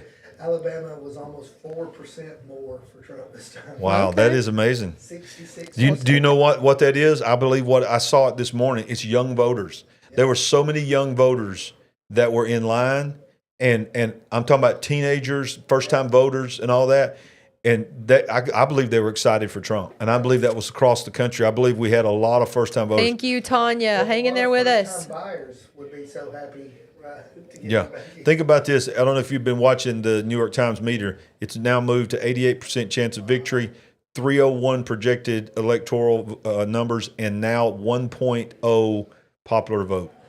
Wow. That's crazy. If they could just get some of California. Thanks, Paul Morris. We appreciate you hanging with us. Yeah. Yeah. Look, I don't think nobody's going anywhere.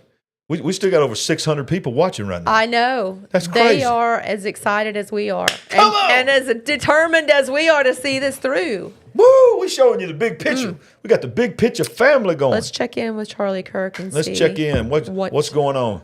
Charlie Kirk has been on a marathon. You realize he started this show like 2 or 3 hours before us, before we started. Well, they're ducking out and taking breaks and going to eat as needed. Uh-oh. They froze up. Oh, they sure did. I may have to take a break soon. It is 10:07 p.m. And that's statewide in California. Okay. So she barely won that thing. Okay.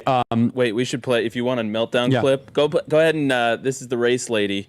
This is Joy Reid, 170. It's a pure Project 2025 in miniature in Florida, and that kind of extreme, sort of extremist, right-wing, fascist type government in Florida. Does that make it a more attractive place? This is gonna be great. He's broken her. Dude, they are going to melt down. Right. Whenever we do go off and they declare Donald Trump the president, I have got to go watch MSNBC. Yes, we must. We must. I'm not going to sleep tonight, y'all.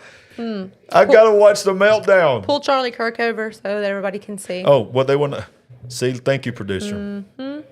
Did Trump make some progress? It was small, but it was there in Philadelphia in 2020. It was because he improved with Hispanic voters in Hispanic areas of the city. With 2/3 of the vote in Philadelphia now, it's 77-21. Well, that looks terrible, but compare that to 2020 and look at that. Trump is running 3.5 points better in Philadelphia than he did in 2020. Harris now 4 points off the Biden number. There is more mail to come, more vote by mail to come in Philadelphia. That will be a boost to Harris, but there's also more same-day vote to come. And you can see Trump is running above his 2020 levels there. So where this lands, the Trump campaign's goal in Philadelphia is basically get that Biden number under 80%. So far, they're on course to do that. There's the wild card of the mail there. That adds a lot of volatility to this. But again, you're starting to, as these counties fill in, you're starting to see some patterns, and patterns you're not just seeing in one state, you're seeing them in multiple states right now.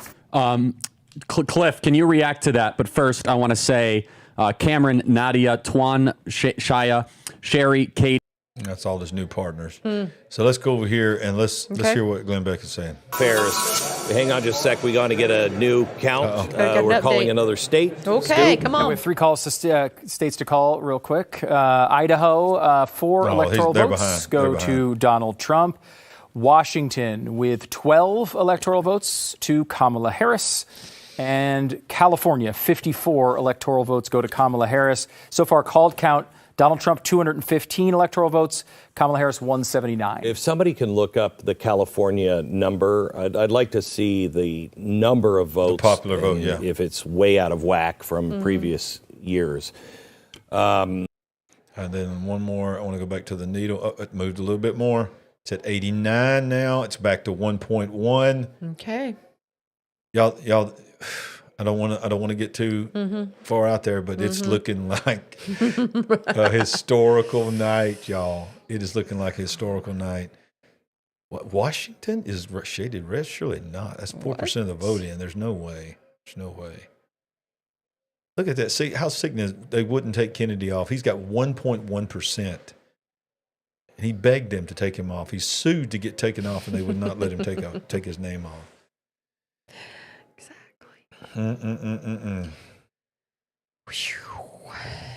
Marino is up in Ohio in Senate, and I think that might be a pickup. In the Senate. Let's see what they're saying. Over Sherrod Brown. We're on live now from Fox. Republican leadership. With President Trump and J.D. Vance in the White House, we are going to advance an agenda that is an American agenda. An agenda that says we are pro-immigration, but not pro-invasion. We're going to make certain that the people who come to this country are invited here like I was. So he's giving looks like a except they got him at 246, 169 on Newsmax now. 246, 169. Yeah, because they've added her in what she got in California. Let's listen in here. And I really don't see the path unless they have some scorched earth, slam dunk, spike of the football to win Philadelphia County. Yeah, it really all comes down to Philadelphia, Cliff. I keep sitting here and I'm refreshing it. I'm looking at the Pennsylvania county of Philadelphia, and it's ticking in and it's ticking in and it's ticking in, and it's just not giving them what they need. It's just not. It's right at that. It's right now. It's at 400,000. So 400,000 was the delta of their entire firewall, and they're only at 400. That's coming in soft for her. She needed more. So where does she? And she knew it was going to come in soft. So where does she go next? This is what we've been talking about all day, Charlie. Where she could come in next is the collar counties. Bring in those suburban women, the suburban wine moms. Bring them out. Do the concert for them, et cetera, et cetera. And we're still and those collar counties. I think the only one over 50% right now is Montgomery County. And so my county. And even there, it's about 64-34. So, if Trump, again, lose by less, Bucks County, by the way, Bucks County is within 2 points. Bucks County is 50 Kamala, Donald J. Trump, 48%. By the way, I want to go back to CNN and Berks County. They kept asking me about Berks County, and I said it didn't make any sense. I sat here, I was like, what are you talking about, Berks County? Donald Trump is currently up 14 points in Berks County, and CNN was saying Kamala might flip that and take the state. Donald Trump is up. How much is reporting? 14 points with 90% reporting. Thank you, Roxanne, Berks County. for that Berks super They're chat. literally still talking about it on CNN. Yeah, they apparently they keep bringing it up. He's up 14 points. Wow. Oh my goodness. I'm just, it's just, So I just don't even know where else to go right now. So it's like, I want to go back to the needle. Went back the other way a little bit on the likely. Okay. Still 88%. Well. Let's see what they got. They got 216. Those are closed in all but 2 states. Why can I not find the map that I had before? All right. Surely it cannot be that much longer for Pennsylvania. All right, what you got? Midnight. Okay. So I got curious when you said you started watching MSNBC. Yeah. So I started watching it, and they're breaking Pennsylvania down county by county. Oh. Philadelphia County, that's the big. Come over here so people can hear you talking to me. Philadelphia County is the big county, right? Right. Trump has gained 7 full percentage points on Philadelphia County. So, Wow. So they're in. They're in meltdown They're in mode. meltdown mode. Yeah. They're on suicide watch. And what's Thank crazy you for that is super chat. What? Jenny, $100 super chat. Obama won against Thank Mitt you. Romney This is by amazing. 70 points. Appreciate that. So Philadelphia County has never even trended going down until, he lost the whole state of Pennsylvania in 2020, but he's gained 7 full points in Philadelphia. Whew, y'all, I'm feeling that we might call this thing tonight. We're going to pull it all night. We were supposed to be off the air 15 That'll minutes. be beautiful. We ain't going nowhere. Huge. It's going to be huge. We're going to win. We're going to win. There's going to be so much winning. You're going to be tired of winning. Too much winning. Tired of winning. Too much winning. All right, I'm taking a break. All right, you take a break. Taking a short break. Send in the replacement. Let me start sending the children in. Yeah. Hey, ask Michelle if she wants to come in. She might want to come in. All right. I'll leave this Ladies and gentlemen, this is a nationwide reputation. This is a 21st century landslide. This is a 2008 Obama It's a realignment. It's a realignment. Charlie, I have a Cliff. big number from Philadelphia. Yeah. So I want to share this. It's a good one. Yeah, huge update. Yeah, I'm seeing it too. Yes. So I just want to share this. So Biden, we're looking at the potential modeling of how many votes could be left in Philadelphia. We said that Joe Biden had 603,000 back in 2020. Right now, we are looking, and it looks as if Kamala Harris is about 410,000 raw votes in Philadelphia County. Based on the modeling, there's not even 200,000 votes out there. Wow. I mean, we're looking at 180,000 votes. Even if she got 100%. They're just not there. They don't exist. Of the votes that come in, guys, she's under Joe Biden. And based on everything else, she has to be higher than that 603. So unless we see something crazy out of the Collar counties, I mean, I'm not going to call it. I'm not saying that. But she's at 400. There's only 175,000 votes left, even if Republicans only get 10% of that, right? She's way short of where Joe Biden was in 2020, a number she had to hit to beat Donald Trump. Oh, my gosh. Woo! This is historic. This is historic, y'all, and we're on here together. And how historic it is that this is the biggest show we've ever had, the most viewed show we've ever had. I'm sure we have a lot of new viewers that have never known anything about the big picture, and you've come in here. You say, "Who are this crazy married couple on here bringing these people in, just having crazy fun and all this kind of stuff, dealing with this thing and giving it a spiritual perspective, coming from the kingdom perspective." If you have not smashed that like button and this show has brought value to you at all, smash the like button, subscribe to our channel tonight, and share this. Share this. Tell people about the big picture. Help us build it, because I believe we're on the precipice, y'all, of something big tonight. But you know what I believe? I believe it's bigger than the election. I believe it's revival. I believe God is not through this nation, and I believe that we're about to see major shiftings happening. I'm trying to line myself up here, y'all, in the picture. But major shiftings happening. Let's go back to the New York Times prediction meter. And I don't know. I got to zoom this in. I know it's tiny on your screen. But look at that meter. When we started tonight, the likely chance of winning was in toss-up and was leaning towards Kamala at some point, I think. It was in lean Trump for a while. Now it's in likely. It's moving closer to the middle of likely. 89% chance of victory at this time. They have the electoral college estimate at this time, 299. 299. You'll need 270 to win. But here's the big one. Here's the shocker that no one saw coming. Some people did. I predicted it. I'm not saying I was a prophet or anything, but I had this feeling. I said it over a month ago that he was going to win the election, and that he was going to. They just turned North Carolina. New York Times just did North Carolina, so they finally claimed North Carolina. Let's see if who updates it here. Where's the CNN map? So they haven't updated, but the New York Times just officially called North Carolina for Trump. The New York Times did. They just popped that up there and just declared it. North Carolina for Trump. The New York Times did. So look at that. The popular vote is now 1.1% estimate. That's massive for a Republican. That is massive for a Republican, y'all.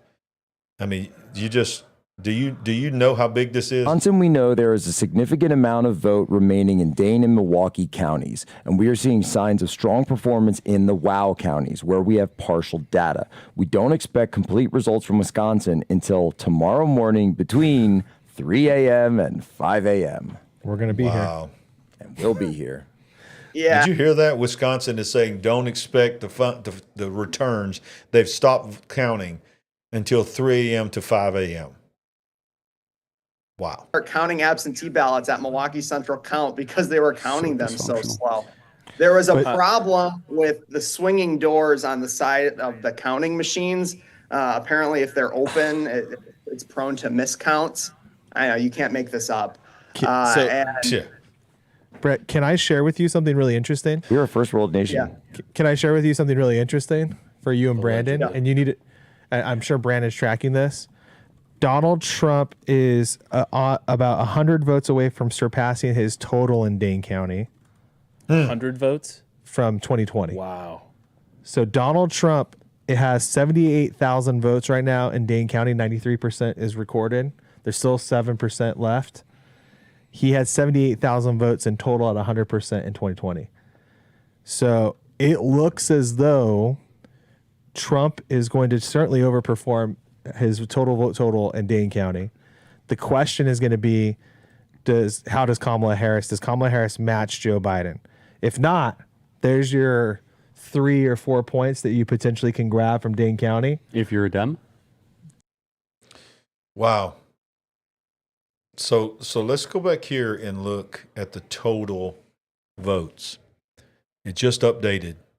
52% of the popular vote right now, Donald Trump right now, there's millions that are still being counted, is at 54,643,000. She's at 48,863 votes. Wow. Let's look at Georgia. Georgia's still sitting at 90%. Isn't that just interesting that they're still sitting at 90%, and they've been sitting there for a long time. They're waiting for something to happen. North Carolina, the New York Times just called North Carolina for Trump, but CNN still has them leaning red. 87% of the vote in. He's at 50-47. Look at Virginia, 81%. It's still close, but it looks like she's leaning in that direction. Pennsylvania, 77% has been reported. Donald Trump is leading 51-47. Look at Wisconsin. Wisconsin is at 65%, and he's leading by 2 points, 2.3 points, 2.3 percentage points. Wow. Arizona is 51% reporting. It's neck and neck. Nevada, 0% returning. Man, this is getting crazy. Let's go back into, Fox News here. Carolina, solidly red at this point. We've They been just saying called all it. night, Trump's easiest Trump just path called it. to victory is North Carolina, which he has now. Georgia, which with 90% of the votes in, he has almost a 3-point lead. So, North Carolina, Georgia, Pennsylvania. So, if he gets these 3 states and every other state falls the way we expect it to, that means that former President Trump will become president again. The only time that's ever happened before was Grover Cleveland. He was the 22nd and 24th president of the United States. So, North Carolina getting called. I'm watching Pennsylvania closely now. I'm watching Georgia closely now. Again, 9/10 of all the votes have been counted in Georgia. He's got almost 3 points up. Pennsylvania, just over 3/4 of the vote now tallied. Trump has, and right now we're looking at just about a 3-point lead out of PA as well. So Trump has leads in 2 absolutely crucial states. And I'm not even mentioning the fact that he has leads right now in Wisconsin, 66% of the votes in. Right now, Trump has about a 3-point advantage there. Michigan, fewer of those votes counted. About a third of them are in so far. But Donald Trump right now with a sizable lead over Kamala Harris. That one looking like it's just over a 6-point advantage. We go over to Arizona. It's very possible we don't hear any more results in from them for the rest of the night. They've been stuck at 50%. Nonetheless, that's at a dead tie right now. Wow. It's very possible, Andy. The way this is playing out, though, we might not need to worry about Arizona. We're going to keep an eye specifically right now on Georgia and PA, now that North Carolina's been called. That's a very good breakdown of all of the come, and of course. Wow. Yeah, I've said wow a lot tonight because, wow. I thought most people, including myself, thought we would be way into the late night. The meter for the prediction meter keeps moving slightly. Now it's back up to 302 electoral, staying consistently at 1.1 on the popular vote. Yeah. If they call, now see, look, now the Associated Press now has also called North Carolina. So, y'all, it's down to Georgia and Pennsylvania. Look, it's at 230, 187. And he has leads in Wisconsin, Michigan, Pennsylvania, and Georgia. So all this mess about Arizona, won't even have to worry about Arizona probably tonight. Unbelievable what is happening tonight. We are witnessing history right before our very eyes. So what I want to do now is I want to see if I can check on this right here. Hang on a second. Let's look at this right here. This is what I was looking for a while ago. This is the Fox News. All right, so the Fox News map is showing 91% of the vote now in Georgia is in, and it's 51 to 48.3. North Carolina's been called.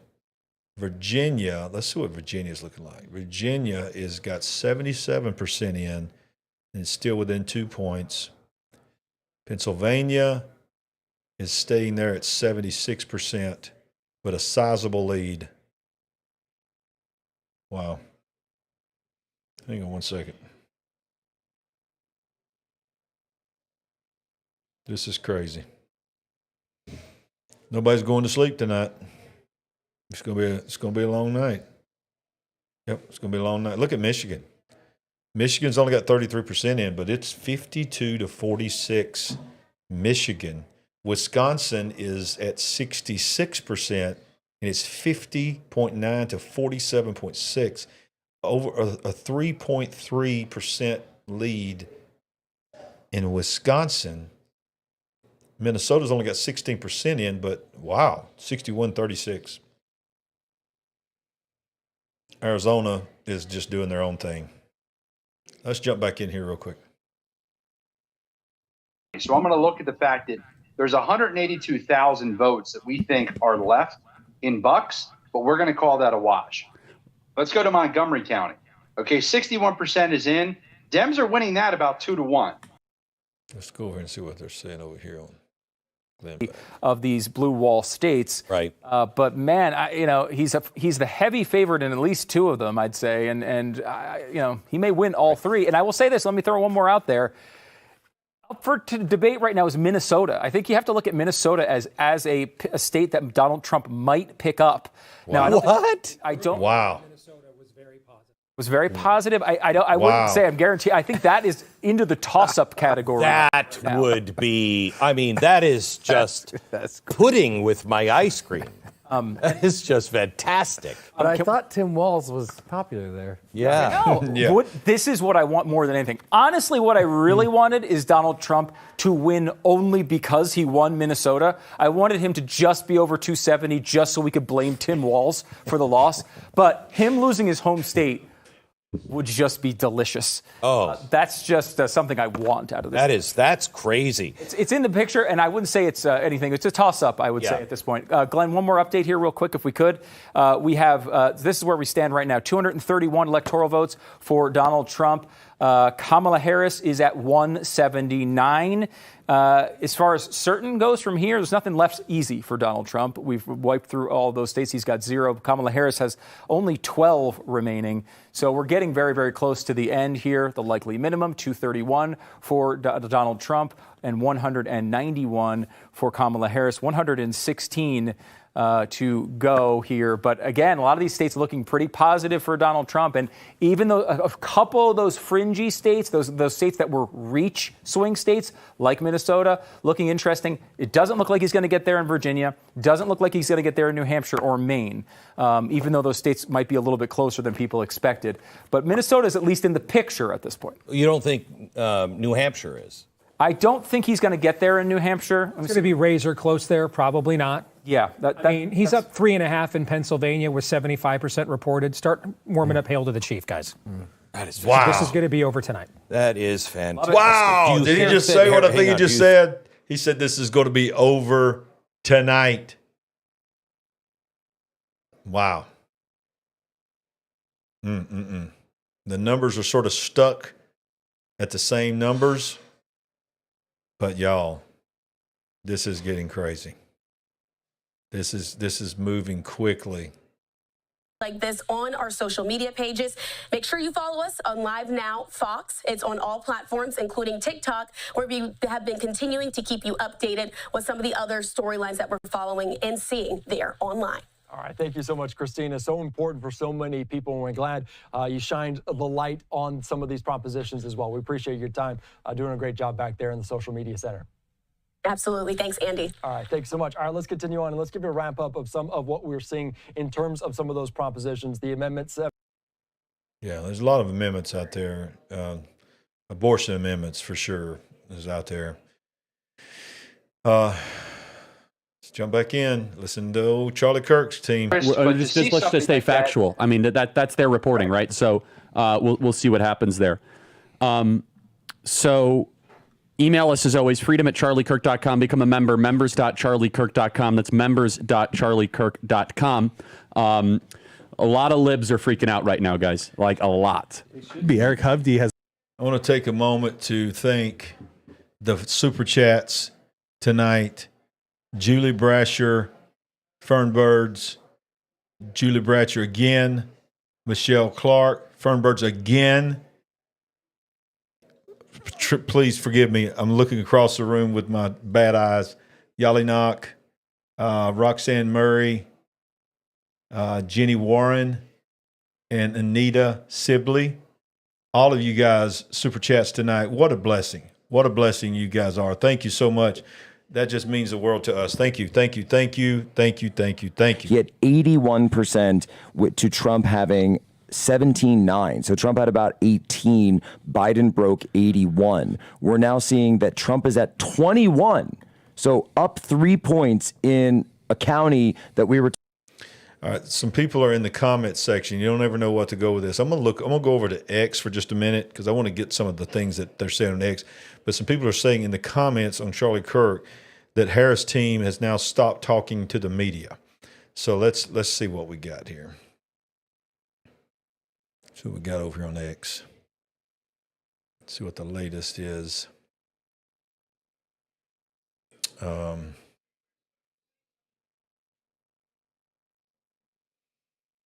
Let's see here. Let me just go here and let y'all look with me. See what we got on this. It's Tim Pool saying tracking well for Trump.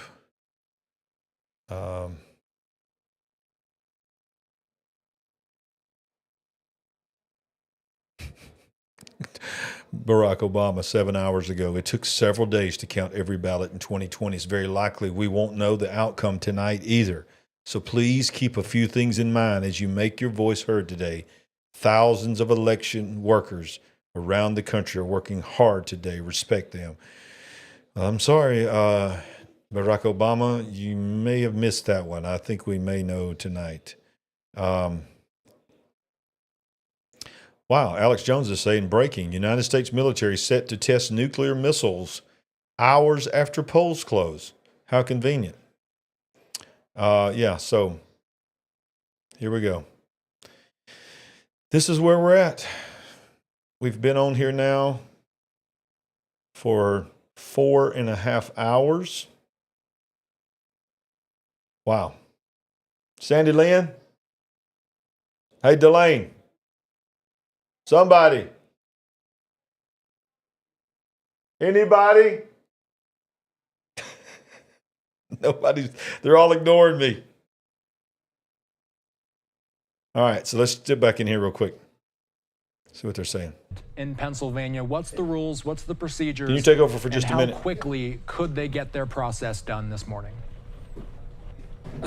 It is going to take them a while. So the key thing to know about Pennsylvania is they are one of the few states that are not allowed to do anything with mail ballots until this morning, until Election Day. All right. So they get those mail ballots. They can't check the voter signature. Y'all They still can't check hanging that on out information to there? make sure it's a valid ballot. They can't take it out of the envelope. Don't They go can't even begin now. the counting process. We're Now, too all of close. that checking to make sure 682 that the people ballot out is there. valid is the longest part. It's the part we want people to be careful about. So, and so that's why it's going just to take watching a while. MSNBC They're going and to be their much little better than meltdown. It's been 2020. pretty There are fun. fewer ballots, and they have made changes. But election officials, One Democrats thing and that- Republicans all across one the thing state that's got of me Pennsylvania concerned- asked the legislature. One thing that's got me concerned is for whatever reason, Georgia has just shut down in their percentage of votes. I don't know what happened, but it's been sitting at 91% for the last probably 20 minutes. North Carolina's the same way. Been sitting at 88% for maybe 20, 30 minutes. They're still hanging on to them, winning them, but, you know, whenever you just shut down, I hope it's not a water break, but that's got me a little concerned. But Pennsylvania continues to look like a little bit more of an increase. They're really concerned because Philadelphia, the more and more Philadelphia County is at almost 70% now, and you know it's being hammered by the Democrats. But they don't have a lot left. They have a lot left to make up ground with.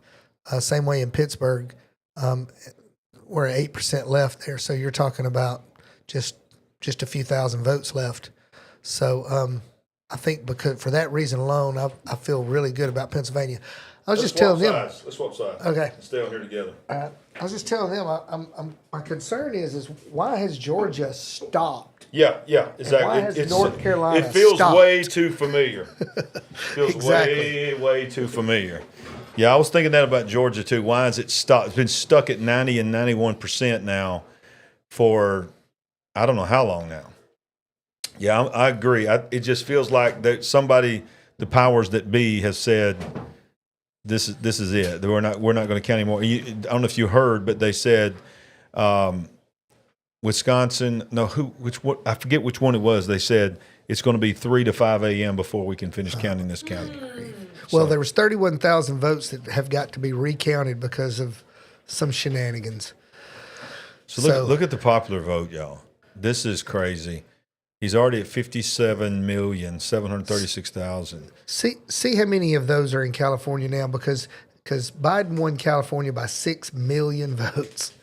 All right, so he's at 1.7. She's at 2.6. So you're talking about probably another 4 million votes that'll be captured there. Yeah. But I think with everything else going on, he'll hang on. Is Texas completely done? 81%. So there's another million votes there. Yeah. That will go hard for. Have you heard? Did Cruz win? Ted Cruz? Have you heard?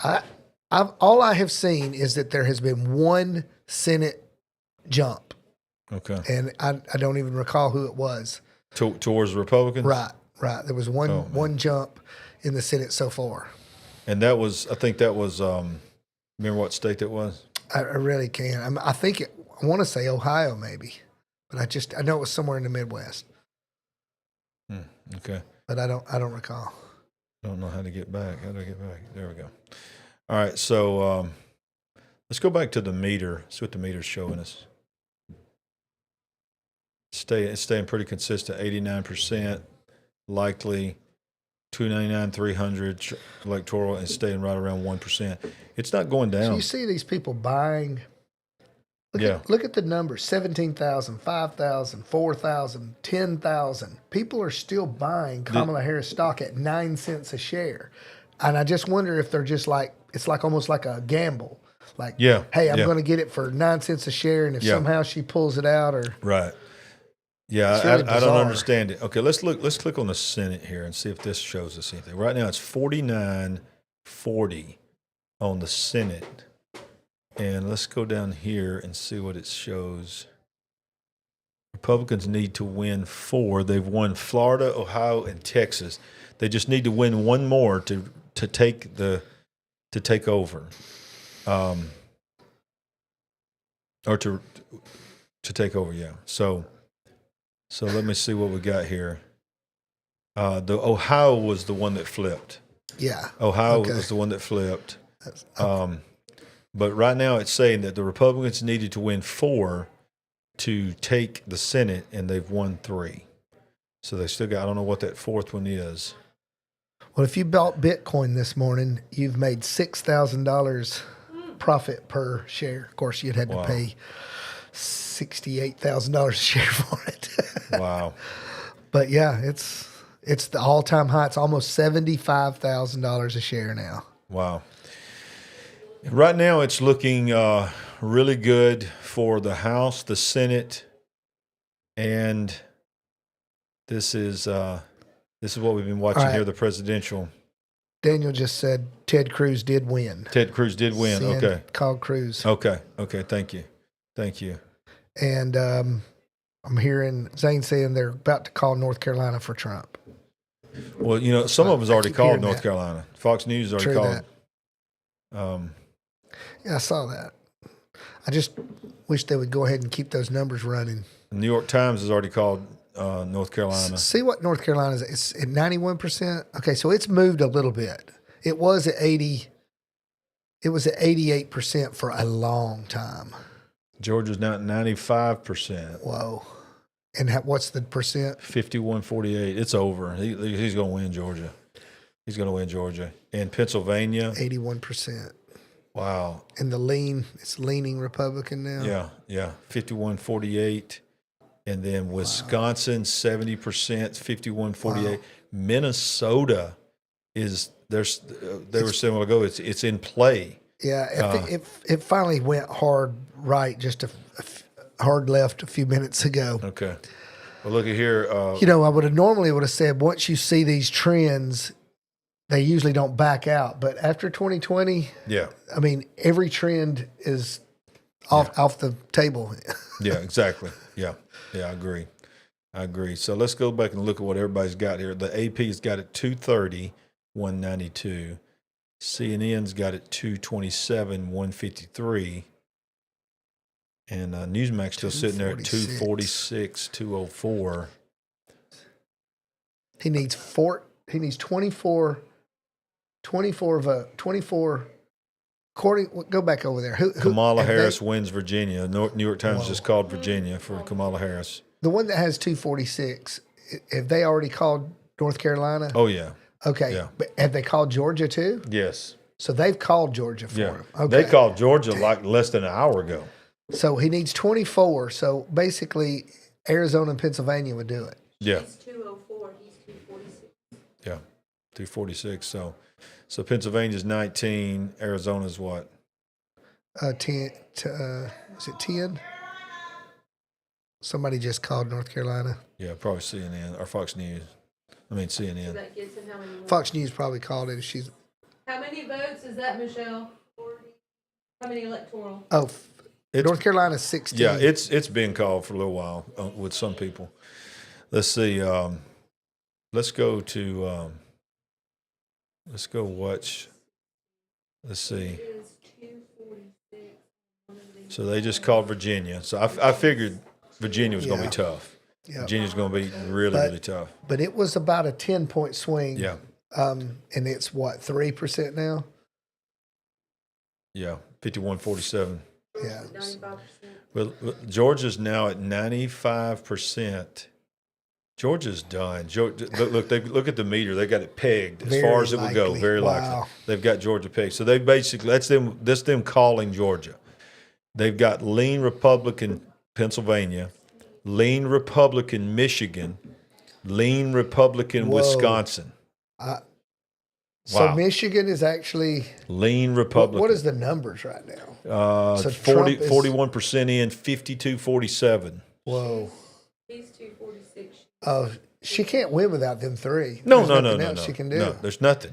She could win Arizona and Nevada, and wouldn't matter. Yeah. If he wins Georgia and Pennsylvania, that's it, right? So what is it? According to this one, it's 246.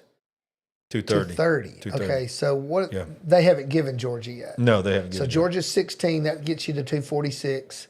Then Pennsylvania gets you to 264. Is that right? 265. And then people they're really saying he's going to get Michigan. He gets Michigan. And then Michigan's another 15. That's 275, 280. Yeah. He could get to 300. And Wisconsin, he's going to probably win Wisconsin too, I think. That's 290. And then Arizona is another 10, I believe. 11. So that's 301. So he can get over 300. And the popular vote. Yeah. Wow. You think this thing's going to be called tonight? I do. I do too. He's okay. What are you watching? All right, let's do this right here. We're seeing in terms of the Electoral College. What are we looking at right now, Austin? So let's start off, before we get to the Electoral College, let's start off with the Senate map, because Texas going to Cruz, that is going to matter in the grand scheme of things. As things sit right now, Republicans have 49 out of the 50 seats that they need in order to get a split in the Senate. If they get 50-50, then that means that the vice president would be the tiebreaker. That means if J.D. Vance becomes the vice president, he would give the edge to the Republicans in the Senate. If Tim Walz becomes the vice president, that means the Democrats would become the party in power in the Senate. But right now, there are so many, Andy, so many of these blue seats that are competitive. They only need one more. Only need one more. The Republicans need one more seat to win in order to get to what they need to get to. So, and what we'll say here is Republicans do have 50. So yes, if they win the presidency, what that's going to mean is that they are going to control the Senate. If they get one more, that's going to confirm the fact that they've gotten the Senate. So yeah. Let's look at. So do you ever watch Louder with Crowder? Hang on. What now? Do you ever watch Louder with Crowder? I have, yeah. Okay. He said that Zane said they've just crunched the numbers and said the only way she can win now is by cheating.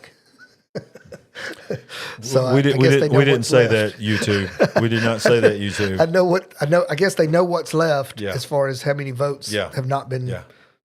The percentages. Oh, wait a minute. We got a guy conceding here. Who was that? Where was that at? That was one of these guys were conceding. Okay. Texas senators conceding. With the results.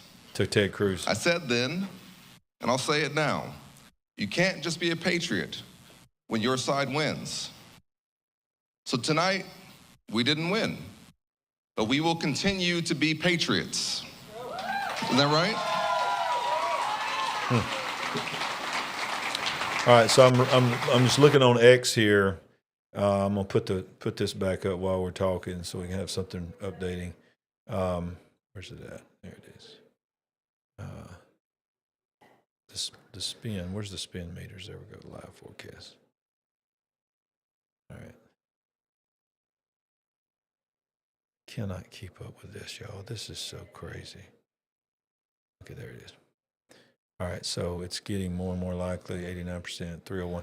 But I'm looking at X, and this guy here is saying they're showing a video of people pouring out. I don't know if y'all definitely can't see this, but people are leaving the Kamala Harris watch party. It says attendees are starting to stream out of the Kamala Harris watch party. No one wants to talk to reporters. The mood has shifted significantly in the last 30 minutes. Pull up the CNN presidential map. Oh, the one, is that the CNN one? Yeah. All right, now go to Michigan. Okay, let's see, Michigan. Okay. All right, click on Michigan. All right, so now in Michigan, there's Oakland County. Where is Oakland? You know where I don't know where the city of Oakland is. But anyway, it's at 75% has been, and it's probably, I'm sure it's a blue. It's Barry. Is Grand Rapids or Lansing in Oakland County? There it is. Okay. I see that is their pride and joy. Okay. And it's 76%. So they've only got a quarter left so 500,000. What's a quarter of 500,000 is another 100,000 votes. So what's he up by right now? 54-43. Kamala's up 54-43. Yeah, but what's he up in the whole state right now? The whole state. Because they're only going to get about 53-46. So it's basically 1.2. He's over 100,000 votes. She gets every one of those votes left. That's not enough in that, and that's the big county. Wow. So he's gonna win Michigan. Michigan looks like it's going to be a win. Wow. Yeah, he's up by 104,000 votes in that last big county. What's Grand Rapids? Which one? County where Grand Rapids is at? They're at 55%, and she's doing good there, but not fantastic. If he keeps that held on, that's only just another. She's up by 30,000, so she might get another 30,000 there. I mean, that's. Yeah. What'd you say? They're about to say something they're about to announce something on Fox, I think. Fox. At control of the Senate. Okay. Oh, yeah. Okay. Control the setting. Okay. Okay. Let's see. That's probably what they're talking about here. So Fox has now called Virginia for Kamala. We knew that was Again, is now in play. They had a Gaza problem. They had a base problem. October 7th will go down as the most important Democrat event. Do you agree, Tyler? And it started the avalanche in Silicon Valley, right? It was sort of like. I agree. October 7th really took them out. 227, 230. What do you think it'll take for her to do a concession? It's going to. It'll have to get to 270, won't it? Oh yeah, God, no doubt. But I think even she's probably going to wait for MSNBC, or to declare him the winner. Yeah. The spin over there is incredible. I mean, they're scratching and clawing. In some cases, to disrupt voting patterns. And for kids watching for the first time election results, they should know that we never had bomb threats before Donald Trump became a presidential candidate. Gosh. What? Oh my gosh. Threats before in our country. Did you know that? Kids watching, all kids watching, just know we never had bomb threats before but Donald Trump. Let me just give you a gut check here about what we are hearing here as we've been sitting here reporting from the Harris headquarters. And I think the operative word right now is silence. There's not a lot being said because the Harris team appears to be searching for bright spots in the map as these results very, very slowly come in. Searching for bright spots and also very aware of the warning signs throughout the electorate in Virginia, in Iowa, in other places.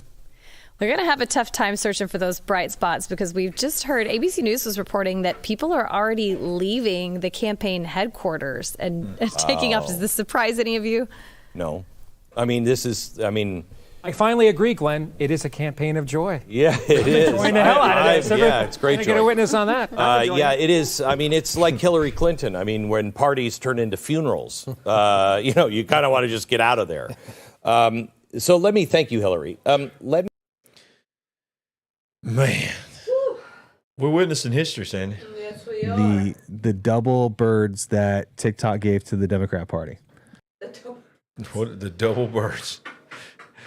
Oh Lord, this is the New York Times, I believe. No, this is Fox. This is Fox's poll. What just happened? They just lost the map. Whoa. The map just went blank. Okay.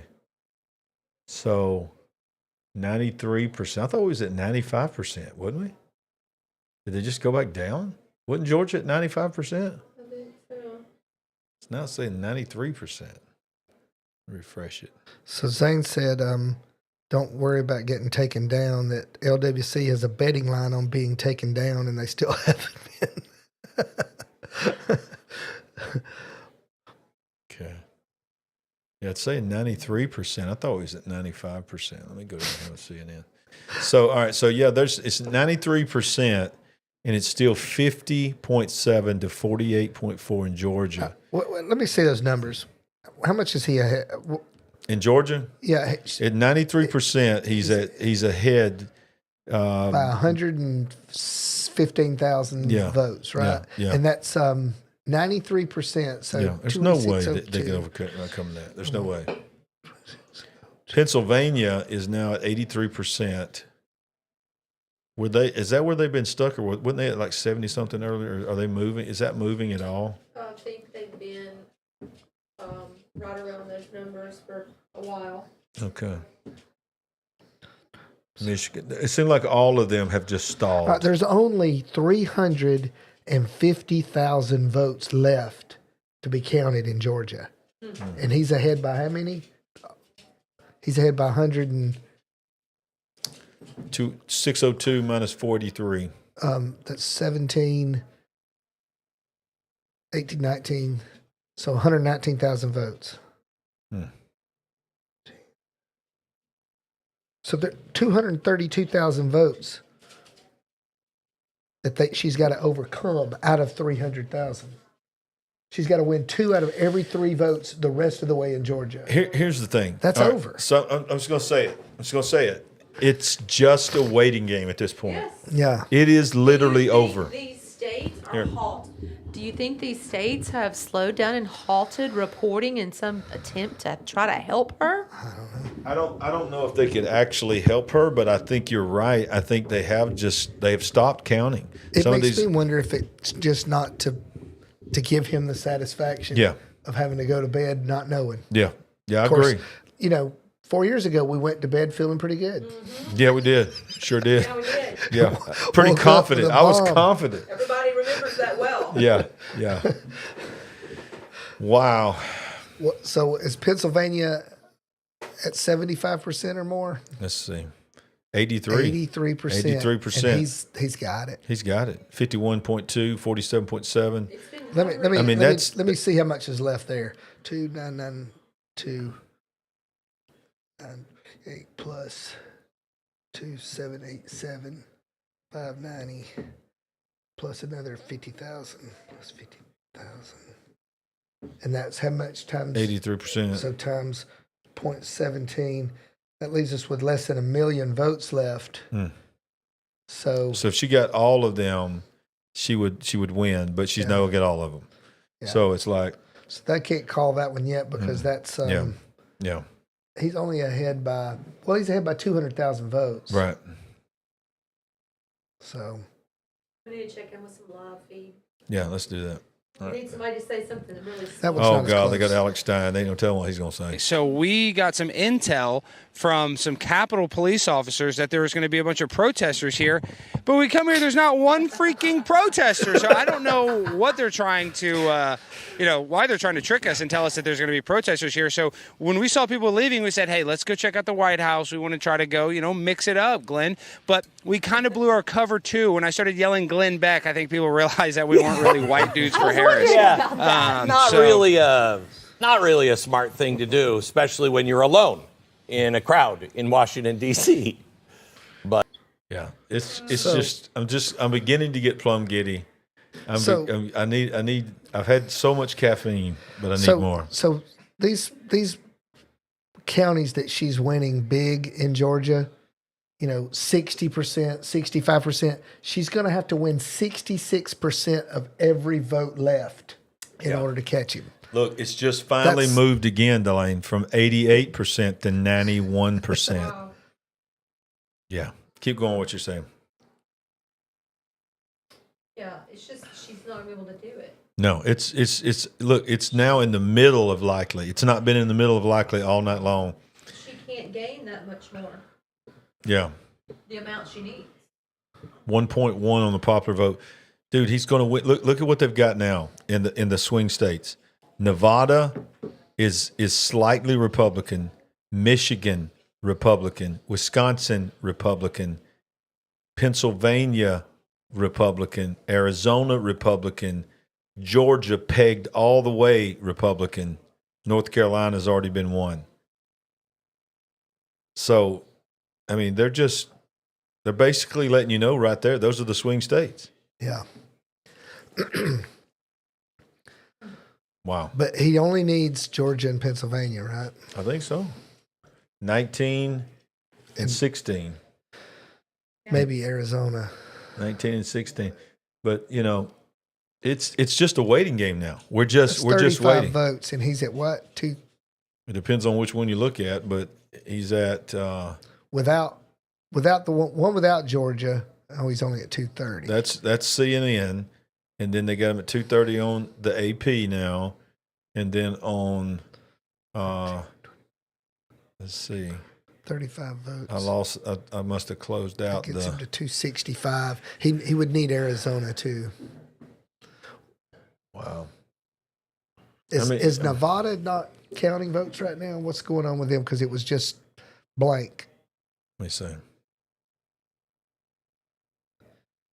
Nevada's at 2%. It started counting. Okay. 2%. Whoa. But Arizona basically is done for the night. They've said they're going home. Really? I mean, it's basically. Well, God, it's not but 9:00 out there. Yeah, exactly. What is their problem? Exactly. Why can't you count votes, Arizona? God. 52% is 49.8 to 49.3. So they've got less than 2 million votes to count. Yeah. Less than 2 million. And Texas counted all of theirs in what? And Florida counted all those in 15 minutes. Yeah, right. Look at that, 98%. Look at that, 10 million votes. And they've been done for hours. Yeah, hours. What is wrong? Everybody ought to follow Florida's pattern. Yeah, yeah. But I feel like Elon Musk, he's like, if you hear there was a glitch, if you hear there was an issue, that means it's tainted. That means the whole system is tainted. If you have any kind of potential for a digital thing to have an issue, it needs to go. We need to go back to paper ballots. I got so much caffeine in me. I don't even know how much I have in me right now. Well, but you know what? It's we 90% anointing and 10% coffee. Coffee, right? But look, it is 11:02 in the East Coast. It's after midnight, and we have people watching from around the world. I have no idea what time it is.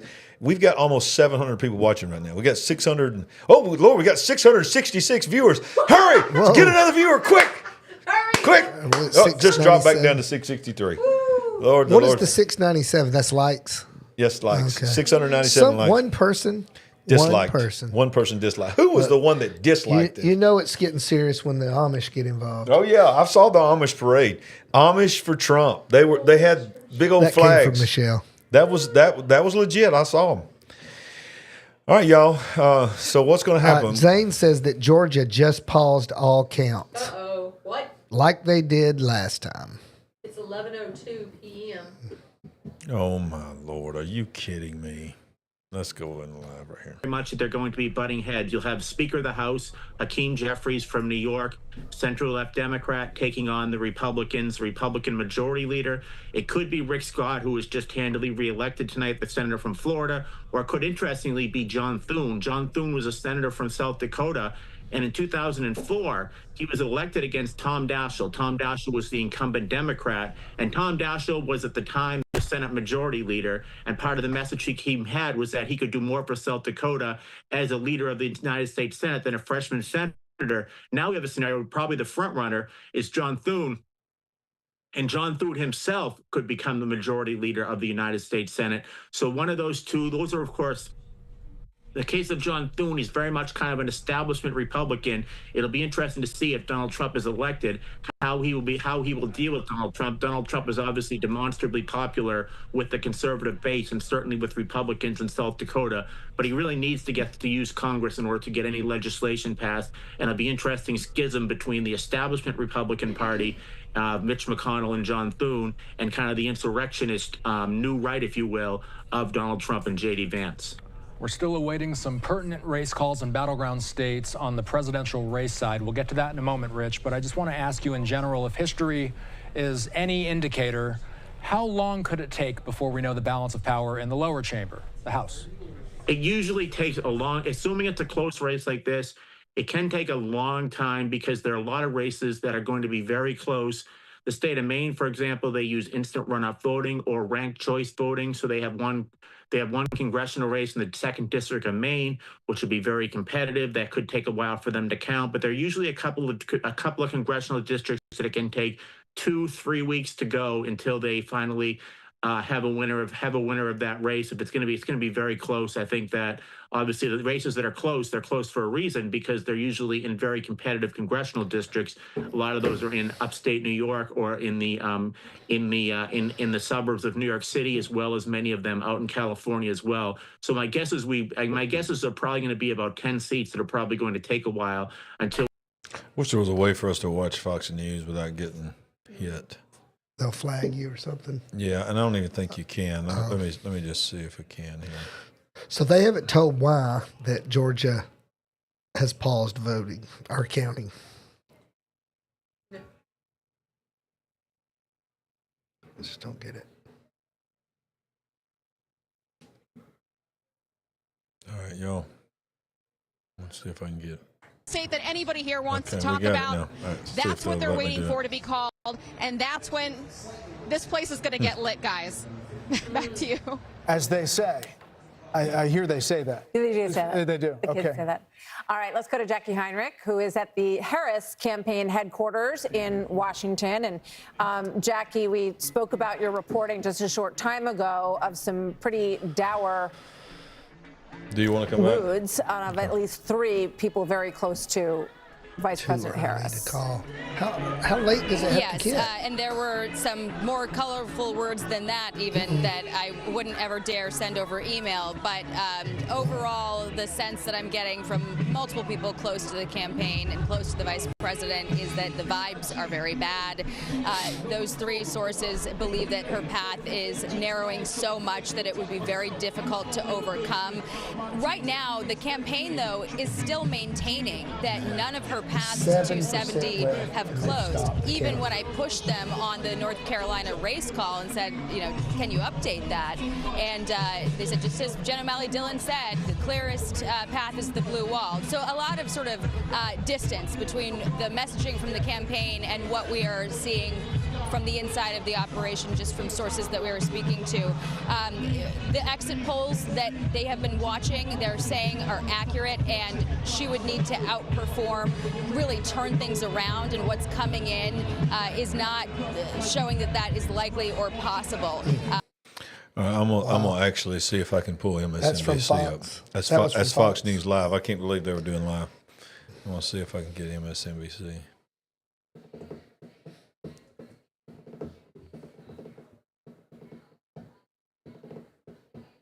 So did you like how much I bragged on young Delane as a kid? Yes. Nobody knows what you're talking about. Everybody that was at church Sunday knows. Yes. All right. So see how they got it blacked out? I can't believe Fox News is not doing that. So let's see. They don't want you to see what they're doing. Let's see here. See if I can get CNN. See what CNN is saying.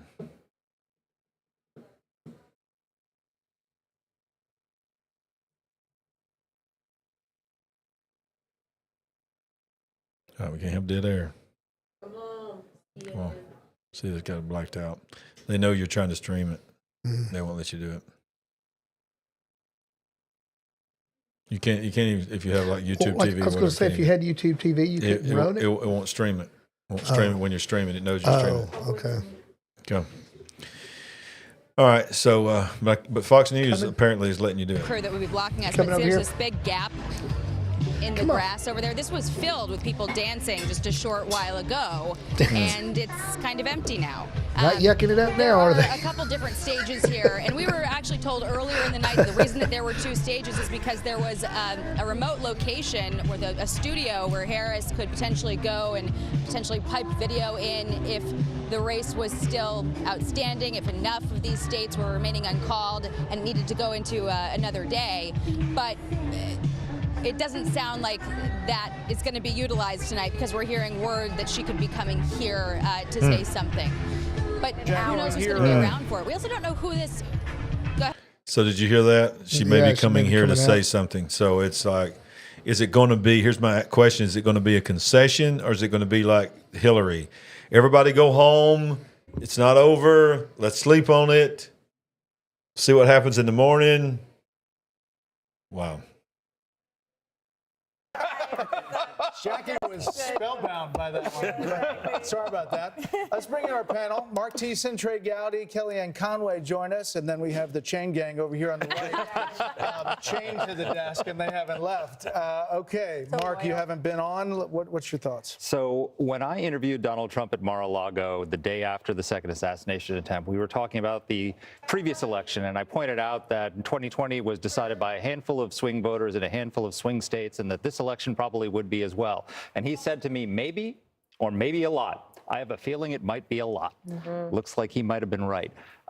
If it turns out the way this seems to be coming, this is the greatest political comeback since 1892 when Grover Cleveland lost the White House and won it back. So what that means is, love him or hate him, Donald Trump isn't just a once-in-a-generation talent. So there's he's a only been one once-in-a-century talent candidate politically. that done that. And keep in mind, this is the matchup the Democrats wanted. They thought Trump would be easier to beat. Part of the reason why they launched this campaign of lawfare against him was to rally Republicans around him so that he would be the nominee. And that may have been a grave grave political miscalculation.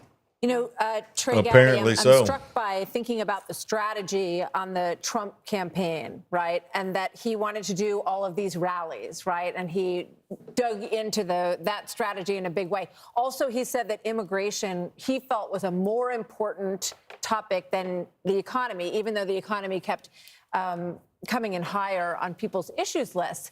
And I'm struck, you know, when you look at these cities. Let's go back and look at a couple of these things So, here. you know, he did, I think, 4 rallies yesterday, and including one well after midnight. Oh, I woke up and it was still going. It was Yeah. like 1:30 in the morning Central. He was still going. Yeah, to say that his mental acuity is off and that he is slacking, I mean, that part's ridiculous. He's got more energy than I've got. and Oh, he's my goodness. got 30 years on me. And think about this. They said he touched down in the airport in his plane at 5:40 a.m. from that rally.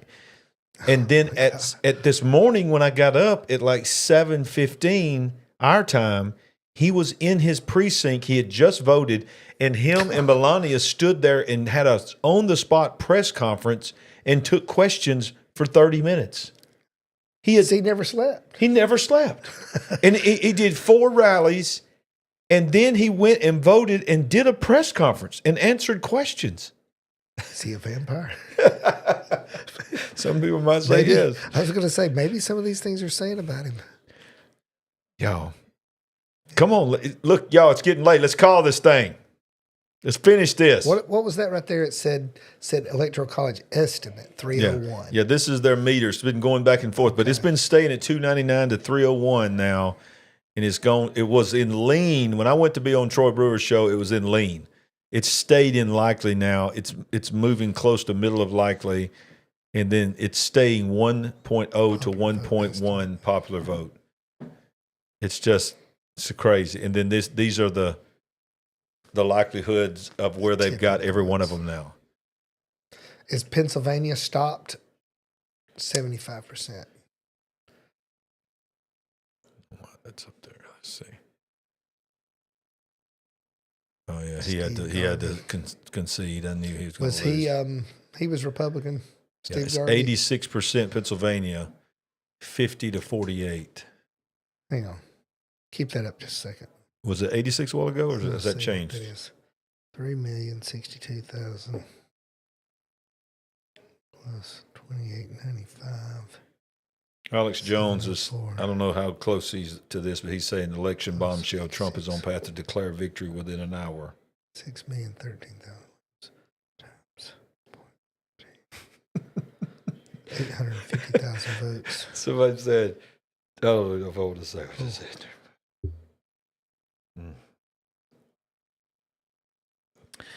All right. People are freaking out on X.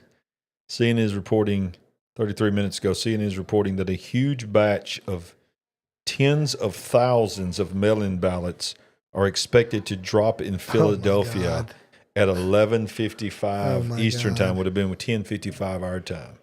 So right at 11 o'clock, 15 minutes ago. Tens of thousands of mail-in ballots. Just going to drop out of the sky. Yeah, expected to drop in Philadelphia. What?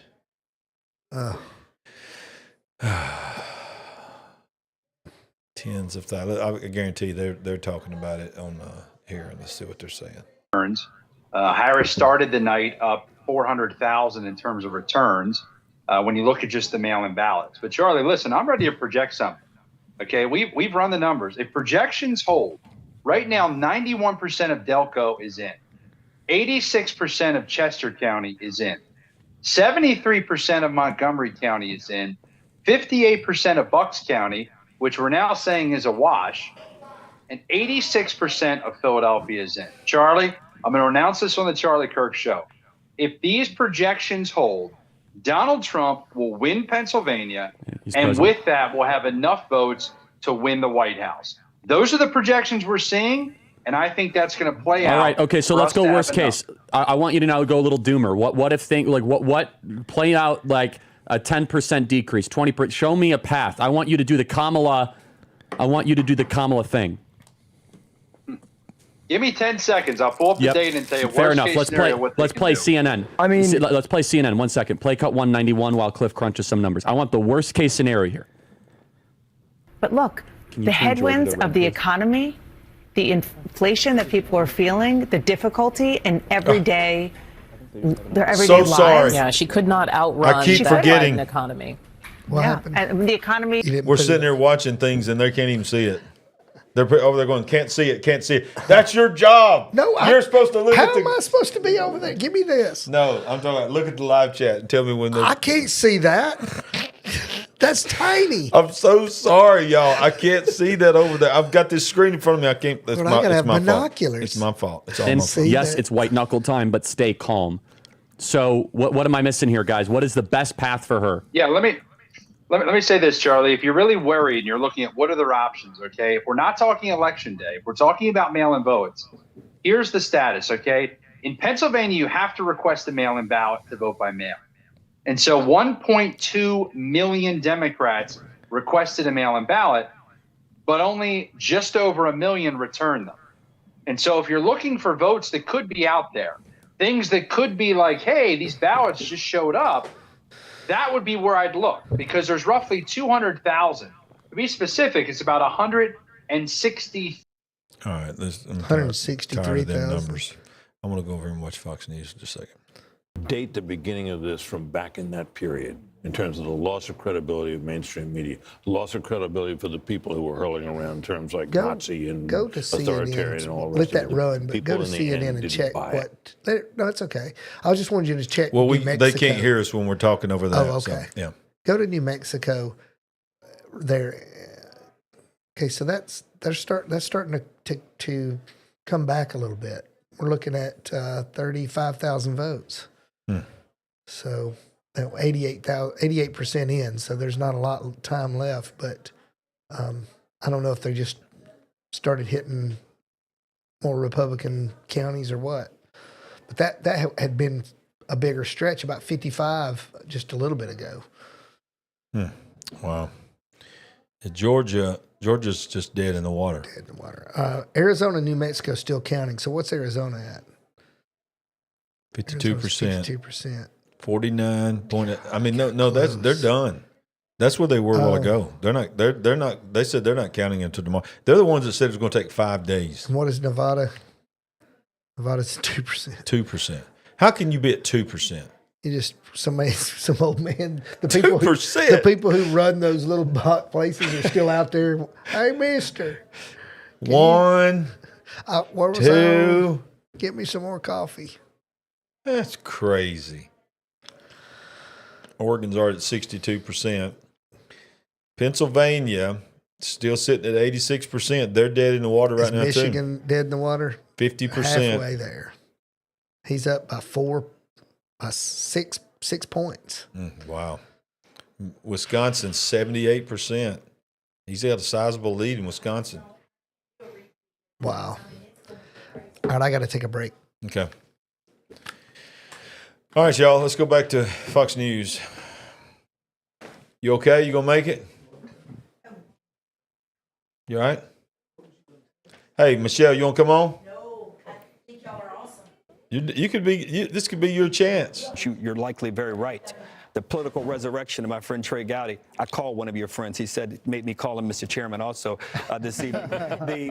But we have to be gracious in the moment, and I hope, Kelly, and there will be Democrats who will want to reach out to President Trump and reach out to Republicans in the Senate, and we'll see what happens with the House. But again, we haven't declared anything. No, we haven't. And there's the caveat. But Bill Hemmer, we're waiting on Georgia.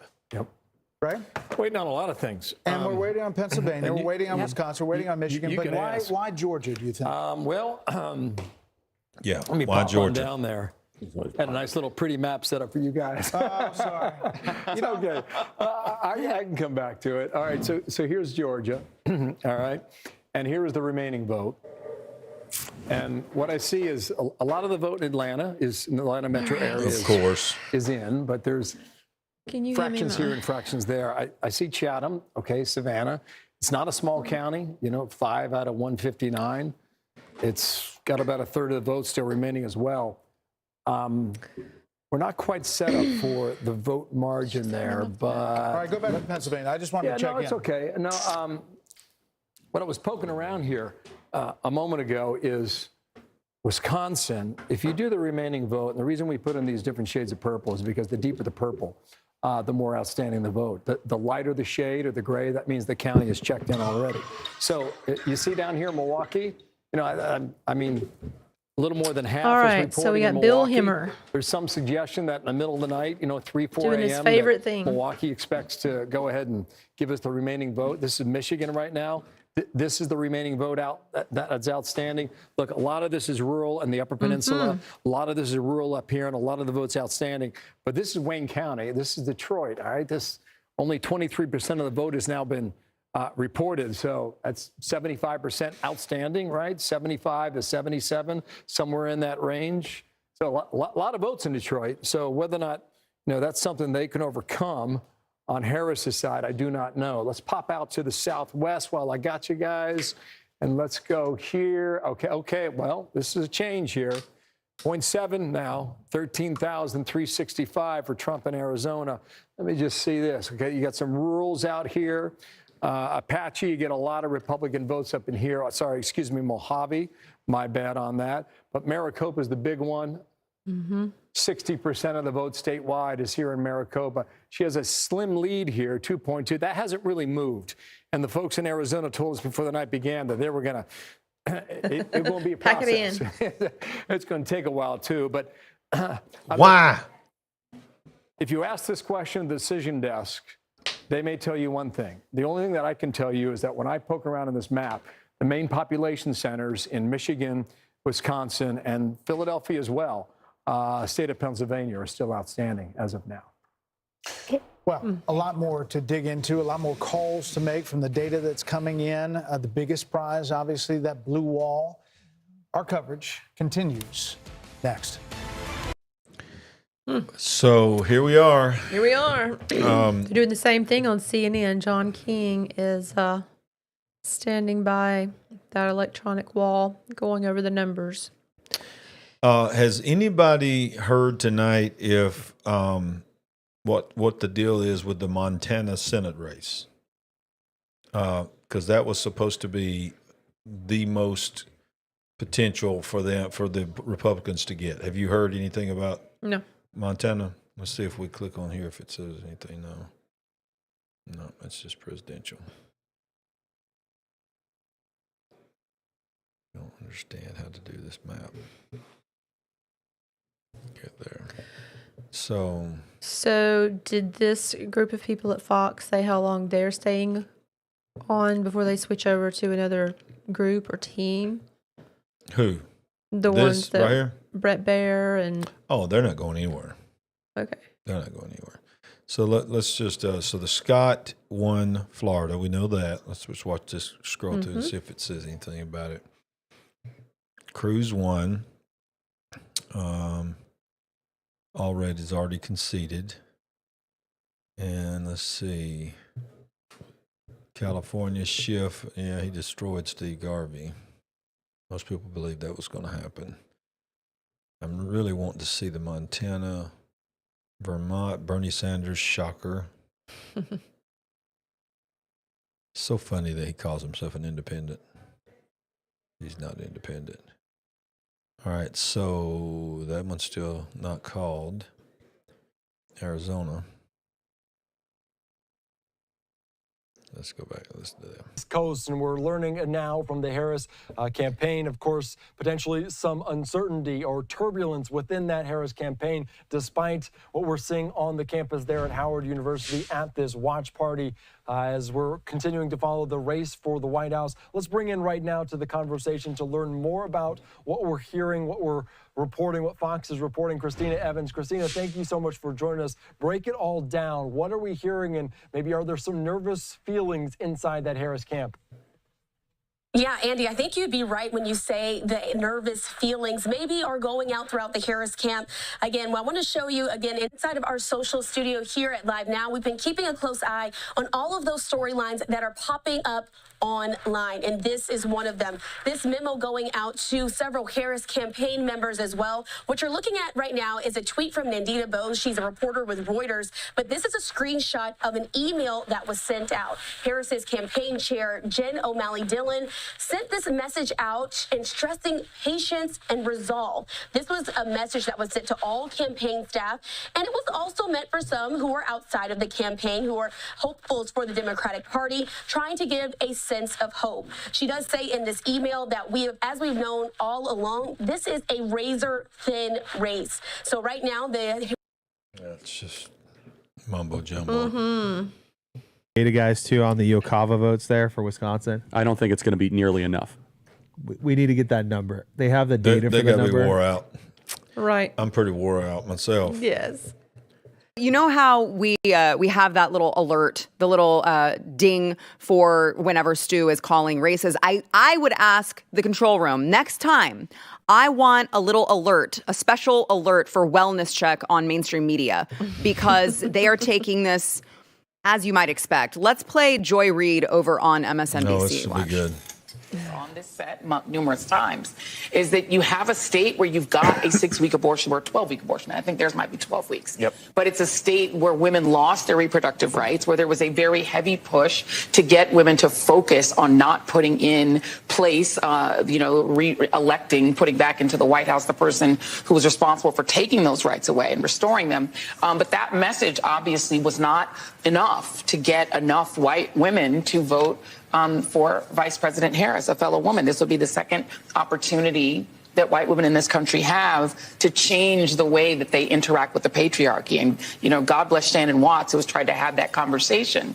But if people aren't receptive to it, and if people vote more, party line or more on race than on gender and on protecting their gender, there's really not much more that you can do but tell people what the risks are and leave it to them to do the right thing. Right, because it couldn't possibly be, guys. It couldn't possibly be that instead of picking race or gender to vote on, they were voting on what they were watching around them. They were voting on the economy. They were voting on their children being less safe because they're watching the Laken Rileys of the world, the Jocelyn Nungareys of the world be murdered in cold blood by illegal immigrants who came here under Joe Biden and Kamala Harris's watch. I mean, the audacity of this woman to claim that white women had an opportunity to change the way that they interact with the patriarchy, and yet they chose to vote based on race rather than gender, is just, these people should never be taken seriously again. I thought we weren't supposed to know what gender is. Exactly. How are you going to vote on gender? Oh, I guess if you think you're a girl, then you still want to vote for the girls, even though you're a guy. Oh, boy. Sandy. 11:30. Help me. Help me. Say something. Help We need some definitive action here. We need something to move. Look at this right here, the AP. We need Pennsylvania to close. Look at the popular vote. Wow. That is opened up. 51.1 to 47.5. 63.2 million versus 58.77 million. That's a big difference in the popular vote. Wow. Look at Georgia. Georgia's still sitting at 93%. They must be done for the night. Do you think they've just gone home? 86%. Pennsylvania's been 80%, 86% for a while. Yeah. All of them. They're all just shut down. Every one of them. Every one of these deciding states, they just shut down. They just stopped counting. Is anyone talking about all or any of these states? Yeah, I think everybody's talking about them, but they're. I mean, has anyone said, okay, yes, they're going home, or they're talking about just pausing, stopping for the night? I haven't heard that for sure. All night. This is what I love about election night. You guys know this. You've got pundits, you've got polls, and on election night, the people speak. And the people here are watching this may be a bright red state where their vote doesn't necessarily matter in the Electoral College, but they're watching their fellow Americans cast ballots on behalf of a candidate they believe in. So a lot of energy. And All right. Somebody said, Pastor Larry, let's have a quick prayer. Yes. Okay. Let's do it.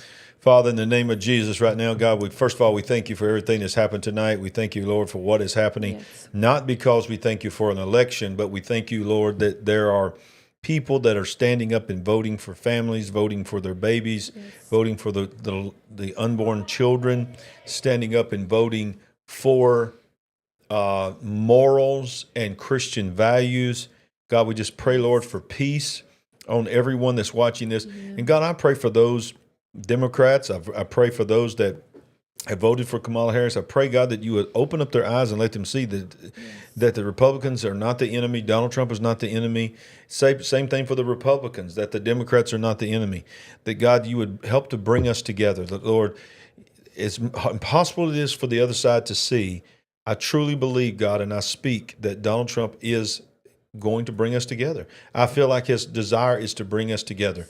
And I believe that's what's going to happen. There will be the forces that we know, the demonic forces that are going to try to bring disorder no matter who wins or loses.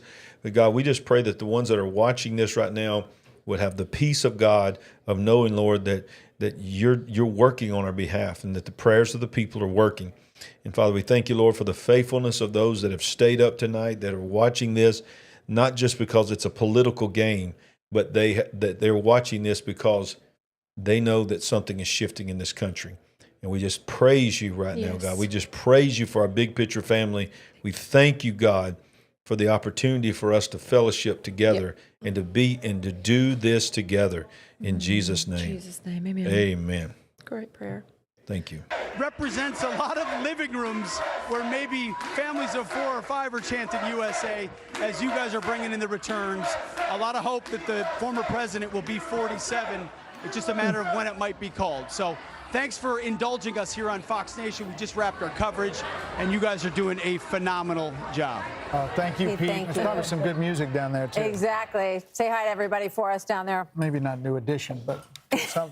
Let's bring in our panel. Welcome back, Karl Rove, Jessica Tarloff, and Sandra Smith, and our regulars to she the ain't right. too happy. Sandra, great job looking into the which one? Fox News voter The analysis. liberal girl on the end. A few things. We haven't really talked about fracking in Pennsylvania as we do wait on results to continue to come in there.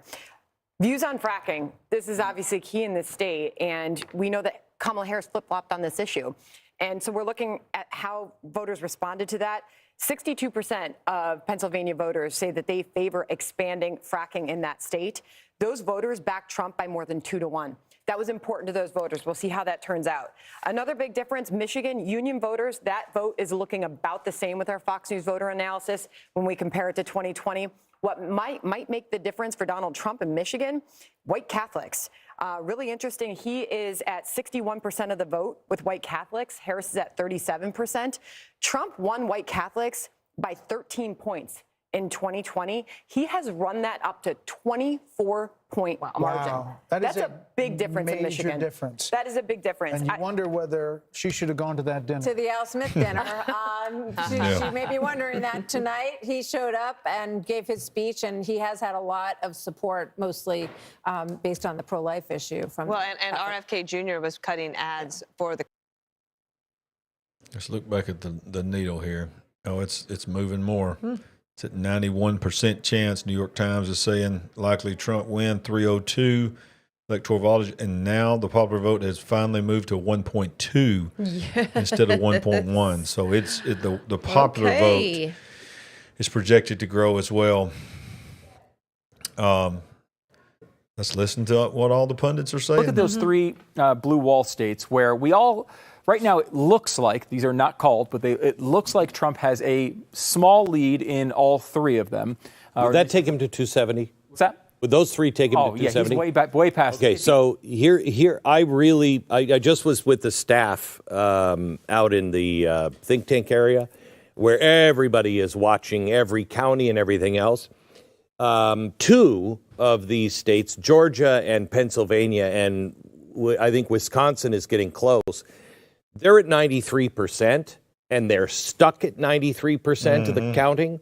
There is no reason. What I think they're doing, I just sent a note to somebody. I think they are stalling on these things because they don't want to say 270. And if they start to say, you know what? It's just too close to call tonight. We're going to start tomorrow. President Trump must declare victory. Really? He needs to declare victory because this is. That's 16 right there. Let's see. All right, we're checking on Georgia. They just moved it to this. Yep, they just projected. Oh. CNN just projected Georgia to be the winner. I mean, him to be the winner of Georgia. So that takes him to 246. Wow. So that's not right. No, that's not right. It hadn't updated yet because see, they still got it striped. It'd be. They just now declared it, so it's not updated 262. Yet. Yeah, it's going to update. What was that about? Can you hear that, guys? Somebody was like so tired but can't sleep if I wanted to. I got you. I feel you. So I have, but the caffeine is going in the opposite direction right now. It's not working. It's Georgia just declared. So they did declare, but okay, Delane, does that take us to 262? But they did not update their total here. Okay, they're declaring it now. I can't show it to you. That gets Trump to 246 according to CNN. 246. Yeah, okay, it gets 246, yeah. 246, 182. Wisconsin and Michigan. Wisconsin's close to getting declared. Yeah, it's at 82%. Wisconsin's at 82%. He's got a 51 to 47.4 lead at 82% in Wisconsin. He's going to win Wisconsin. And Michigan is stuck at 57%. But Glenn Beck was just talking about the fact that Georgia was stuck. It's at 97% now. So let's go back and see what Glenn Beck. I almost wish that Pennsylvania would be the one that put him over because that's where they tried to kill him. Yeah. Exactly. Oh, yeah. That would be so ironic. Yeah, it's now to 93%. New York Times, it's moved to the backside of likely now. It's a 93%. It's a 302 electoral, the 1.2 percentage projected popular vote. Let's go back to Glenn Beck here and see what he was going to say. This is, Sarah just said I'm getting a little flashback PTSD here. There's no reason Georgia hasn't been called. None. Pennsylvania, maybe there's a reason. From what I understand, though, they've counted all of the blue areas, or at least the vast majority of the blue. It's really red remaining. Nate Cohn of the New York Times said that for Kamala to win any of these three states, she would have to surpass Joe Biden's 2020 turnout in Milwaukee, Detroit, and Philadelphia. And it's not going to happen. And she's not. It's not going to happen. She's declare victory, is what he should do. underperforming Biden everywhere. He should absolutely. We are seeing. We are getting close to the time. If they don't declare this pretty soon, we're getting dangerously close to the theft of this election. So this reminds you more of 2020 than it does 2016 when we fell asleep and we woke up to got a blanket. She's covered up in a blanket. If they stop, She's got a blankie out there. All right, listen. It's like when you're watching TV or something. We got to go back to Newsmax because they had Trump at 246 at 10 p.m. And we've just added 16 All right, I think I've lost from Georgia. Newsmax. So we need to get back over there and see what they have, what they're doing. All right, let's see what Newsmax has got. They got 248. See, they'd already called Georgia. So they'd called Georgia hours in ago. theirs. Okay. Yeah, they'd already called it. Okay. So now everybody else is catching up with them. Gotcha. They had already called Georgia. All right, I have to agree with Glenn Beck. I mean, he said the words, there's no reason that Georgia should not be reporting and that we're getting dangerously close. He didn't say to history repeating, but that's what he meant. Yeah. This same scenario. Room would have been like cheerful, like there would have been like a disco ball coming down. Oh, yeah. Glenn would have been doing go-go dancing of some sort. I left my boots at home. He did. Oh, he did. Okay. Yeah. But with this, I feel like the aura of 2020, where like there was so much hope and then it all sort of disappeared. It's sensible to be patient and wait, but it is like the way this night has gone has been considerably better than a lot of people expected, and there's still more ground. We're all in our hunting clothes, and we are going hunting again for the first time with Dick Cheney after he blew somebody's face off. That's what's happening. We're all like, okay, I feel pretty good about this, but there's a look around of just panic, right? Like I feel like there's this like whole, and like this kind of makes sense, right? Like if you really if you look back in your view on the 2020 election, is that? Let's go back to Fox. Where's it at? I can't keep up where I was. I keep closing things out. There it is. Catholic vote in particular in Battleground. Pennsylvania, Bill? Can you hear me? Yeah, I can. Yeah, sorry, they were talking to me. Go ahead. What's How that? come I always talk to you when they're talking to you? Because there's a lot to be said over here. All right. So Pennsylvania we're still looking at, but we're also looking at the national popular vote, which he's currently leading. Yeah, one thing I was looking at here, okay, this is Philadelphia. This is 2016. This is Trump's margin in Philadelphia, 15.5, okay? And he comes back 4 years later. Philadelphia, that's where I mean, it's a Republican running in a blue part of the state. He's just shy of 18. Okay, so where is he tonight? He's almost at 21, okay? So hold on that moment here, okay? What are you doing? There's a reason for this.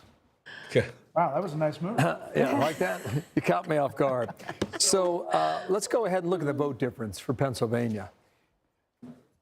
Some things I want to show you right now. Get his little fancy board. You know, we talked about this Democratic march over here, and really, when we talk about the blue wall, here's where we stand right now, okay? Got to reach higher than that. Trump's just shy of 3 percentage points, now ticking down to 2.7.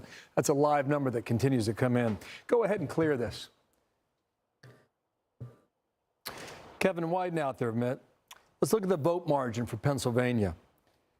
I'm going to show you the blue wall and how, you know, if it's moved every direction for the past 3 decades, this is about showing off toys. Exactly. Stupid. Right, there's 3 counties here. He's like a kid at Christmas. Yeah, I mean, it don't even make sense. People's not following that.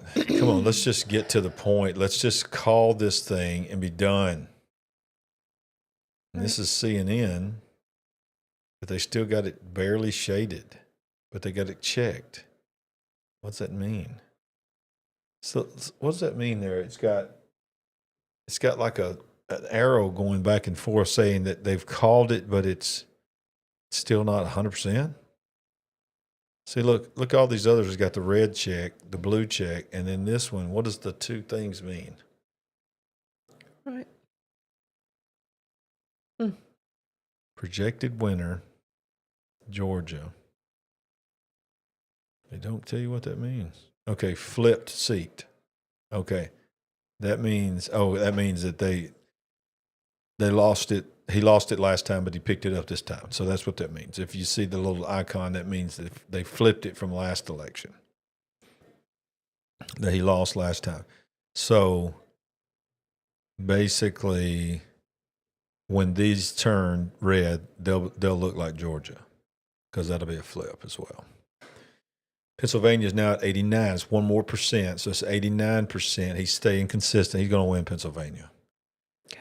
52-46, Michigan 58%. He's probably going to win Michigan, and he's probably going to win Can Wisconsin. we get them to announce that tonight Please. and soon? Please. Nevada's at 11:44 0%. PM. 0. What's up, Nevada? Alaska, 0. Yeah. You gonna make it, babe? Questionable. It's questionable, yeah. It's all questionable. They just announced on CNN that Kamala is done for the night. Her spokesman said, "You will not hear from her tonight. We're still counting votes." Yeah, same, it's a Hillary all over again. And then they dropped 200,000. They got a truck, showed a truck coming in with 200,000 votes in Philadelphia. Just, hey, look what we found. Wow. I don't know if y'all heard any of that, but Kamala is now done for the night. CNN has now announced you will not hear from her tonight. They're still counting votes, so she's going home. Why is that on the screen up there? Uh-oh, we've lost our screen again, like what happened the other night. Oh, no. What? Yep. So this is the screen now. We've lost our teleprompter. Okay. We're froze up on our monitors. Frozen. I mean, our monitors We're gave up. still here. Our monitors are like, I'm not doing this anymore. They're revolting. So y'all can still see this, but our monitors that we were looking at, it's gone now. So, but what we were saying is CNN is now reporting that that Kamala Harris has gone home. She's done for the night. You will not hear from her tonight. They're still counting votes, and just like we reported earlier on X, he said that they're also reporting that a truck just pulled up with tens of thousands of votes in Philadelphia. So here we go. They're not going to call it tonight. They're not going to call it tonight. It's not going to happen. It's just not going to happen. I mean, and I think everybody, Democrat and Republican, knows it should be called tonight. Yes. He should be. He's won the presidency tonight. He's won the Senate. He's won the House. It's been a sweep, but they're not going to give him the satisfaction of it. They want him to wait. They don't want him to. They don't want history to say that this plan that they had failed and they not only lost, but they didn't even get to take the week to count votes like they thought they was going to. They're not going to get their chance. They're not going to let Donald Trump give a speech tonight and win. CNN's main Wallace. Yeah. He said you don't have to be a weatherman to know it's raining. He said she's going to go home tonight. It's over. It's over. Yeah. So what's his first name? Wallace. Used to be on Fox. Used to be on Fox.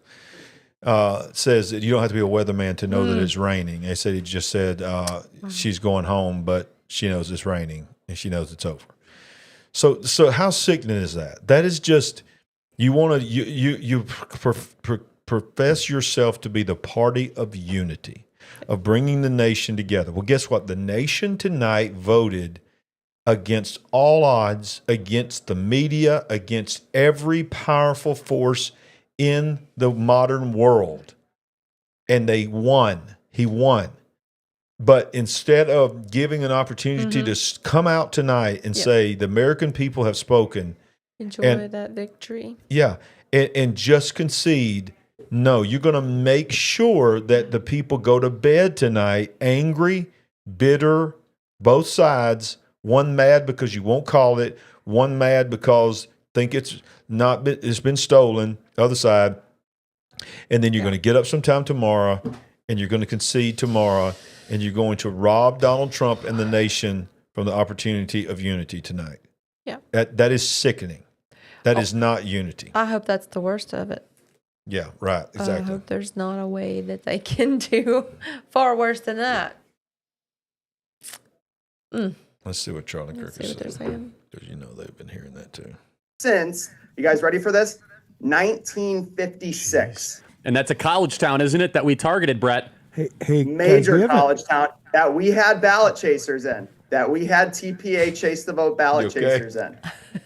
We haven't updated the map, but they've called Maine for Trump. Maine 2. Maine 2. What? So let's give them that. They called Maine for Trump? Okay. They just called Maine for Trump? What? This is live. This is what they're saying. Were, but they're now predicting Pennsylvania for Donald Trump. Very big moment. Okay. Your math is math. Trust the data, right? 88% in Trump's lead.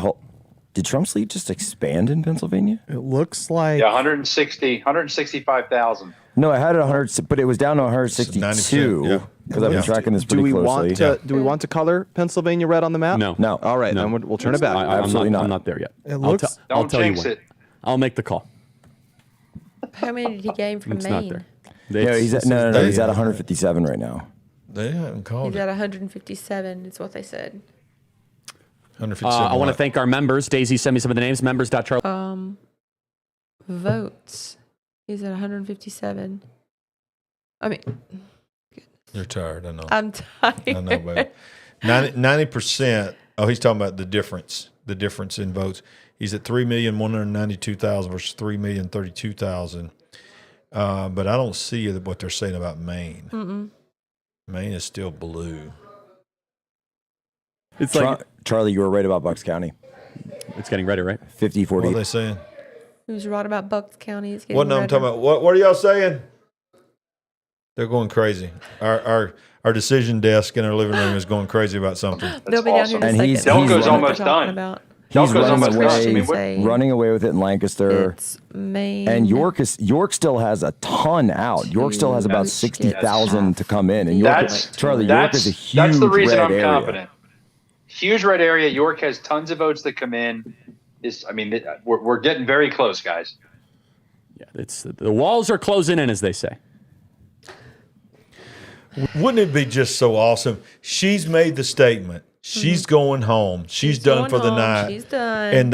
And they called it while she was at home, and he was able to give a celebration speech. I love it. And she was at home and thought she was just going to be able to make him sleep on it. Wow. At Christmas. Well, you would basically,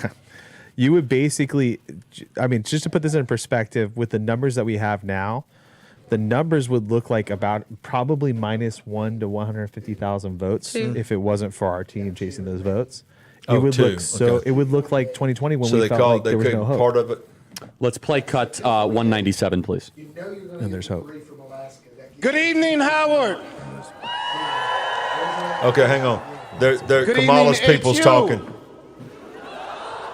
They're telling them to I go want to home. say good evening to all of the Harris campaign, the campaign family. Thank you for all that you have done. Thank you for being here. Tell them to Thank go you home. for believing in the promise of America. We still have votes to count. We still have states that have not been called yet. We will continue overnight to fight to make sure that every vote is counted, that every voice has spoken. So you won't hear from the Vice President tonight, but you will hear from her tomorrow. She will be back here tomorrow to address not only the HU family, not only to address her supporters, but to address the nation. So thank you. We believe in you. May God bless you. May God keep you. And go HU and go Harris. Thank you all. And good night. Oh my gosh. Okay. what are That's they going to go up say? with Podesta. That guy's right up there with Podesta. That's Podesta. Remember Podesta? By the way, Montgomery County, Cliff, we're getting some numbers out of Montgomery County. It was 62-36 in 2020. It's now 60-38. Yeah, and I think, listen, these 60. numbers continue to cannibalize. 60-38. I'm telling you, they're getting redder, not bluer, in the areas she needs to get votes. So that's day of. That's Yes, all day of I'm coming telling in. you. 62. And when we're it was seeing day of 60, votes, 38. once again, listen, we're not talking about her needing to make up 5,000 votes, okay? Right now, she's got to make up 140, 130. I mean, she's got to make up 6 figures in votes. 86% And Charlie, it's just not chance there. of winning Pennsylvania. It's just not there. We've got the numbers. They're at 86% chance. Philadelphia's of at 90% in. Joy Reid is already blaming men. I will take the blame, Joy. Yes, by the way, that's actually right. That's 100% right. As soon as hold on a second. She went after me by name. Joy Reid is blaming men. Wow. He said she went after me by name. So look, let's go back to Fox News. Y'all, am I still making sense? Barely. Am I slurring my words? How do you know what dope smells like? And she's like, what are they talking about? They're delirious too. What's Okay, this? Oh, who's this this? is a senator, I think. Okay, yeah, we're not going to watch this. I want to go back to Fox News here. The more we got, the more that didn't seem to be the case. It seemed like he was basically hitting what we thought he would hit. I mean, we've got the brain here. Did anybody else have a question for Darren? Brad? I'm curious about immigration and what you've seen in terms of how much that played into the votes in some of these states. Well, I think All right, so the sickening thing is everybody on every channel pro-Trump and anti-Trump are all talking right now that it's over. They're all proclaiming basically that he is the president, but yet we can't call him the president. No. That is just not right. No. Do you think Trump will come out? No. Okay. No, I don't. Because he's at this point, he wants to take the high road. He does not want to give them fodder to say, why did you do that? Why didn't you just wait one more night? No. Think about all that he's had to endure. He can endure this. He's going to be the president. Yeah.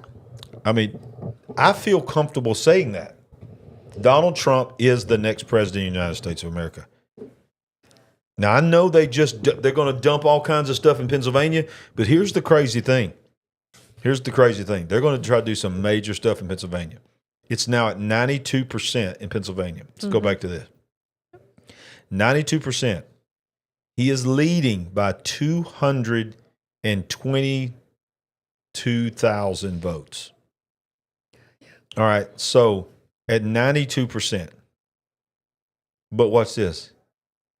He is leading in Wisconsin 51 to 47% with 86% in. Leading by 110, almost 111,000 votes in Wisconsin. In Michigan, 62% is in. He is leading by over 210,000 votes. So it's like, even if they try to mess up, I don't even think they could dump enough to catch him in Pennsylvania. But if they somehow flip Pennsylvania, I think he's going to win Wisconsin and Michigan. I definitely hope so. If they have thousands and thousands of ballots that are going to need to be counted, we just need to gain Pennsylvania. Yeah. Take that out of play. Remove any opportunity for any impropriety. Obviously, it would take more than that for her, but a little frustrated here. Okay. I was wanting this to be wrapped up by midnight or 1 a.m. Look at this. This is on MSNBC. In Pennsylvania, MSNBC says another 50,000 ballot drops will be announced in 9 minutes. While on air, possible new ballots just arrived. Look at that truck. Mm-hmm. They're showing an image of a truck of 50,000 plus ballots showing up. Yeah. Unbelievable. This is unbelievable. Right before our eyes. They don't care. Yeah.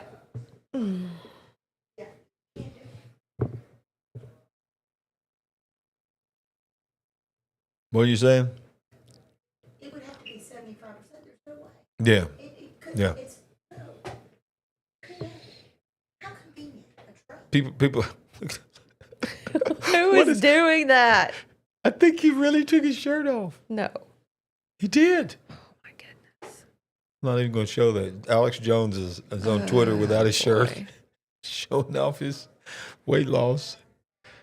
Oh God. This is great. Okay, here let's go. Let's watch a little bit of this. Let's get a little comedy relief. You want to see some Joy Reid again?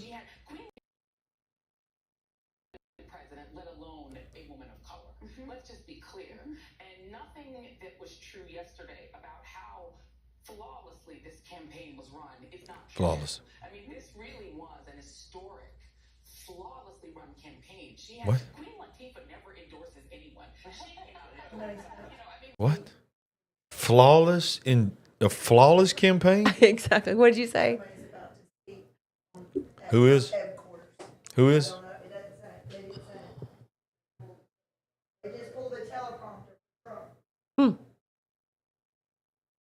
Okay. Okay. Waiting to see if the former president shows up here tonight and perhaps gives a victory speech. Back to you. Well, Aisha, thanks. Thank you very much. Cough drop. We'll head back there. If the Can you wait a little bit longer? Is about to Can you make it and speak there. So Coffee. we're going to keep a close eye on that. 1 a.m. in New York. All right. Polls have just closed in Alaska. Yay! The Fox News decision desk says it is too early to call. Trump has a lead in our Fox News voter analysis, so we will get you back to Alaska when we have a little more. Alaska! It's just closed. Finally. To 216, the Electoral College map. We are waiting on the blue wall, which could be a red wall. You just heard from Darren Shaw. I think that data and the way he laid it out there and their decision making really kind of lifts the curtain to how these guys operate. Based on our Fox News voter analysis, which again was 120,000 voters, that a rolling poll, and then the raw vote total that they came in. Alex Hoff is in Pennsylvania. We'll check in on the ground there. Alexandria. Yeah. Hey, good to be with you. Yeah, the crowd here in Bucks County, they are excited by some trends they are seeing, not necessarily expecting the result tonight. Pennsylvania's results and the count is historically slow. It took 4 days in 2020, but the Commonwealth Secretary does believe that it's going to be faster this time. New technology, more training will come into all this. Now, looking at Philadelphia, both the Trump and the Harris campaign. Oh, my goodness. I thought she was going to say something. Thought she was going to say something. Okay. Somebody say something. Here's what I'm waiting for, Steve. I am waiting for somebody with either Stu and his staff or the people in the think tank right now that are crunching the numbers.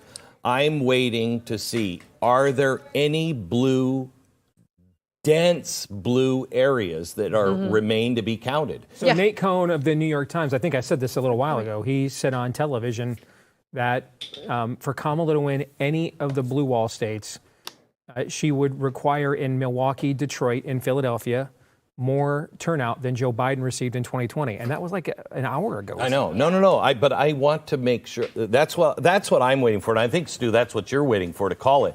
Is you want to make sure that there are no blue pockets that they could pull out. If they have counted the Philadelphia and Florida, Pittsburgh. Mar-a-Lago, but just look at this. I'm going to go ahead and use the slide bar and just, 8 years ago when he's running against Hillary Clinton. Talking about this New is York? his margin in New York, all right? 37.5 compared to. No, I don't want to hear about Very likely that Trump wins the entire election. So. Okay, good. Let me go to Hillary. Hillary, what are people saying online? Well, so you've heard what we've said here in the studio. We do want to know what you at home think. And so we asked you, do you think that Trump... Who cares? Somebody tell me some substance. 2020. So it's a very critical state. It's a state that Vice President Harris spent 2 days just simply going around the state, going from event to event. They spent an inordinate amount of time trying to muster. I need some chicken or something. I think they viewed it as absolutely critical. It doesn't mean that it's necessarily decisive, but the fact that they've lost North Carolina, All right, Charlie Kirk, it's on you. Tell me something. That they've been measuring all night.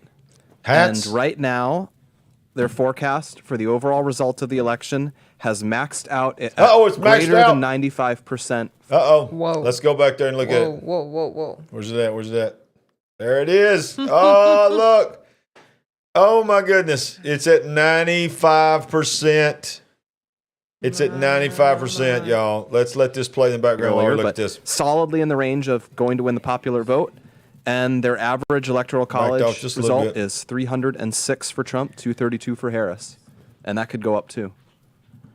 Wow. Well, they said Maricopa's incoming. Did they mean this century or what did they? I mean, this is time for the next election. When they said that Maricopa's incoming, they meant at Stephen Richer pace, which actually it actually incidentally turns out that Stephen Richer moves slower than Helen Purcell, who's like 92 years old and was the last good recorder that we had before all these changes started happening. Although I do blame her a little bit because she instituted some of the changes that led us down the Adrian Fontes path, and then now to where we are with Stephen Richer. It's a long story. We'll spend a whole time talking about all the things that are screwed up in Maricopa County and how Justin Heap's going to fix them. Not right now. Yeah. No. I know, not right now. I'm just saying we got to get through this election, got to win, and then we'll talk about all the things that are messed up. All right, Pennsylvania and how right you can now. avoid them yourself.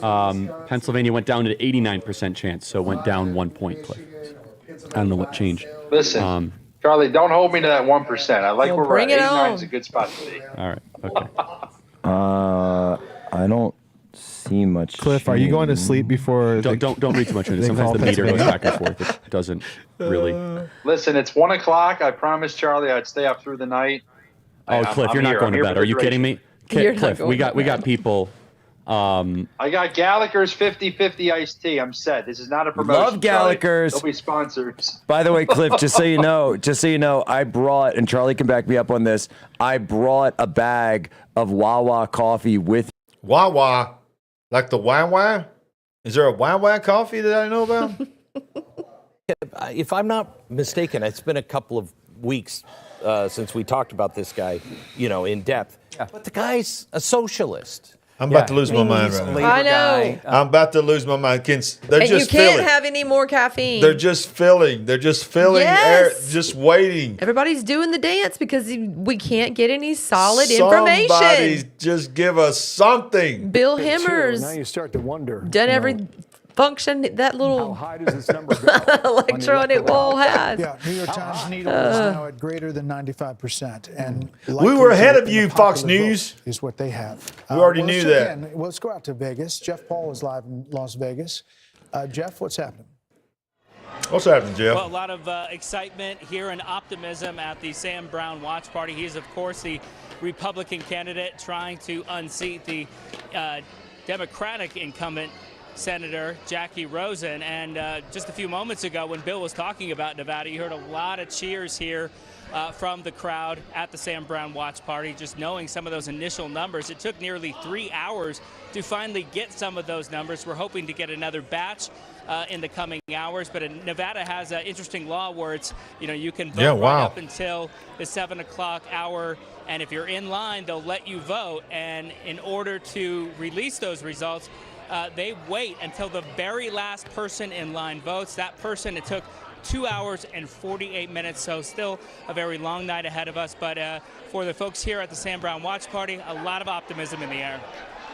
All right, Jeff Paul in Las Vegas. Jeff, thanks. So our panel is still with us. And we have some new folks that are here as well. Kevin McCarthy's joining us. What time did they start? Do you know? Juan Williams I have is no here. idea. Great to have all of you with us. Kevin McCarthy, let me start with you. Give us an update on what your overall take on the night so far. I gotta stretch. And then maybe drill down on some of what you're seeing in these House situations We'll as well. listen in to The Martha. Senate Republicans did an extraordinary Kevin. job. They surpassed all expectations. President Trump is on his way.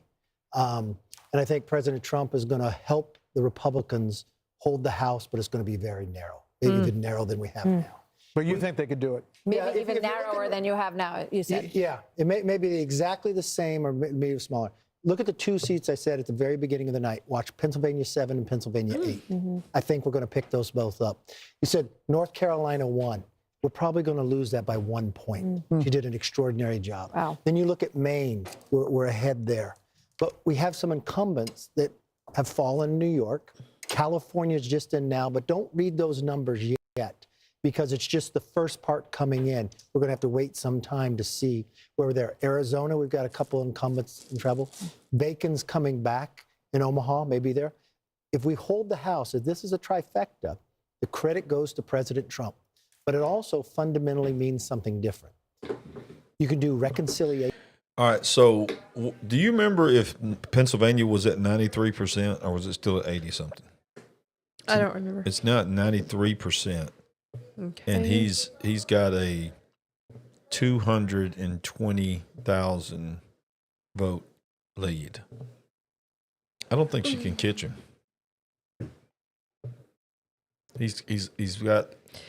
I think he's going to sweep the blue wall. I really do. I hope so. And maybe that's why she went ahead and said goodnight to everyone. Maybe they absolutely know more than what we can see and know, and they just want to go on home. Look at Michigan's numbers. Somebody say, let me see. Michigan's numbers, 61% in, 52-45. I mean, that's a sizable lead. Yes. 61%. But I'm telling you, he's going to win all three of these. I hope so. He's going to win Pennsylvania. It's at 90%, 91% on another one. He's going to win Pennsylvania. It's going to end up being a landslide. I mean, he's going to have the popular vote. He's going to have over 300 electoral votes. That is a legitimate landslide. A landslide. Uh-oh, what is this? That's going to get started at this point, but it's just one of the stories that we continue to follow here. And so while we wait for this to get underway, let's kind of backtrack a little bit and Trump talk about to what we speak have to seen supporters throughout gathered these in West last Palm Beach. several hours. So to do that, I would like to bring into the conversation once again my colleague and friend here. Okay, let's see. So Trump is going to speak. Right. Look good. You've asked me a year ago if we would go all in. There's You guys have Tucker been Carlson. our top partner. Tucker Carlson's coming into the place right now. Jack Posobiec here, another patriot who's been all in, working the ground. I'm going to tell you this. I think it's time, and if we call it, it's the White House. We're No at 251 pressure. right now, Charlie. Yeah, I don't know. He's Jack, what am I scared. missing? He's scared. He's scared. I mean, look, it's so Detroit is going to Detroit. Philadelphia, there's many things that Bob Brady can do. He talked about high turnout. We didn't see that high turnout in Philadelphia, but he could be referring to something. I mean, I can speculate, but you know, it still just doesn't fit the math. It just doesn't fit the math that there would be that many provisional ballots out. It doesn't fit the math that there would be that many excess ballots out. I don't see it. No, I'm just not. I mean, I could speculate as to all these other things that might happen, but I just don't think there are. I'm not seeing it. And for that matter, like in Wisconsin, you have 87% in, Trump up 4. So you're thinking they've got to win by 36% or so on what's outstanding to flip it. Well, what's outstanding? Well, you have half of Racine County. Hang on. Oh, are you going for the night? Possibly. Okay, I just want to. Definitely stretch I want to my give legs. you your true appreciation if you're going for the night. Okay, well, I got to stretch my legs. All right, she may be back, she may not. I'm not going anywhere right now, y'all, because I believe we about to get a call. How long are you committed? Comparison to I don't know. 4 years ago, where then we're waiting on all of Milwaukee's early vote to just drop, and that was it. Yeah. And so that's another one where you have random counties in the northern part of the state that aren't in yet. Where do they get those votes? There was only one more rural that potentially had votes left on the table for Kamala. It was St. Croix County, which is essentially a suburb of Minneapolis. They just finished reporting. Trump won that county with 58% of the vote, or 59% of the vote, and Hovde won it with 58% of the vote. So, I mean, that pretty much takes that last rural county that could have been on the table for her. So Cliff, is there anything in this provisional thing? Do you know the provisional count statewide? No. So I'm seeing people in the live chat, and I saw it in X as well, that the RNC is supposedly threatening to sue Pennsylvania if they do not finish counting tonight. Oh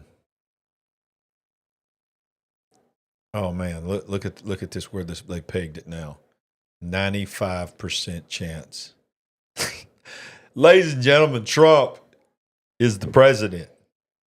Donald Trump has won the presidency.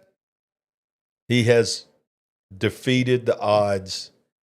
They tried to kill him. They tried to put him in jail. They tried to destroy his business. They've literally tried to destroy this man and his family. And he has won the presidency again. It's a formality now. He is going to have well over 300 electoral votes. He is going to majorly win the popular vote. He is going to win a mandate. Look at that. There ain't much more room for that needle to go. We have been a part of history together tonight. Donald Trump is going to be the president. And he is going to speak tonight. And he's going to say something. They're gathering right now. They're showing this in the bottom right-hand corner. They're waiting for Donald Trump to speak. And we just saw a video of Tucker Carlson, probably Elon Musk. A bunch of them are in the room. Dare I ask the question? Without a concession from Kamala Harris, will he declare victory? Will he hint at victory? My prediction is he will be sly like he normally is. He will imply victory, but he will not openly say that. I may be wrong. I hope I'm wrong. Because it ain't right that Kamala Harris, she knows this. Their team knows this. There is no way for her to win now, except for to the obvious way that I think we all know. There's RFK. I see RFK Jr. there. They're all coming in the room for something big, and that's why we're not going anywhere. I know it is now Wednesday morning, but something big is about to go down. And it's just not right that she did what she did. Going home, shutting it down. It's just simply to deny him that concession speech on election night. No one expected this to be this obvious on election night. But here we are. Pennsylvania is at 90% still. 251 Newsmax got them at 251 now. Let's see what's happening on X here. Breaking news, Donald Trump is leaving Mar-a-Lago to his victory headquarters in West Palm Beach in what appears to be a declaration of victory. This comes minutes after Kamala Harris' campaign confirmed the vice president will not be speaking tonight. Wow. So, is he getting ready to give a... Maybe I'm wrong. Hope I am wrong. Looks like he's getting ready to give a victory speech. Some people are speculating. This is historic. Let's see what they're saying here on CNN. About a 10-minute drive over. But we are now hearing from sources that Donald Trump is making plans to come over here. Obviously, they have to prepare the motorcade for him to get in to take about a 10-minute drive over here where the convention center is. But, Jake, that is a sign of how good the Trump campaign is feeling based on the numbers that John King just read there, that Donald Trump is preparing to come over here. He said earlier he had no speech planned. We'll see what he says when he's here. Kristen Holmes, we've been watching. But we are now hearing from sources that... Wow. While trucks of ballots are showing up. Look at that. Crazy. Insane. CNN's Van Jones on the verge of tears, saying trans kids' faces are being used as springboards. These people are sick. I hear what you're saying, and I do see it differently because I'm thinking about the people who are not a part of anybody's elite who are hurting tonight. There are African-American women who know a little bit about being talked down to and know a little bit about having their economic dreams crushed, who tried to dream a big dream over the past couple of months. And tonight they're trading in a lot of hope for a lot of hurt. And they were hoping that maybe this time, one of their own could be seen as worth. Van Jones, your platform was the worship of the fallen god Moloch and the sacrifice of children. That's the platform. That's why you had so many people, men and women, vote against your candidate, because it was all about the ability to have no consequence sex. Do whatever you want to do. It's all about that. Let's just tell the truth. And once again, they're facing rejection. And that hurts. What? Fox News just called Pennsylvania. What? Okay, I'm watching it right now. Fox News just called Pennsylvania. It's vanished. This is historic. Everything It's over. was about Pennsylvania. Everything from the beginning was about Pennsylvania. Now, former President Trump will win the state of Pennsylvania, and we can make that call, the 19 electoral votes. Wow. That puts him at 267, not officially over the 270, but the Wow. path that it takes to get to 270, he is well on his way to becoming the 47th He president is of the about United to States. give a victory And speech, what y'all. We is ain't going to nowhere. be, the biggest political phoenix from the ashes story that we have ever seen, ever. I mean, I'm going Ever. to say it's more than Grover Cleveland in 1892. Yeah, I don't think that Grover Cleveland was not the subject of a Russia investigation, 2 Right. impeachments, 2 assassination attempts. Indictments. They have indictments, 91 indictments, convictions, and there is almost nothing that hasn't been thrown at this former president. And his tenacity in wanting Wow. to go back and run again, which he announced immediately after he lost in 2020. This is a huge historic moment in the United States of America. Unreal. As the former President Trump is They're going closing crazy. in with just a few electoral votes away now from clinching 270 Wow. as Pennsylvania is called for Donald Trump. We're looking live, 1:21 a.m. in the morning at Trump headquarters. The cheers coming up. We're told the former president is there, as well as J.D. Vance, Senator J.D. Vance. They are getting ready to hear from former President Donald Trump. Again, at 267, not there yet, but looking at where that vote is in Wisconsin, where the vote is in Michigan, where the vote is in Nevada and in Arizona. There is no path, Britt Hume, for Vice President Harris, and just 30,000 feet. What this means. Well, I'm old enough to remember when Richard Nixon was declared dead in 1962. Remember the famous speech he said, "You don't have Nixon to kick around anymore." No one could imagine after that failed race for governor that he could have come back in 1968 and been elected president. That was a hell of a comeback. This, to my eye, was a man who was faced with many more slings and arrows than Nixon had been at that time, hated though he was by the Democrats. This surmounts that. This is an extraordinary comeback. Dana. He campaigned so energetically, ruthlessly, fiercely, and with more joy than Kamala Harris. And it was so clear that Joe Biden was not going to be able to go the distance. If Joe Biden were still on the ticket tonight, who knows what tonight might have even looked like. That he has been able That's to going to be a accomplish victory this speech. Yeah. is nothing Oh, short I'm of seeing all astonishing the and people amazing. that's And coming in the also I think room. about Susie RFK, Wiles, who's his campaign Elon manager, Musk, they're all in the room. It's very the victory quiet, speech. does He's not about. like the limelight. Chris Lasavita, Yeah. who works on it. All of those It's a people who work so landslide. hard It's a and stuck landslide by victory. Trump, It is a no matter historic. what was said They're saying about on Fox him, they News were right now, called every the name greatest in the book, history of the including world. Hitler and I mean, Nazis, it's just and like they came through. The other he's thing literally. that's I'm on not my going mind anywhere is now. I don't care what time it is. We're going to cover closing, this speech. Rally, Oprah Winfrey said that if Donald Trump is elected again, basically you can just write America off. Like America's just going to fall apart. That's obviously not true, although I'll be surprised tomorrow if there's a big line at JFK of Hollywood celebrities leaving the country as they said they were going to.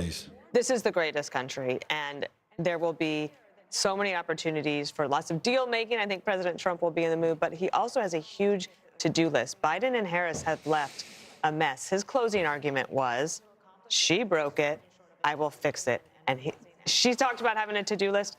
He's got a big to-do list, but he thrives on it. And you saw that through the whole campaign. He is, I think, enthusiastic about doing the job of being President Harold. And it is just an absolutely remarkable. I think if you wrote this as a movie script, people would say, this could never happen in the United States of America. He's a single, I've said this before, he's the single greatest political athlete I've ever seen. And tonight he proved why. There were moments in the campaign where I thought he said some things and did some things that I didn't quite understand, that I thought maybe detracted from that. But tonight, obviously, proves that too. He also ran a traditional campaign. He connected with voters on issues. He talked about the things that mattered most to voters. And Democrats said he didn't talk about them in the most full-throated way, he didn't talk about it in the most wholesome way, didn't talk about it in the most comprehensive way, but he connected with voters. I would urge my party tonight, if indeed I think he's almost at 270, we'll declare it here shortly once Alaska comes in. Wow. Don't write off the American people. And thought about that. Let us not be critical of people for voting for President Trump. He did something we didn't do in this campaign. We had to reevaluate, reassess. Well, I didn't think about that. So he just made a good point. When Alaska comes in, it's going to put him over 270. It's going to put him at 270. Wow. That's without Michigan, without Wisconsin. When Alaska comes in, he's the president officially. He's already the president, but it's going to be official. Hard to understand how some in the mainstream media are going to take this, because it was so over the top one way that they thought it was done. There was a landslide prediction from a lot in the media that she was going to have the landslide. It looks like when he's going to have the Alaska comes landslide in, that's it. Yeah, it's truly remarkable. The revolution rolls on, and this is not just a victory for the White House tonight, but also this is the end of the old Republican Party, which of course Donald Trump took on. That was the first thing that he did. The very first thing that he did in 2015 was take on the old Republican Party. He has completely reshaped the Republican Party. The Republican Party is no longer doesn't stand for a lot of the things that it stood for before. He has made it a far more middle class, working class, a far more practical party, I think probably a far more durable party, and he's figured out how to win with that. And you can't help but think that with this victory, in 4 years from now, he's going to have the mantle that he can hand to the next Republican. So I don't know how Republicans ever go back to the old party that they were. But it is truly extraordinary, and it is all by the force of one guy, one man who had the fortitude, the strength, the vision, the refusal to accept anything. All of the experts counting him out, and he just kept on fighting and fighting and fighting. Charlie, it would have been one thing for him to come back from a single defeat to be elected again. But when you think about it, he came back from a series of them. I mean, his party lost in the midterm in his term. 2018. They lost in 2018. They lost the presidential election in 2020, and they had a major disappointment in 2022. Which one might have thought after all that the party wouldn't turn to him again, and yet in the face of that, plus all the things that Martha enumerated, the indictment. And ladies and gentlemen, I want to remind you, we're gonna stay here. We're gonna watch Trump's speech. They're all gathering. All of the inside people are there. But I want to remind you also that they're going to hold on to the House. Many are predicting that it will not be by much, but they are going to have the House. Not near as enough of a buffer that they needed. And they have taken the Senate. Last count that I've seen that they have, it looks like Tim Shealy is going to either took it. Did he take it? Did he get the Montana? I'm not sure. But it looks like right now they're at 51.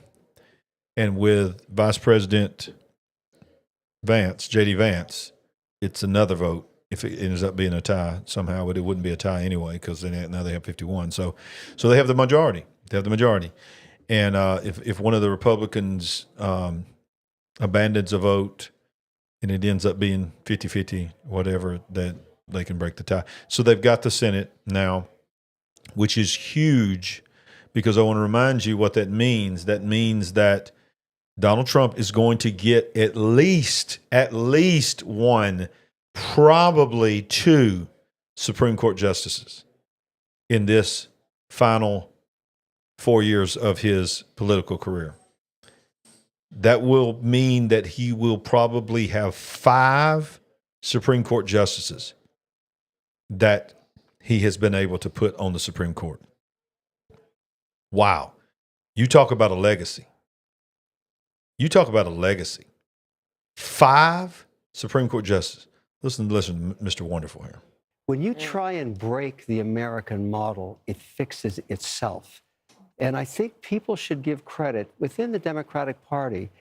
Donald Trump saved them tonight, too, because they're going to have to take a spatula to these policies and bring it back to the center over the next 4 years and, in a way, reset. And we talked about this earlier, but he saved entrepreneurship.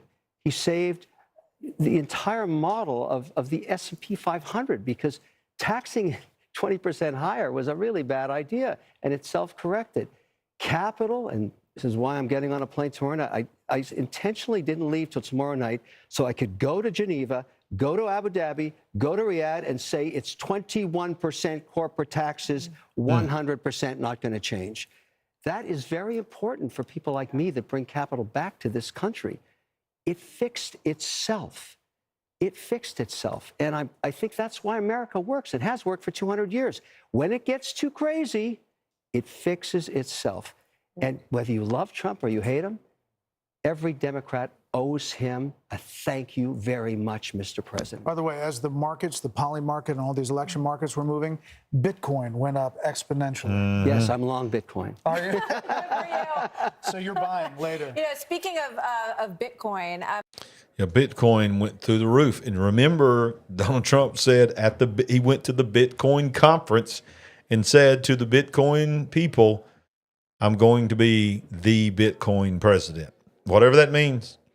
I don't know Bitcoin that much, but apparently it was a big deal because Bitcoin just went through the roof. Keep in mind, y'all, we're about to have an administration that is going to have RFK Jr., Elon Musk. I would not be surprised. It would be a step down for him as far as influence.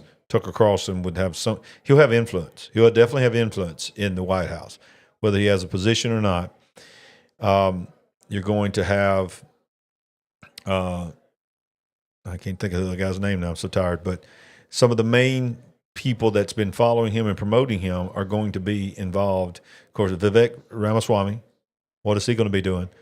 I mean, you're going to have, what's her name, that just came over from the Democratic Party. Like I said, I'm tired. I can't think of her name right now. But thank you. We have so many. Let me take this time right here while we're waiting on Donald Trump. Y'all have blown my mind tonight. And it's all the way on the other side, so I can't hardly see it. Let me pull it over here so I can see it. I want to thank all these people that gave Super Chats tonight. Y'all, this is incredible. And some of you gave more than one. Julie Bratcher, Fernbirds, Julie Bratcher again, Michelle Clark, Fernbirds again, Yali Knock, Roxanne Murray, Jenny Warren, Anita Sibley, Fernbirds again, Fernbirds, look at you, Tammy Price, Fernbirds again, Saul, Jose, X Words of Wisdom X, and Samuel 874 all gave Super Chats tonight. Y'all, that is such a blessing. Thank you so much for the Super Chats tonight. So, are y'all going to stay with me? How many's going to stay with me? How many's going to stay to the end? We've been here now. Is that for real? We've been here 6.5 hours already. I've been doing a show for 6.5 hours. What in the world? Am I awake? Am I dreaming? What is happening now? Oh, my goodness. I don't want to quarrel about that. All I want is going forward. I agree with you. I want the country to be great. What? And I hope that What? What are you saying? Oh, okay. About this, the unity and you did. Past presidents and past. I'm so tired. That's not something that happened. This is a big speech, Brett, for former President Trump as he gets. To deliver this in front of a crowd. We're having a conversation. The whole world's watching our conversation. Are you working tomorrow? And everything that's okay, been said. good, The smart. fascism, all of the things we Smart. talked about tonight. But this All right, so come on, Trump. is Let's make actually this the speech. to reach out. It's an opportunity if he chooses to do that, but it's also 1:30 in the morning. Yeah. So Yeah. you got to Yeah, I wonder know how many you're people are alive to hear. Oh, they're there. And he's definitely a lot of people are still The up. question is how much of the national TV audience. I bet they're still in. You know, I think back at the moment in Iowa at the beginning of this process, Yeah, Brett, when we were in a town hall with him, bless you, Brett, and he, you know, we asked him about all of this revenge stuff and that he was going to want retribution, and this is what everyone heard. And there were times when he had language that was that matched that, but he said that he wanted success to be his revenge, and that he wanted a successful America. And I would imagine that we're going to hear something along those lines tonight, but we'll see. Brett, you wrote in your piece, you quoted one of those great old Republican presidents, H.W. Bush, who said that a campaign is a disagreement and an election is a decision. And decisions clear the way for harmony and peace. You know, maybe But listen, there are a lot of Thanksgiving tables that people are still going to have hard feelings after this election, more than any other election. I have one of them. And if you know, passing the Brussels sprouts is not going to be as easy. All right, here's what I'm going to do. Here's what I'm going to do until we get Trump. I'm going to pull my comments over here so I can see these comments, and I'm going to read some of y'all's comments. Yeah, people starting to say getting goofy. I'm going to sort of, Anthony, what are you still doing up? What in the world? You just not getting up going to work? Oh my goodness. Let's see. No, that was a long time ago. I got to scroll down here. Okay. All right. Somebody saying we're staying with you, staying put. Thank you. Let's see. Cast out all evil from the White House before Trump and family lives there. Staying with you. God bless you. He probably doesn't go to bed before 2 a.m. Yeah. Staying. I'm not a quitter. Okay, guys. Home straight. We see the finish line. Somebody better call Nancy Pelosi an Uber because you know she can't drive tonight. Oh, that's good, Greg. Christian McCurry, let's see. I'll get to tell my kids about this evening one day when they ask me why America went stupid. If I'm excited with Trump winning this election, imagine the return of Jesus. Come on, somebody. That's what I'm talking about. Me and my dad are up with you, Pastor. Thank you, Justin. That's awesome. Float Daddy. I had a late night snack of tortilla chips.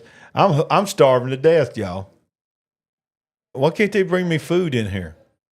They could bring me food. They could bring me some chips and salsa and a sweet tea. Are y'all watching me in there? I know you're on a delay, but I'd like some chips and salsa and some sweet tea delivered to the desk. Zane McCurry, I'm the only one, but I am making it. Okay. Yep, that's right. Everybody else done knocked out. So I'm glad I watched this with you. Minnesota's been declared for Kamala. Closer than probably she thought it was going to be. Let's see. Unbelievable. Great work. Thank you. Y'all, I didn't know what I was doing. I've never done anything like this in my life. This was, I just decided to do this, and a lot of folks have quit tonight, but we didn't quit. Like Trump, we just didn't quit.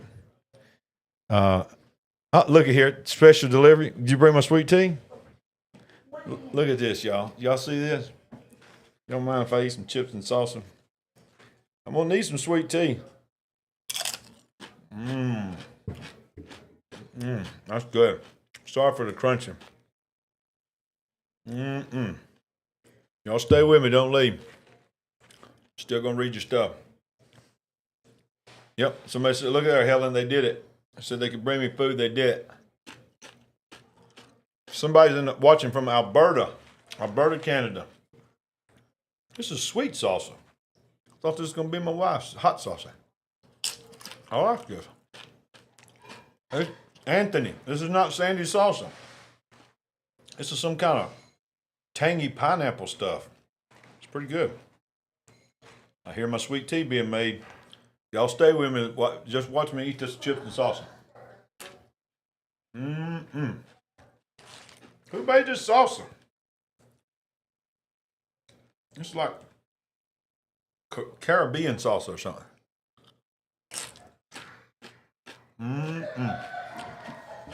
Chow down, brother. I'm doing it, Jordan. There's a I'm in trouble. I just forgot. I'm in trouble. Hawaii went to Trump. What? Where's my wife? She asleep? Thank you.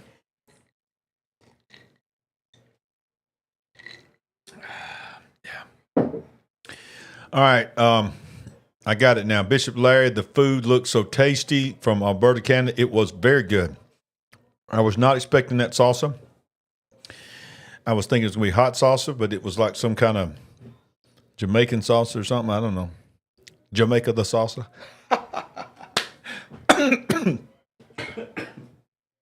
I'm getting giddy. Let's see what else is going on around the world here while we wait. See what they're saying. People track them for months here to try to give us a prediction, but it just, like you said now, it just doesn't come to fruition no matter what they do. So what needs to happen? How does this cycle even compare to the ones in the past? Well, I think the polling community, the public. We love this show, Bishop Larry. We are celebrating with you. Oh, you and Sandy are the best. Thank you. There's RFK. Let's see what else we got. Take a break and thank you, Lord, for the answering our prayers. Devo was saying that. That was a good one. Let's see. I must have missed the dad joke. Let's see. There's another super chat from Float Dizzle. Another super chat. Thank you, sir. Come on, Trump. Y'all know Trump ain't in no hurry. Did y'all watch that speech the other night? I fell asleep in the chair and woke up at 1:45 a.m. Thank you, Greg, for the super chat. Wow, what a blessing. It says, we are with you, Bishop, to the end. USA, USA. My wife usually makes the salsa, but this was not her salsa, but it's still good. I'm still good. Can't wait for Trump to close the border as soon as he can. Do y'all think he will? Do y'all think he? What do you think is going to happen with the wall? Do you think he's really going to finish the wall? Do you think they'll let him finish the wall? Do you think he's really going to deport all the illegal aliens? I really want to know your opinion. Okay, Trump is soon to address supporters. Let's listen to what Fox News. They're not going anywhere either. They know. We have right now at this hour, as Grady mentioned, Mike Rogers in Michigan is up. Looks like he is getting closer. We haven't made a call there yet. Havdi in Wisconsin leading right now. Sam Brown in Nevada is closing in on Jackie Rosen. Wow. We're talking about historic numbers here. If all of these dominoes fall, you're talking about a Senate that could be 54-46. Wow. 55-45. Wow. That wasn't in the Did cards. you hear that? Yeah. Possibly 55-45. Yeah. Wow. Nobody had that on their feet. No, that's amazing. Strong races, and they have all closed in a very strong way. And in fact, many of them were sort of pulling into +5, +6 in just over the last 3 weeks. So it's a fascinating part of the story. Hopefully, we'll be able to call some more of those soon. Former House Speaker Kevin McCarthy says with these coattails, you could see the House going Republican as well, and that would be a part of this story as well. Let's go back out to Trace Gallagher on the West Coast with his panel. Hey, Trace. Brett, thank you. Martha, thank you as well. We've got our panel, Steve Hilton, Jody Armour, Kaylee McGee-White, and Jono Caldwell. We're not going anywhere. We're not going anywhere. We're talking to ours, and Kaylee McGee-White was struck by the whole concept that, again, Trump was undercounted. Kayla. This is the third consecutive polling miss in a presidential cycle for Donald Trump. And we really need to be asking ourselves, why do they keep getting it wrong? And at this point, it is a choice. Back in 2016, you could argue that you were blindsided. You didn't expect it. You cannot say that anymore. This was predictable from the very start. And I think the reason they keep getting it wrong is because they still don't understand the average Trump voter. They cannot wrap their heads around why so many people support him. And it's because for a long time, actually for the past decade or so, Democrats in power didn't think they needed to. And even worse, they didn't want to. They didn't want to have to stoop down to understand the concerns over immigration, over the economy. And guess what? The American people sent a very clear message tonight that you better start paying attention, and you better start paying attention soon. We heard a lot of words, demographic. I don't know how many times we heard it, Steve Hilton, but Gianna, you talk about black voters, black male voters especially. We heard it again and again tonight, and you think it's worth talking about. I think this is a historic night. Black men will now, those who voted for Trump will be counted as those who helped save America from further decline. I mean, Kamala Harris has tried her best to create these accents like, you better thank a union member, all of these things that she's done to try to appeal to this community, even going on Oprah Winfrey's talk show or whatever that was to say, oh, I'll pull out my gun and shoot someone that tries to come into my house. I mean, this is become nonsensical to the point that I don't know if we're looking at Medea runs for president or not. I mean, this is outstanding what has happened from the black male perspective, and I hope the Republican Party takes note. Yeah, and you talk about young males and younger voters, Jody Armour. You're a law professor at the University of Southern California. You know what young people are geared into. Are you surprised when you see these voter analysis numbers that young voters came out heavy for Donald Trump? Yeah, well, young voters can sniff out a fraud. They can sniff out somebody who's chameleon-like. She changes her position according to the prevailing winds. They didn't like that. Many across the country, young students said, for me, a red line also is mass atrocities, is collective punishment, is what I see going on in the Middle East, and I see us as complicity. And so they, were saying, I'm not just that enthusiastic. Yeah. And I'm not going to get out. What'd you say? Seconds for you, Steve. I just think when I see this unfold, Trace. What's going on?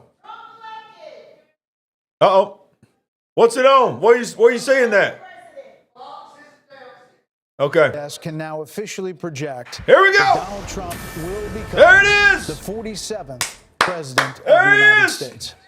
The former president's comeback will be complete with a win. Oh, my goodness. A state that he narrowly lost 4 years ago. I got to take a picture. The second president in U.S. history to win non-consecutive You sure you don't want to dance? You've already ate on the air. 1800s. Senator J.D. Vance will become the 50th vice president. Thank you for that super chat. States. Voters express deep frustration with the Biden administration. Unbelievable. And former President Trump and the future President Trump overperformed in urban areas, particularly with men, proving that the strategy that they've doubled and tripled down on over the course of the last few months absolutely succeeded and brought him back to the White House. 47th president of the United States, former President Trump now defeats Vice President Kamala Harris, who entered this race just over 100 days ago.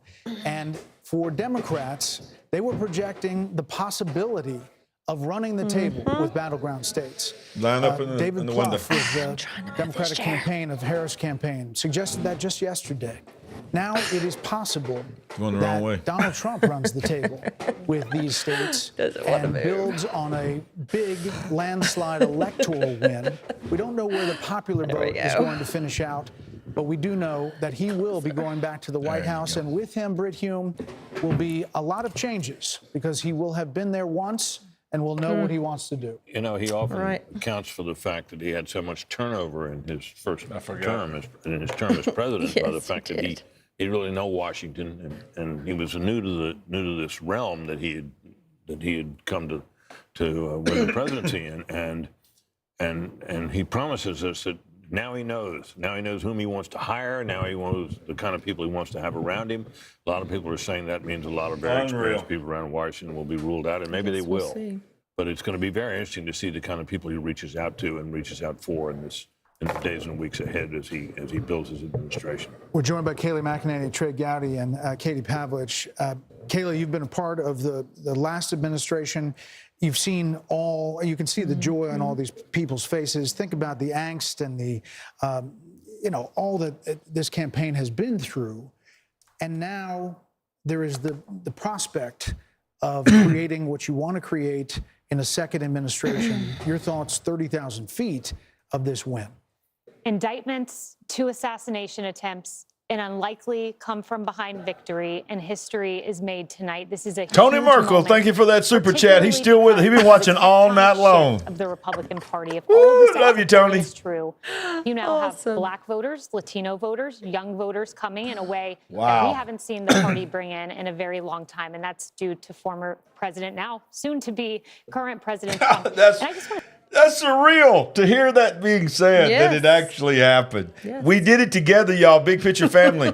We're now 6 hours and 50 minutes on the air. Dear God. 6 hours and 50 minutes. boisterous Trumpian speech. Speech B was a speech full of unity, and he looked up, Ivanka said, saw the faces of crying Hillary voters. He ripped up the boisterous speech and said he wanted to heal the nation. And the first words he said were an appreciation for Hillary Clinton, for her service to our country. And then he said, now it is time for America to bind the wounds of division. And he said, we are a party of all races, creeds, and religions. He just won Wisconsin. That is more true tonight than it was 8 years ago. They just gave him I Wisconsin. fully expect President Trump right now is maybe ripping up that more boisterous speech and preparing to unite the country.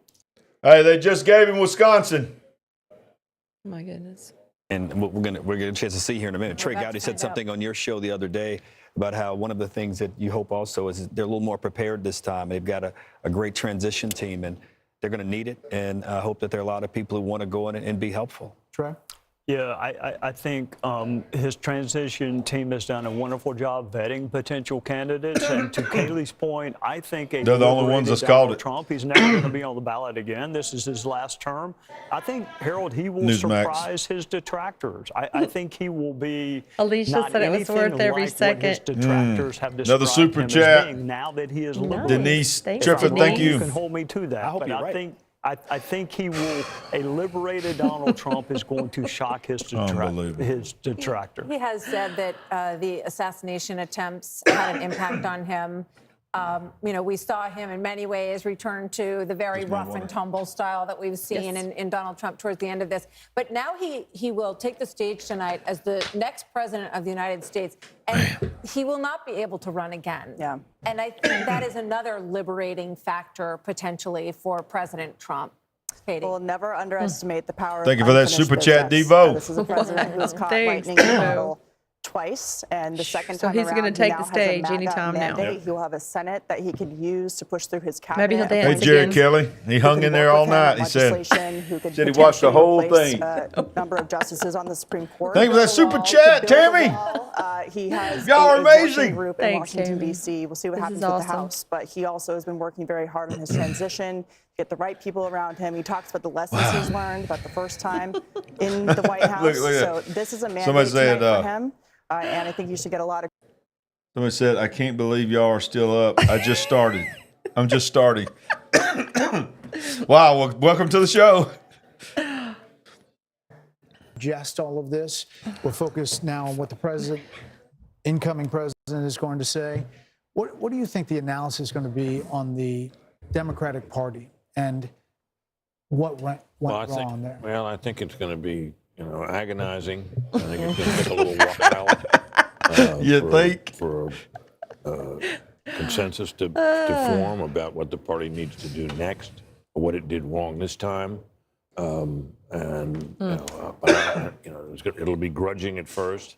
One can certainly imagine that if the party were smart and shrewd political voices were heeded, that there'd be some major changes in their agenda and their approach in this. And you think of the issue sets that they've tried to run on against this man.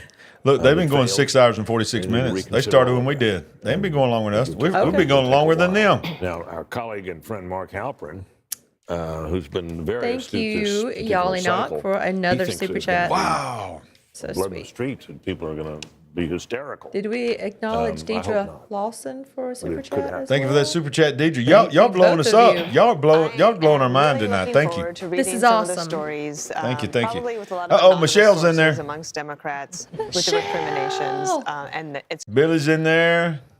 Michelle's in there. Y'all been with us. Somebody said 3 hours past my bedtime. Thank you for that super sticker. They keep coming in. Y'all are a blessing. Y'all, in 5 minutes, we'll be on the air for 7 hours. I don't know how Biden. you've done There it. will be thoughts about her, and I wonder how chilly that White House is going to be for the next 90 days as they try to figure it out. And let me just say that as Vice President of the United States, Kamala Harris will certify the election results on January 6th. A lot of irony. Hey, how about this? How about this question? Mm-hmm. Will they remove Joe Biden and install her in these moments between now and January 20th? Still make him number 48. And let her do executive orders.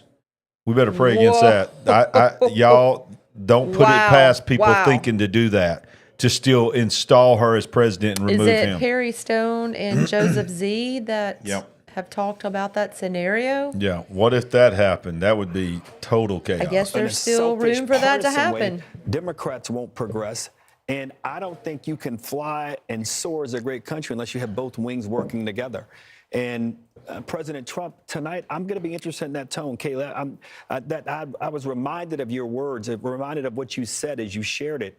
I remembered that story. And I hope and pray for the country tonight that President Trump, who has every right to be joyful, every right to celebrate, will give a speech with that tone tonight that in many ways could help him do all of the things that he campaigned on in this campaign. What does this mean for the never Trumpers?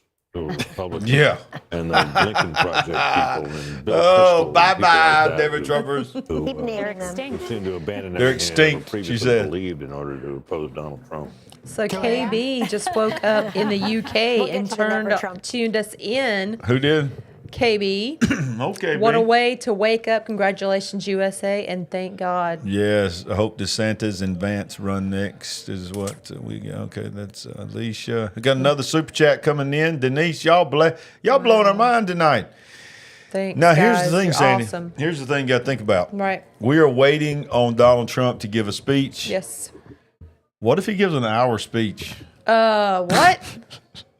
Surely to God he won't. I mean, how late it is. But y'all, there's no guarantee. Maybe he'll dance again like he did last night. Was it last night? Oh, he dances every time. He dances every time. And if he starts dancing, I'm going to dance with him. Oh, boy. I'm gonna do the Donald. On November 9th, 2016. And on the other line was Secretary Clinton to concede the race to Donald Trump on my phone. I handed it to him, and I said to Vice President-elect Mike Pence, make sure Hillary actually concedes. She did.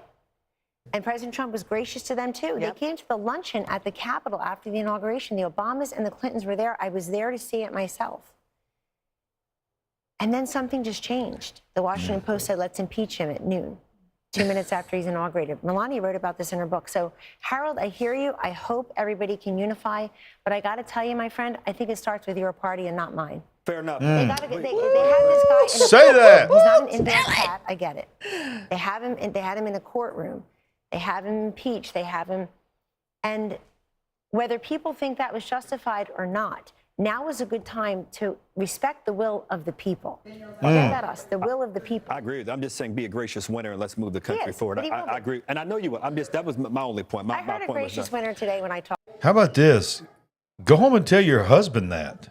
How is she married to a never Trumper? Talked to him, I really did. He's known for a while. He's gonna. I wrote a piece on FoxNews.com October 11th saying he's going to have a narrow landslide.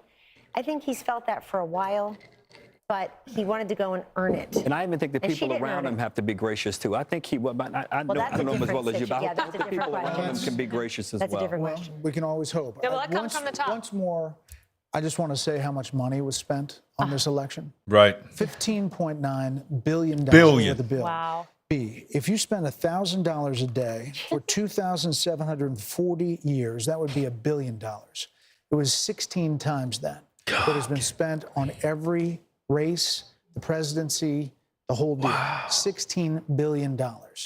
And here we are. What is that, a check you can write to for every We got American? RJ watching from New Zealand. Love the show. Thanks for hanging in there with us. Wow. Wow. I'm literally shutting down This right now. was in a good way. I mean, I've got a new energy, but my body is like, you've been on the air now for 7 hours. You wonder how much of that money. Oh, here we go. We're turning it over right now. A lot of ways. Ding, ding, ding, ding, ding. 7 hours officially. We've been on the air right now. 7 hours. These endorsements. You know what I was struck by? The Rogan final and Musk and the rest of the them. final ads where They were excellent. They talked about CNN is still in making denial. America great again, but then ending with the assassination attempt and that fist in the air, the iconic image, and the fight, fight, fight. Absolutely. Warrior And president. it worked. Yep. Right. Yeah, toughest son of a gun we ever saw. And that was the last note we see in that ad. And I think, I think for whatever you think of the guy, you got to admire that. Yep. I mean, the adversity that he's faced, everything we've seen in other presidencies and other political figures who've gone through all kinds of trouble are pale in comparison to what he's. Let's jump in there and maybe see what our boys that's been working hard saying. This is a people-led revolt in a way against its leaders. And we were told by every societal gatekeeper, you can't wear this hat. This is verboten. That man is toxic and is poisonous. And this, more than anything else, is proof for that that the super chat. founders' God always vision of wins. this country is still alive. That the UK. we are still a republic, if you can keep it. We have so many problems, and we deserve all the problems. But we're able to elect a man that literally is the most forbidden, toxic thing you could imagine. Right, Jack? No, you can't get near it. We are the worst person in the world. We are the bane of existence. We are the cause of every problem. You are the neo-fascist, the Christian nationalist. Remember, Christian nationalist. Right. Because we pray, the traditional Christians, the Orthodox Catholics, all of the various subgroups and names and labels they wanted to throw on this movement. But at the end of the day, it was just people who wanted to put their families and their traditions and their neighborhoods and their towns first. That's all it ever was. That's all it ever was. Maybe you should have checked with the people of this country before you tried to take it away from us. I want to play some of the MSNBC, but I just want to say thank you, Lord. I'm just speechless. I can't put it. This was so divine at every corner and every turn. The way that this thing materialized. Let's play cut 153 for your daily dose of joy. Kamala Harris has passed the audition flawlessly. This has been, in many ways, a perfect campaign, a brief, and she had barely any time to put it together. But just as a managerial matter, it's been brilliantly done. She's reached out to every possible constituency, and what the campaign is talking about now is the granular get out the vote effort that you just don't see on the other side. On the other side, you're seeing Charlie Kirk, to whom the Trump campaign outsourced the parts of its ground game they didn't give to Elon Musk, going on X Twitter this morning and begging people to vote.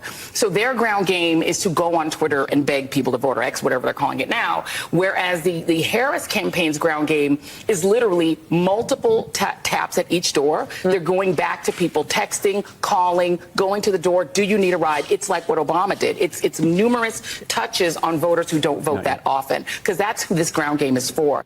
We will play that later in the week. Don't even mention it. Let's just wait for more Arizona. Okay. Email us, freedom@charliekirk.com. I just want to internalize that. We will happily walk her through our program. Guys, yeah, that's right. She's welcome. We will happily walk her through our program. If you guys, and the thousands of people that we had not heard. If you guys want a signed MAGA hat. Okay. Where are you? Who is this guy? Exactly. Pre-trial all the time. So I think that is something that is going to stop immediately, and certainly we have to make sure it does. Mm-hmm. Yeah, and both Steve and Daniel are too much of gentlemen to mention the fact that they had a massive best-selling book about the exact topic Steve was just talking about called since you brought it up. Fourth Reich. Okay. All right, Fox. All right, Trump, I'm trying. Where are you? I'm so excited. I'm so proud. Where are you? Trump, we need you to come out. Trump. Is there anything else he might be waiting for? I mean, No, he's Fox News has called him the president. Yeah. just seems very ungracious. By the way, it ended up being a very bad split screen. You probably couldn't see it in here, but they're filing out, and he's expanding his folks, and they're all excited for him. Look, I think that Kamala Harris was a sign of the times, but I think that Trump's a metaphor for the country. And when he says, we don't surrender, fight, fight, fight, we get back up, I just think I think that's what it is. The other thing I just want to say, maybe it's as a Catholic, maybe it's just as a Trump supporter, maybe it's just as a flawed human being. We all get second chances in this life. Rarely do we get a second chance as big as this one. And I have got to believe the man that I know and that Kayleigh worked with is going to work with a certain alacrity and energy to get things done very quickly. What he can do through executive order, what he could do with the Congress, bringing in the governors. Nobody gets a second chance this big in their lives and just puts it on the shelf like it's a trophy or a gold star. He's going to use that as a platform for good and undo some of these bad policies, and I think do even better. You know, these celebrities, these athletes, he's got job creators and innovators. He's got Elon Musk and Dana White. He's got people who make stuff, who people say, wow, there's an American success story, and he's going to bring them aboard. So, Vice Please, President Mr. Harris President, has now we're encountered pooped. what is known as the Van Buren curse. It's the failure of the vice president to get to the presidency. Only two have done it, and that is Martin Van Buren in 1836 and George H.W. Bush in 1988. You know, the question is what the Republican Party looks like now. And Kayleigh, it's a multiracial party, to your point. It's working class, and maybe it's the future. I mean, it's Elon Musk. It is Joe Rogan and podcast. It is, you know, there's an opportunity here on both parties to realign and change. There are going to be a lot of conversations that go on to that end. Who is the next standard bearer for President Trump? Is it J.D. Vance? Is he the one who picks up the torch after a 4-year legacy-defining term with the success that Kellyanne's describing? Is it J.D. Vance that picks it up? There's going to be a conversation about ground game. I mean, Kamala Harris over the... I'll tell you something else. We need a cushion for this seat. Yes. Very much so. Y'all, I've not just been on the air for 7 hours. I've been sitting on a piece of plywood, basically. Very uncomfortable for 7 hours. Yeah. Y'all don't even know. Y'all don't even understand. Moments that really captured the attention of the nation.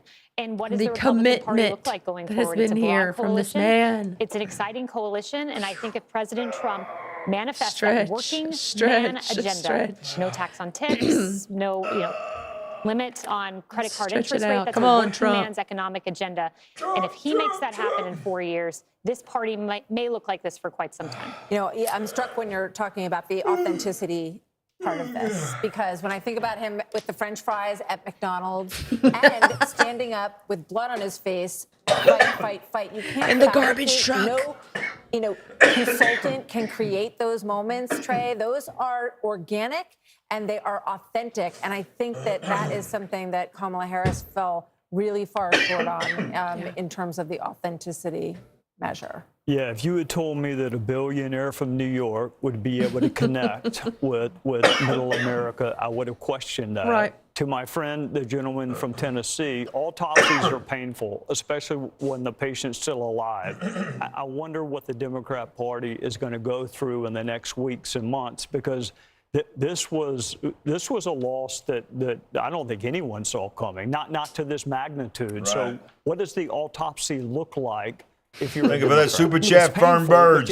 You've been blowing us up tonight. Yes, thank you, Fern Birds. How did you lose? What does the autopsy look like? The easiest way to do it for them would be to simply say, if Joe Biden hadn't clung to the job, clung to the nomination, and hidden his condition with a lot of help, they could have had a lot of open nominating, including you. It was hiding in plain sight. Nominee, but I don't know who would have been freer to walk away from Biden policies and would have had a better shot. I mean, I think that's the easiest, simplest solution.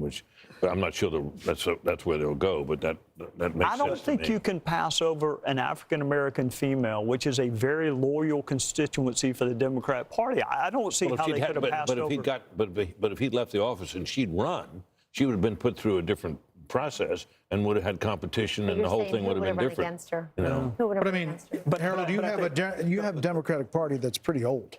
I mean, you have Nancy Pelosi and Chuck Schumer and Joe Biden. You got Andy Beshear, you got Josh Shapiro, you got Gretchen Whitmer. That's a different kind of Democrat, and that is not the progressive Democrat that wins in a primary. So is it going to be a change in your party? Well, we nominated Bill Clinton and Barack Obama, who were not from that the old wing of days. the party. So I think we'll do that. Look, tonight, what happened this evening and what's happened over the last What year is the has been hold up? described. There were those on this panel who didn't believe that somebody this text resurrection could have occurred.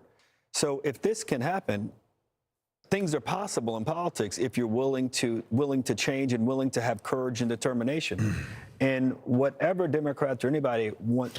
Everybody else that I follow on Facebook and YouTube, they're all off the air.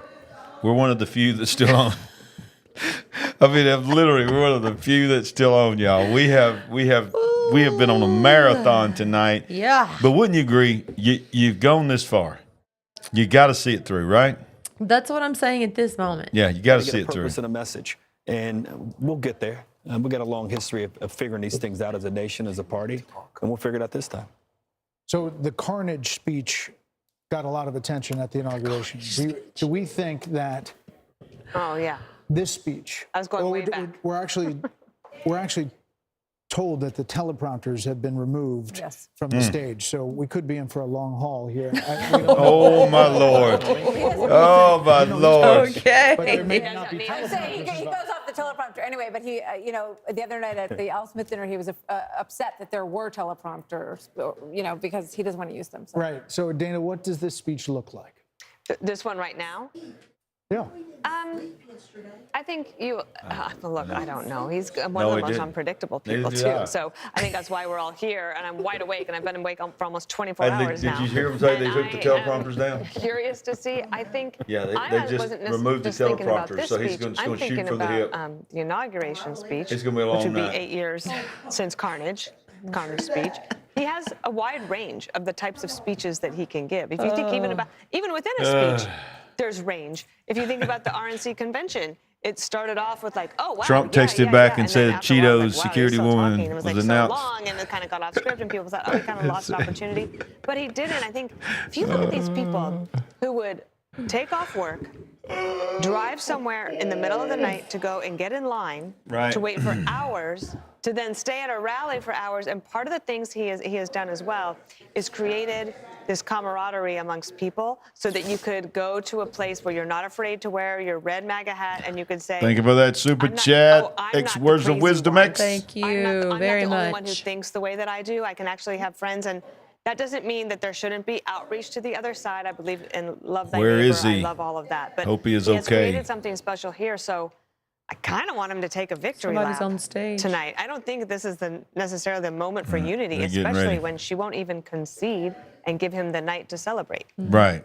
Kellyanne, you were looking at the popular vote. That was just wrong. Yeah. I mean, she left because she knew it was over, and you just cannot. You're the party of joy. Didn't wanna You're face the. it. Thank you for that super chat.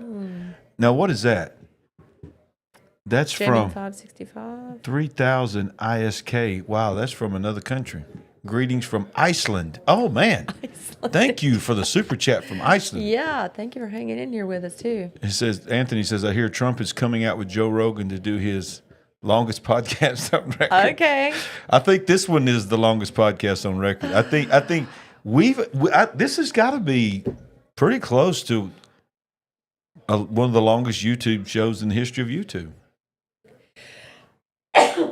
Can somebody research and find out? We're at 7 hours and 13 minutes.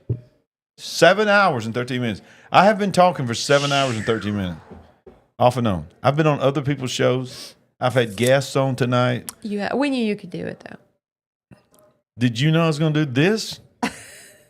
I knew that it was a possibility.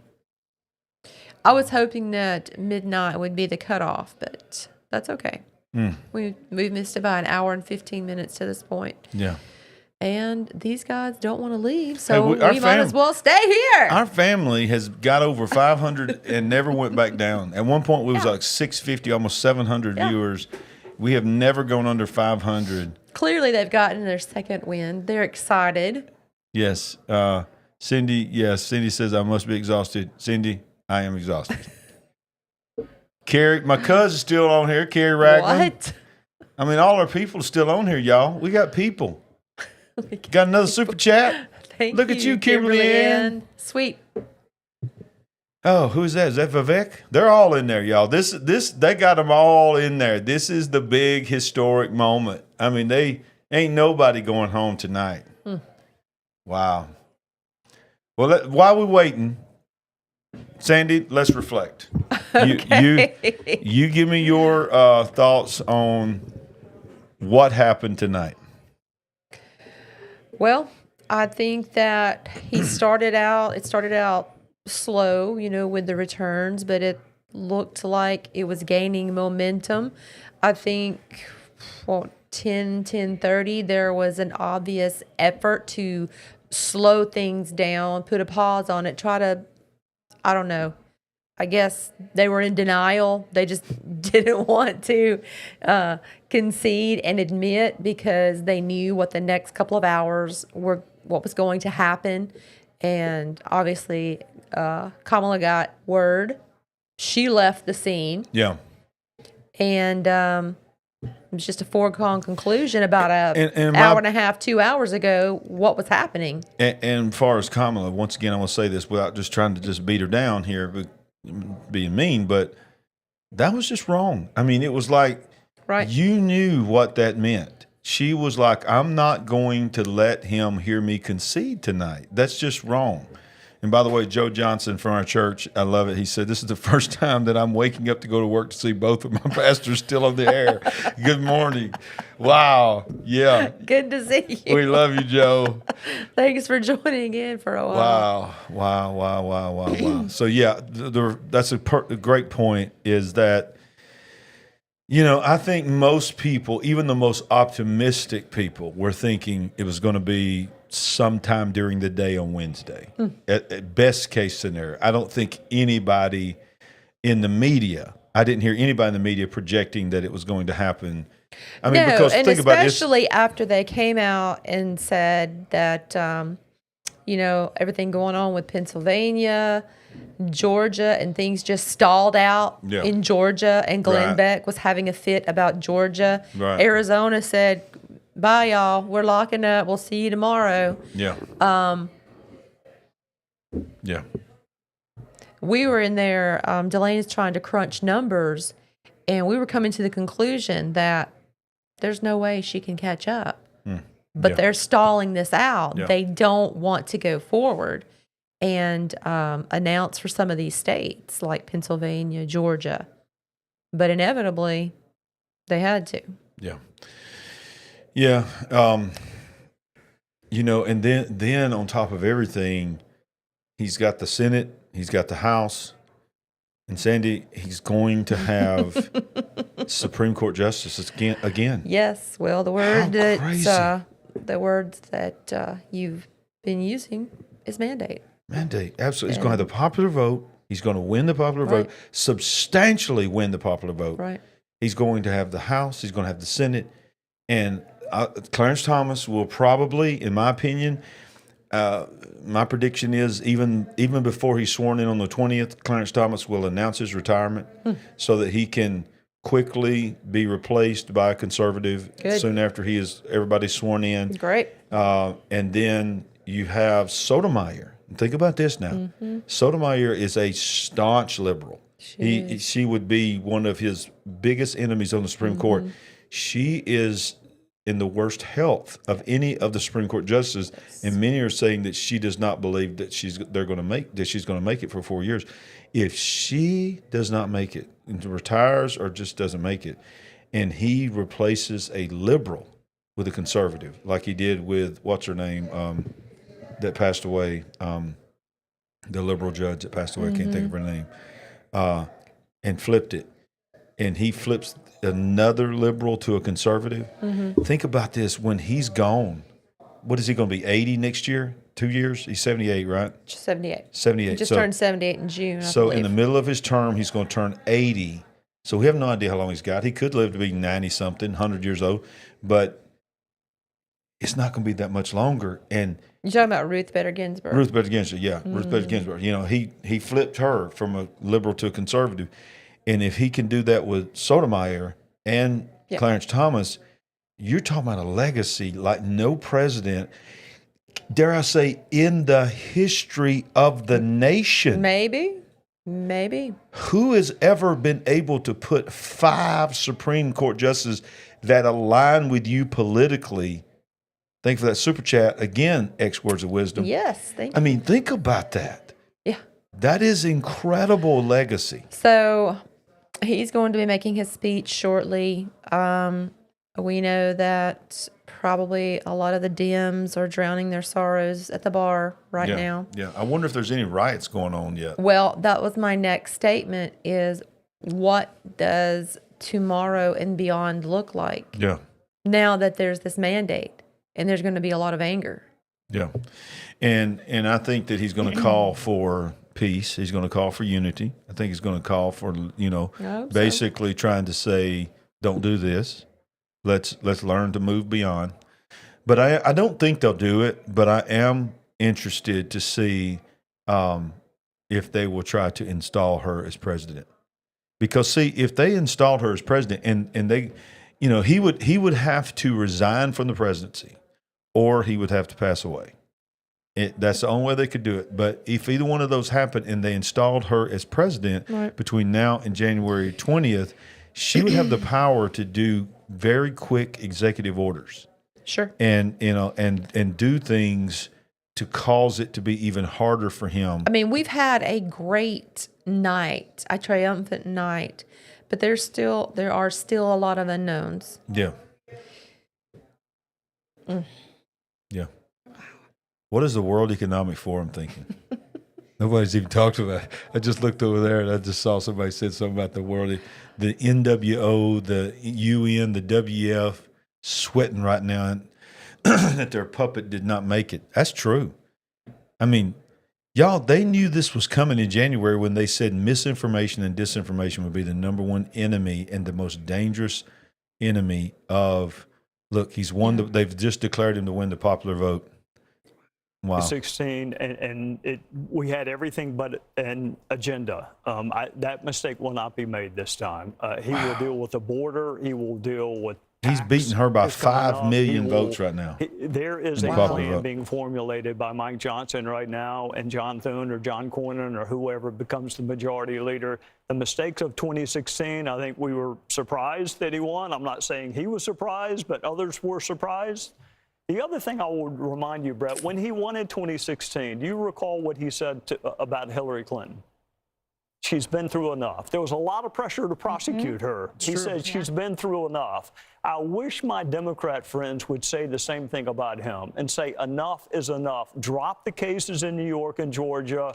Biden shouldn't wait on Donald Trump to end these federal cases. They should be ended by Joe Biden. If you really want unity, then quit using lawfare to divide the country. Quit using the justice system to try to win political races. Great point. We are still following these Senate races, and as we wait for the former president, by the way, there's Nigel Farage there talking in the crowd there.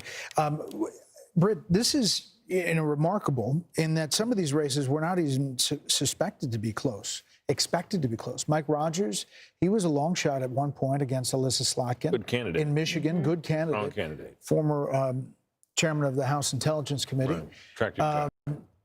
But Sam Brown was left, essentially, he was not going to win. He was not on anybody's list. Nope. Likely switch. Not getting much money or attention. No, but he's a CNN's just holding on. Candidate. Once again, we have. By the way, there's Sam Brown right there, 48.1 to 47.2, 80% in over Jackie Rosen. And it renews our understanding that candidate quality New York matters. Times. In this cycle, They're all holding on. in the Senate races in particular fielded some pretty darn good candidates in states where Republicans often face an uphill battle. And the fact that Trump will love you. It won't be just a squeaker. But you need to get out of here soon. There for Republicans. The Senate is testament to that. Let's see what Wisconsin is, guys. Can we put up Hovde in Wisconsin? Standing by. Where's Bill? There's Newt Gingrich and Callista Gingrich waiting there. Where's Bill Hammer? There's Mike Waltz and his wife there, all expected to be a big part, perhaps. His contacts don't worry. He's wearing his glasses. You know, the former president had hats made with 45-47. He's been wearing his for a while. Yeah, he's been wearing for a while. Now it is true. Harold Ford. He will win the popular vote. He's likely going to win the electoral vote. The Dow has jumped 800 points in futures this evening. They give you some excitement around, to give you a sense of the excitement that investors have. And again, I think this speech tonight, the tone tonight, I'm just to be repetitive, because I hope the president's watching. And like you said, Kaylee, he might be watching us here and there. I hope it's what you said. I hope this is a moment to let the country, because we've had enough of enough. And I think whatever happened tonight, I was hopeful that we'd have a decisive win.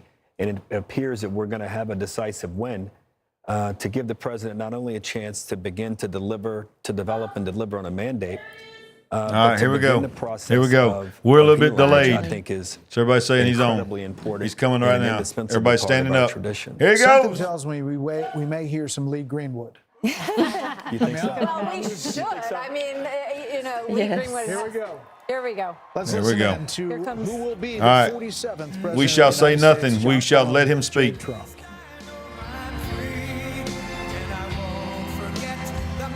But I do want to say, I'm about to get emotional. I love all of y'all. Thank you for being with us and staying with us. Awesome. You are great. We're coming up on 7.5 hours. Look at Barron, how big he is. He's huge.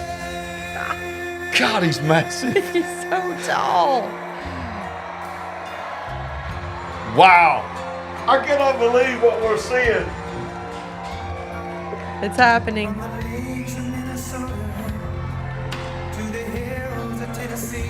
Wow.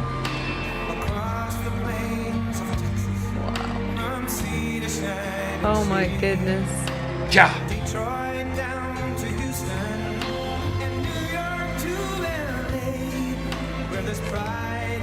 You're funny, Greg Zachary, and I agree with you. Come on, let's sing it together. Woo! I'm not going to sing Proud to be an American. Well, at least I know I'm free. And I won't forget the man who died, who gave that right to. Here we go. Stand up. Wow.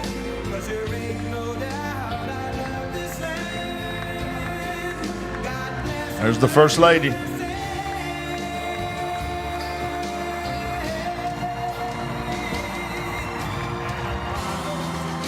Unbelievable.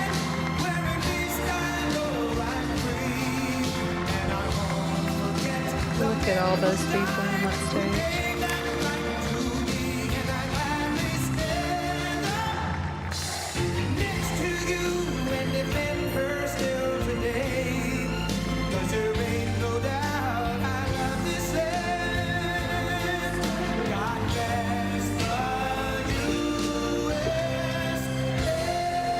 This is an emotional moment right here for this country. I'm telling you. Wow. Wow. Wow. Thank you very much. Wow.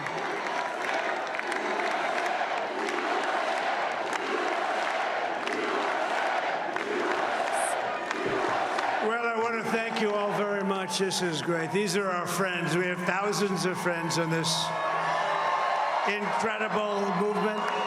This was a movement like nobody's ever seen before. And frankly, this was, I believe, the greatest political movement of all time. There's never been anything like this in this country, and maybe beyond. And now it's going to reach a new level of importance because we're going to help our country heal. We're going to help our country heal. We have a country that needs help, and it needs help very badly. We're going to fix our borders. We're going to fix everything about our country. And we made history for a reason tonight, and the reason is going to be just that. We overcame obstacles that nobody thought possible, and It is now clear that we've achieved the most incredible political thing. Look what happened. Is this crazy?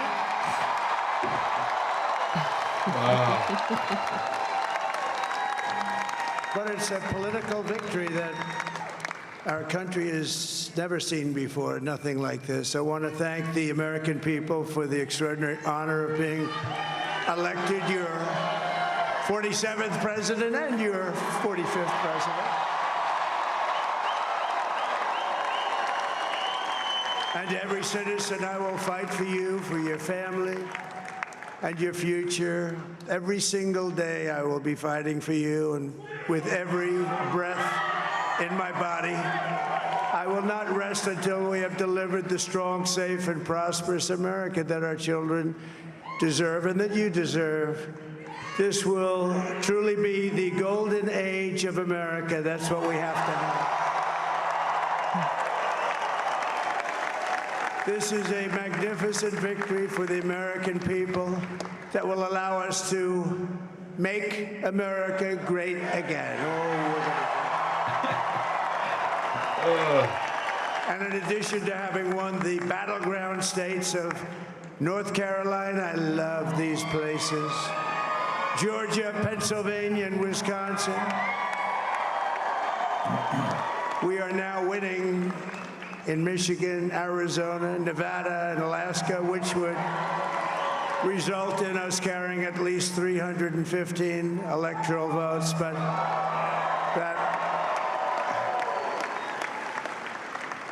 But it's much easier doing what the networks did or whoever called it, because there was no other path. There was no other path to victory.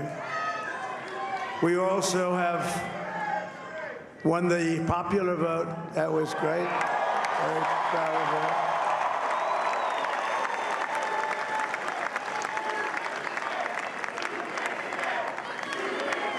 Thank you.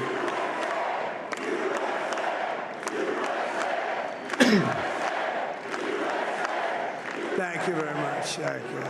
Now, winning the popular vote was very nice, I will tell you.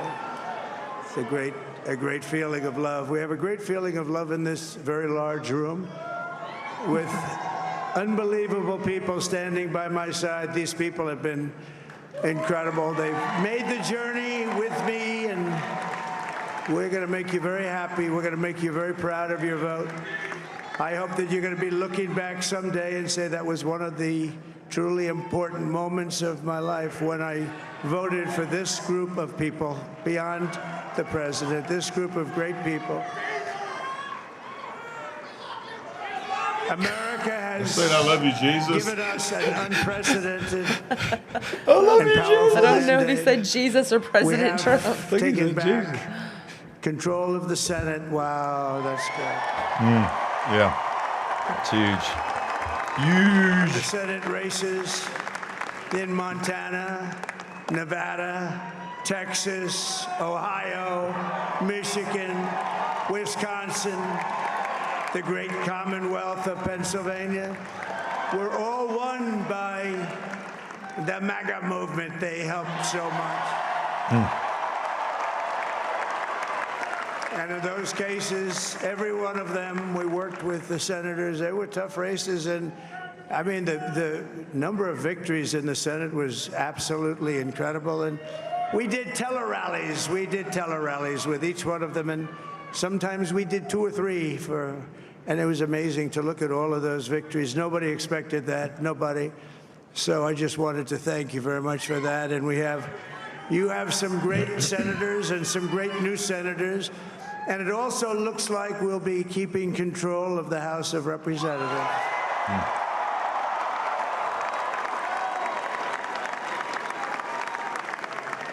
And I want to thank Mike Johnson. I think he's doing a terrific job. Terrific job. I want to also thank my beautiful wife, Melania, First Lady.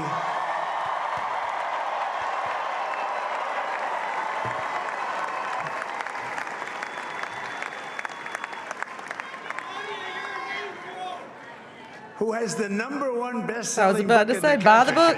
Yeah. Look, come here, give me some sugar. Give me some sugar, too. Mwah. Oh, no, she's done a great job. Works very hard to help people. So I just want to thank her. But I want to thank my whole family, my amazing children, and they are amazing children.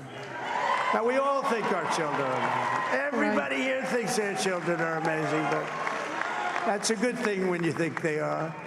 But Don, Eric, Ivanka, Tiffany, Barron, Laura, Jared, Kimberly, Michael, thank you all. What a help. What a great.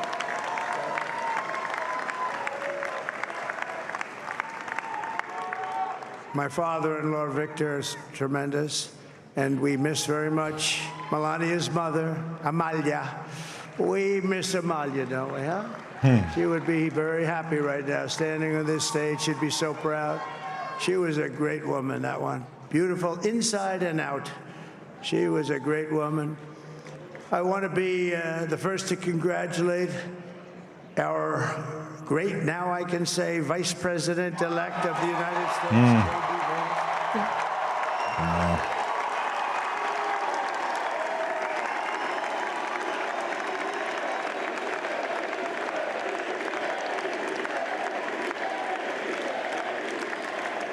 And his absolutely remarkable and beautiful wife, Ushabez. And he is a feisty guy, isn't he? You know, I've said, go into the enemy camp, and you know the enemy camp is certain networks, and a lot of people don't like to, sir, do I have to do that? He just goes, okay. Which one? CNN, MSDNC? He'll say, all right, thank you very much. He actually looks fun. He's like the only guy I've ever seen. He really looks forward to it, and then he just goes in and absolutely obliterates them. It's true. Say a couple of words. Wow. Oh, say a couple of words here. Oh, my goodness. This is going to be long. Yeah.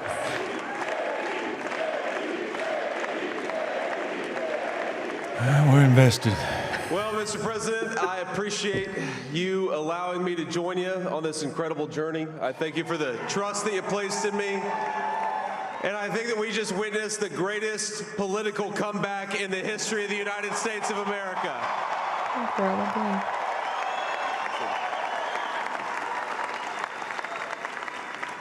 And under President Trump's leadership, we're never going to stop fighting for you, for your dreams, for the future of your children. And after the greatest political comeback in American history, we're going to lead the greatest economic comeback in American history under Donald Trump's leadership.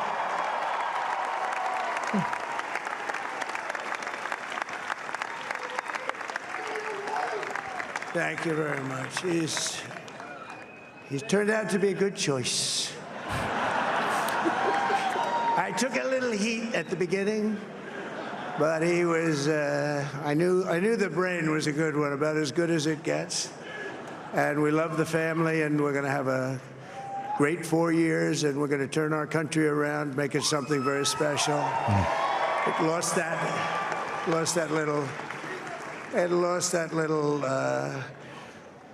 thing called special. We have to make it so. We're going to make this so great. It's the greatest country and potentially the greatest country in the world by far. And right now, we're going to just work very hard to get all of that back. We're going to make it the best it's ever been. We can do that. If we had to wait longer, I don't know. It was going bad, and it was going bad fast. We're going to have to seal up those borders, and we're going to have to let people come into our country. We want people to come back in, but we have to let them come back in, but they have to come in legally. They have to come in legally. Let me also express my tremendous appreciation for Susie and Chris, the job you did. Susie, come here. Come here, Susie. Chris. Susie. Who is Susie? Susie likes to stay sort of in the back, let me tell you. The Ice Maiden. We call her the Ice Maiden. Come here, Chris. Come here, Chris. Susie likes to stay in the background. She's not in the background. Come here, say something. This wasn't expected, but I just want to thank, obviously, President Trump for this journey. It was a great one, and he's a hell of a candidate, and he's going to be a hell of a great 47th president. And this team, campaign director or something? The best team, and of course, even my boss, Susie Wiles, the best. Thank you. If I fall asleep, I'm just going to punch you in the gut. just punch me because Thank you, Susie. Look at us. She's I'm shot. I've never fading. seen her be shot before. Susie. They're great. Everybody up here is great. Everybody up here is very special. everybody's great. But the Trump, who did you say? Oh, let me tell you, we have a new star. A star is born, Elon. Now he is. Now he's an amazing guy. We were sitting together tonight. You know, he spent 2 weeks in Philadelphia and different parts of Pennsylvania campaigning. You know, he sent the rocket up 2 weeks ago, and I saw that rocket, and I saw it coming down. I saw it. It was, when it left, it was beautiful, shiny white. Good point, When it came Chris. down, it didn't look Download so this pretty. It live was doing stream 10,000 miles just an in hour. It was case. burning Good like idea. hell. I will. I said, what happened to your paint job? He said, we've never made a paint that could withstand that kind of heat. And but I saw it come down and turn around. And it was, you know, it's like 22 stories tall, by the way. It looks a little smaller than that, but it's big. And it came down, and you saw that fire burning. And I'm saying, only Elon can do this. It must be an Elon. And I tell the story. I told it last night. I had a man on the phone.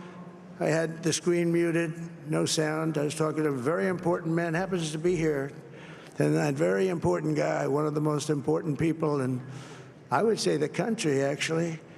But, you know, I was president, and now it looks like I was going to be maybe president again, so I figured I could ask him to hold. So I asked him to hold.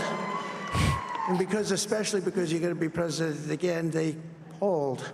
So I took the phone down, and I'm looking at the screen. I'm seeing this crazy thing that's going around and coming down. It looks like it's going to crash into the gantry. And I said, oh, no. And I said, do me a favor, do you mind holding for a couple of minutes? I want to see this. I thought it was a space-age movie or something.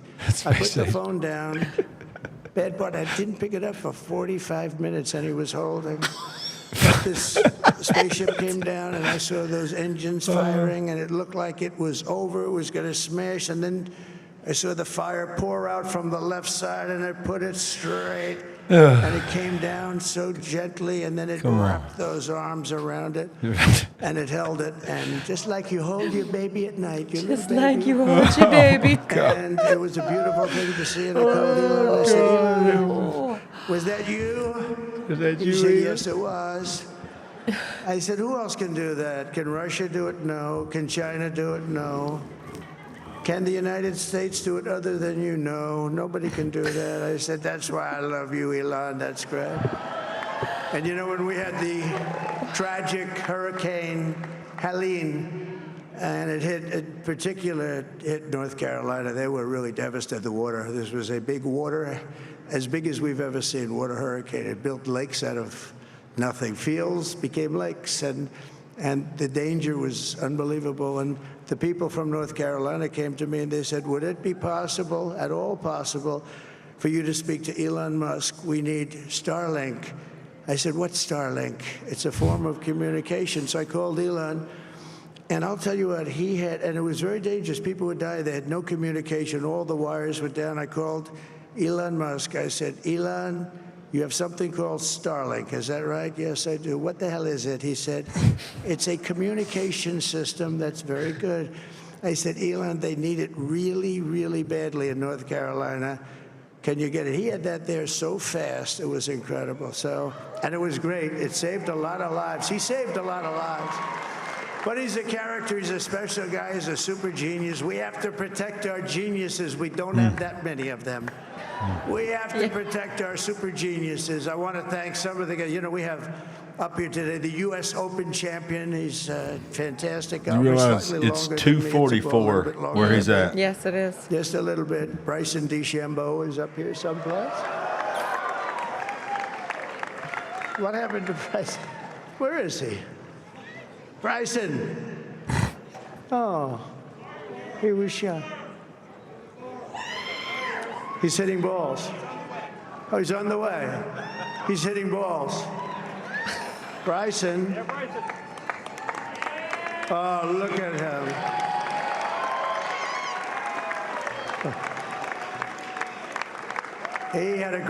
He's got a great career going.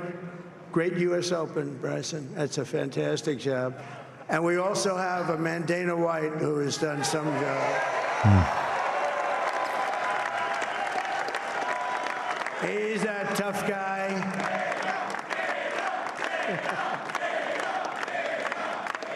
So Dana started UFC. And came to me, do you mind if I use your... Nobody wanted to give him Marines because they said it's a rough sport. I feel decent about it. Okay. And I helped him out a little bit, and I went, and they said, this is the roughest sport I've ever seen, but I began to like it, and he loved it, and nobody's done a better job in sports. And you know, he's a very motivational kind of a guy, what he does. He gets these fighters, and they really go at it, and it's become one of the most successful sports enterprises anywhere at any time. It's doing so well. I'd like to ask Dana just to say a couple of words because people love to hear from him.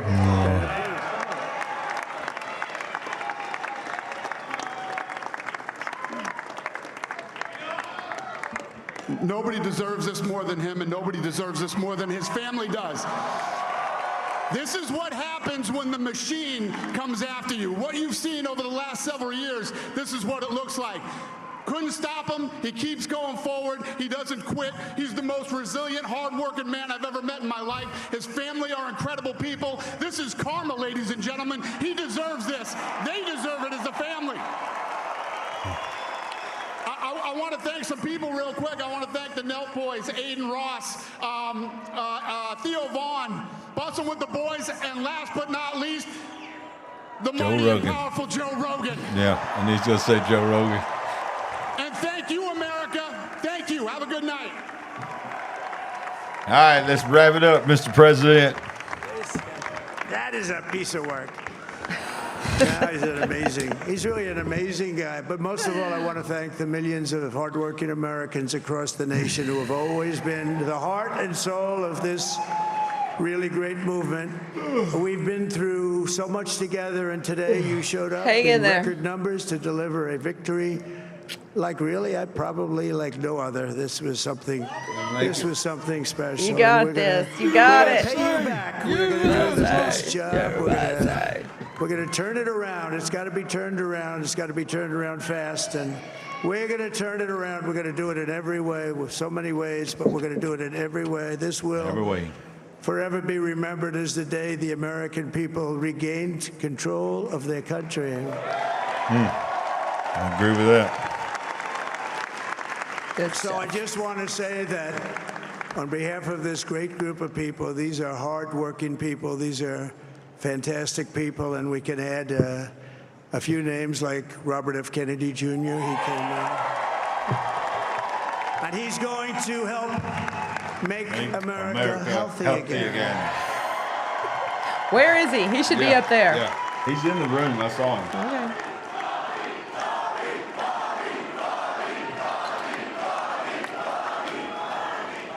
And now he's a great guy, and he really means it. He wants to do some things, and we're going to let him go to it.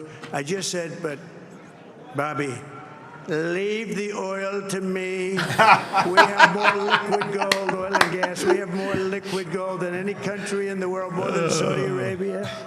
We have more than Russia. Bobby, stay away from the liquid gold. Other than that, go have a good time, Bobby.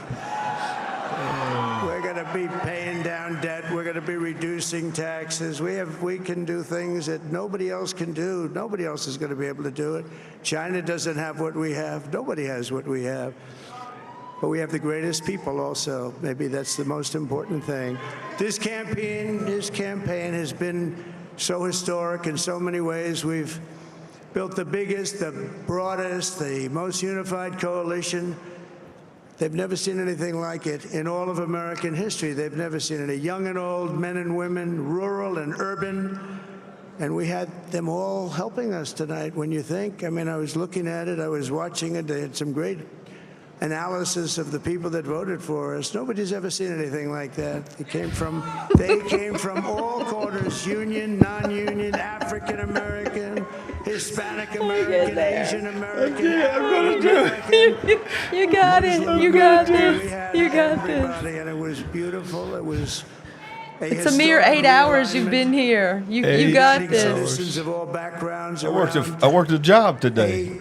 Here, worked an 8-hour shift. Yeah, but you worked 3 or 4 hours before it ever started. It's true. Well, more than 3 or 4 hours. Security. We want to have things be good, safe. We want great education. We want a strong and powerful military, and ideally we don't have to use it. You know, we had no wars. 4 years we had no wars, except we defeated ISIS. We defeated ISIS in record time, but we had no wars. They said, you will start a war, we're going to stop wars. But this is also a massive victory for democracy and for freedom. Together, we're going to unlock America's glorious destiny. We're going to achieve the most incredible future for our people. Yesterday, as I stood at my last stop on the campaign trail, I'll never be doing a rally again. Can you believe it? I think we've done 9. That is amazing. No more rallies. Can you imagine? Did he say 900 rallies? God. 901 something. That's insane. Rallies. And it was sad. Everybody was sad. Many people, I said, this is our last rally. But now we're going on to something that's far more important, because the rallies were used for us to be put in this position where we can really help our country. That's what we're going to do.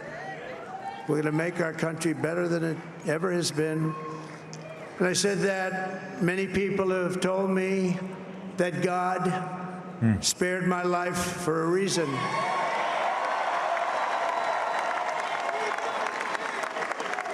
And that reason was to save our country and to restore America to greatness. And now we are going to fulfill that mission together. We're going to fulfill that mission.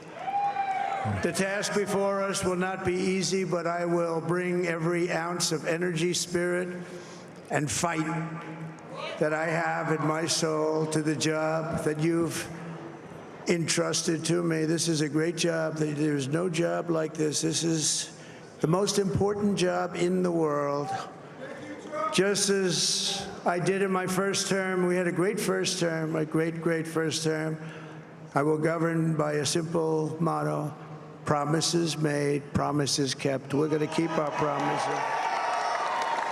Nothing will stop me from keeping my word to you, the people. We will make America safe, strong, prosperous, powerful, and free again. And I'm asking every citizen all across our land to join me in this noble and righteous endeavor. That's what it is.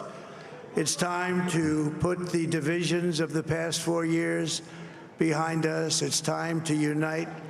And we're going to try. We're going to try. Yes, we have to try. And it's going to happen. Success will bring us together. I've seen that. Yes. I've seen that. I agree. I saw that in the first term when we became more and more successful. People started coming together. Success is going to bring us together. And God told you he was going to be busier than you ever been. By all putting America So true, first. Michelle. We have to put our country first for at least a period of time. We have to fix it. Because together we can truly make America. Say goodnight, Julius, and say goodnight, Trump. Just tell you what a great honor this is. I want to thank you. I will not He's let earned you this. down. America's future. I got to will give it be to him. He's bigger, earned this. better, bolder, richer, safer, and stronger than it has ever been before. God bless you, and God bless America. Thank you very much. Thank you very much. Thank God! Donald J. Trump, the man who will be the 47th president of the United States, in West Palm Beach at the convention center there. He said he's going to make America great again for all Americans. Unbelievable. Donald Trump did it.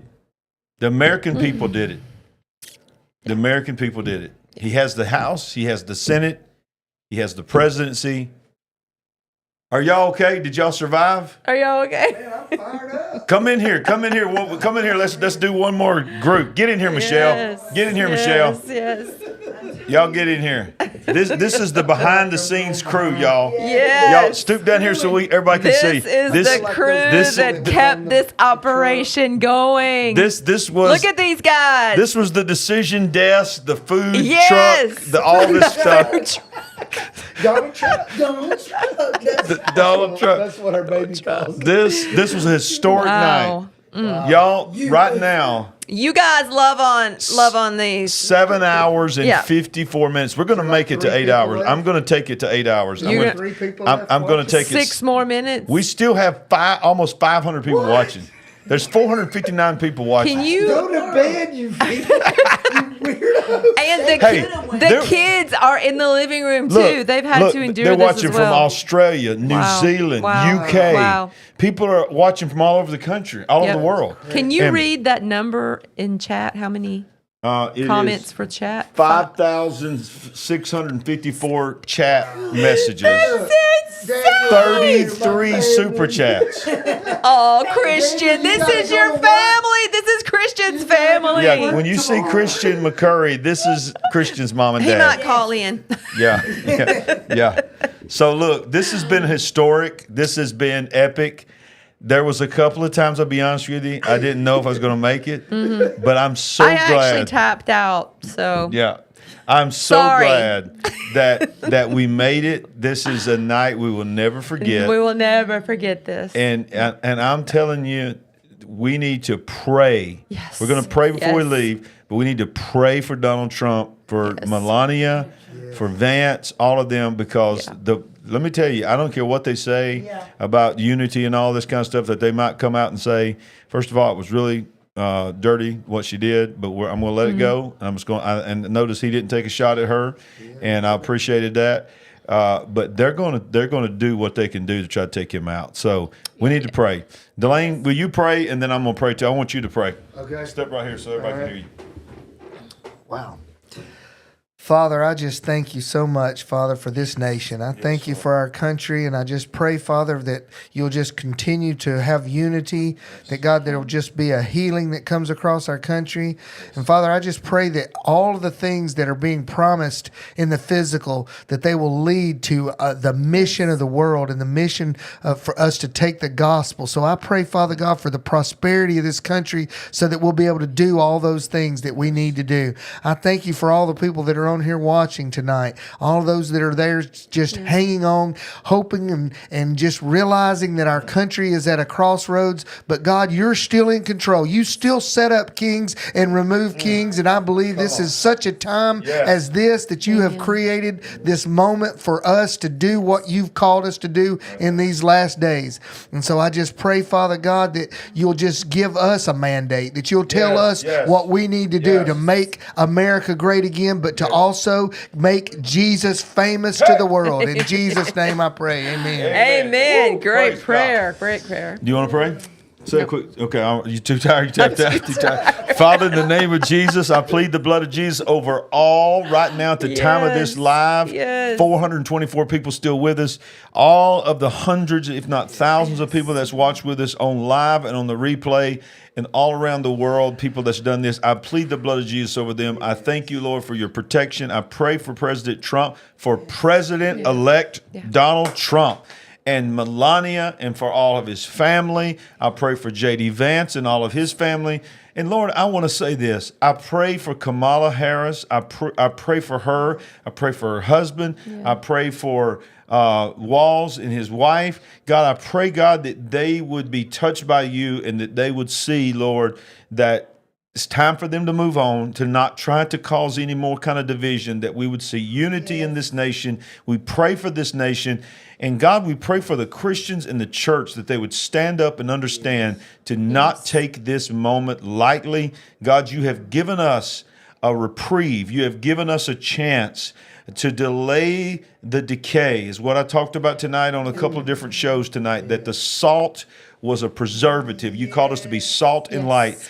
God, you've allowed us to be salt in this moment through our votes and through what we've done to delay the decay. And during that delay, God, let us rise up in the harvest and be the laborers in the harvest. We thank you. We bless everybody everybody that gave a super chat, God. Yes. We call that as seed into this ministry. Those that did this on the live and the replay, we speak blessings back on you. This is a family. We are a family. And God, I believe this is a historic night for the big picture family.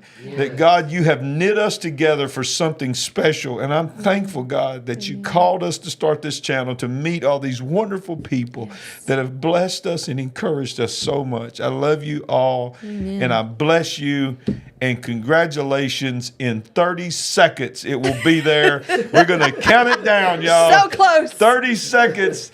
This is an amazing night, y'all. Is he trying to break Mike Signorelli's record? I'm trying to break. Yes. Mike Signorelli had an 8-hour service. Look at you, Pastor Mike. I can do 8 hours too. We're so close now. So close. Here we go. We're going to count it down. Here, are y'all ready? 10. Wait a minute. 7, 6, 5, 4, 3, 2, 1. We ain't woke, but we are certainly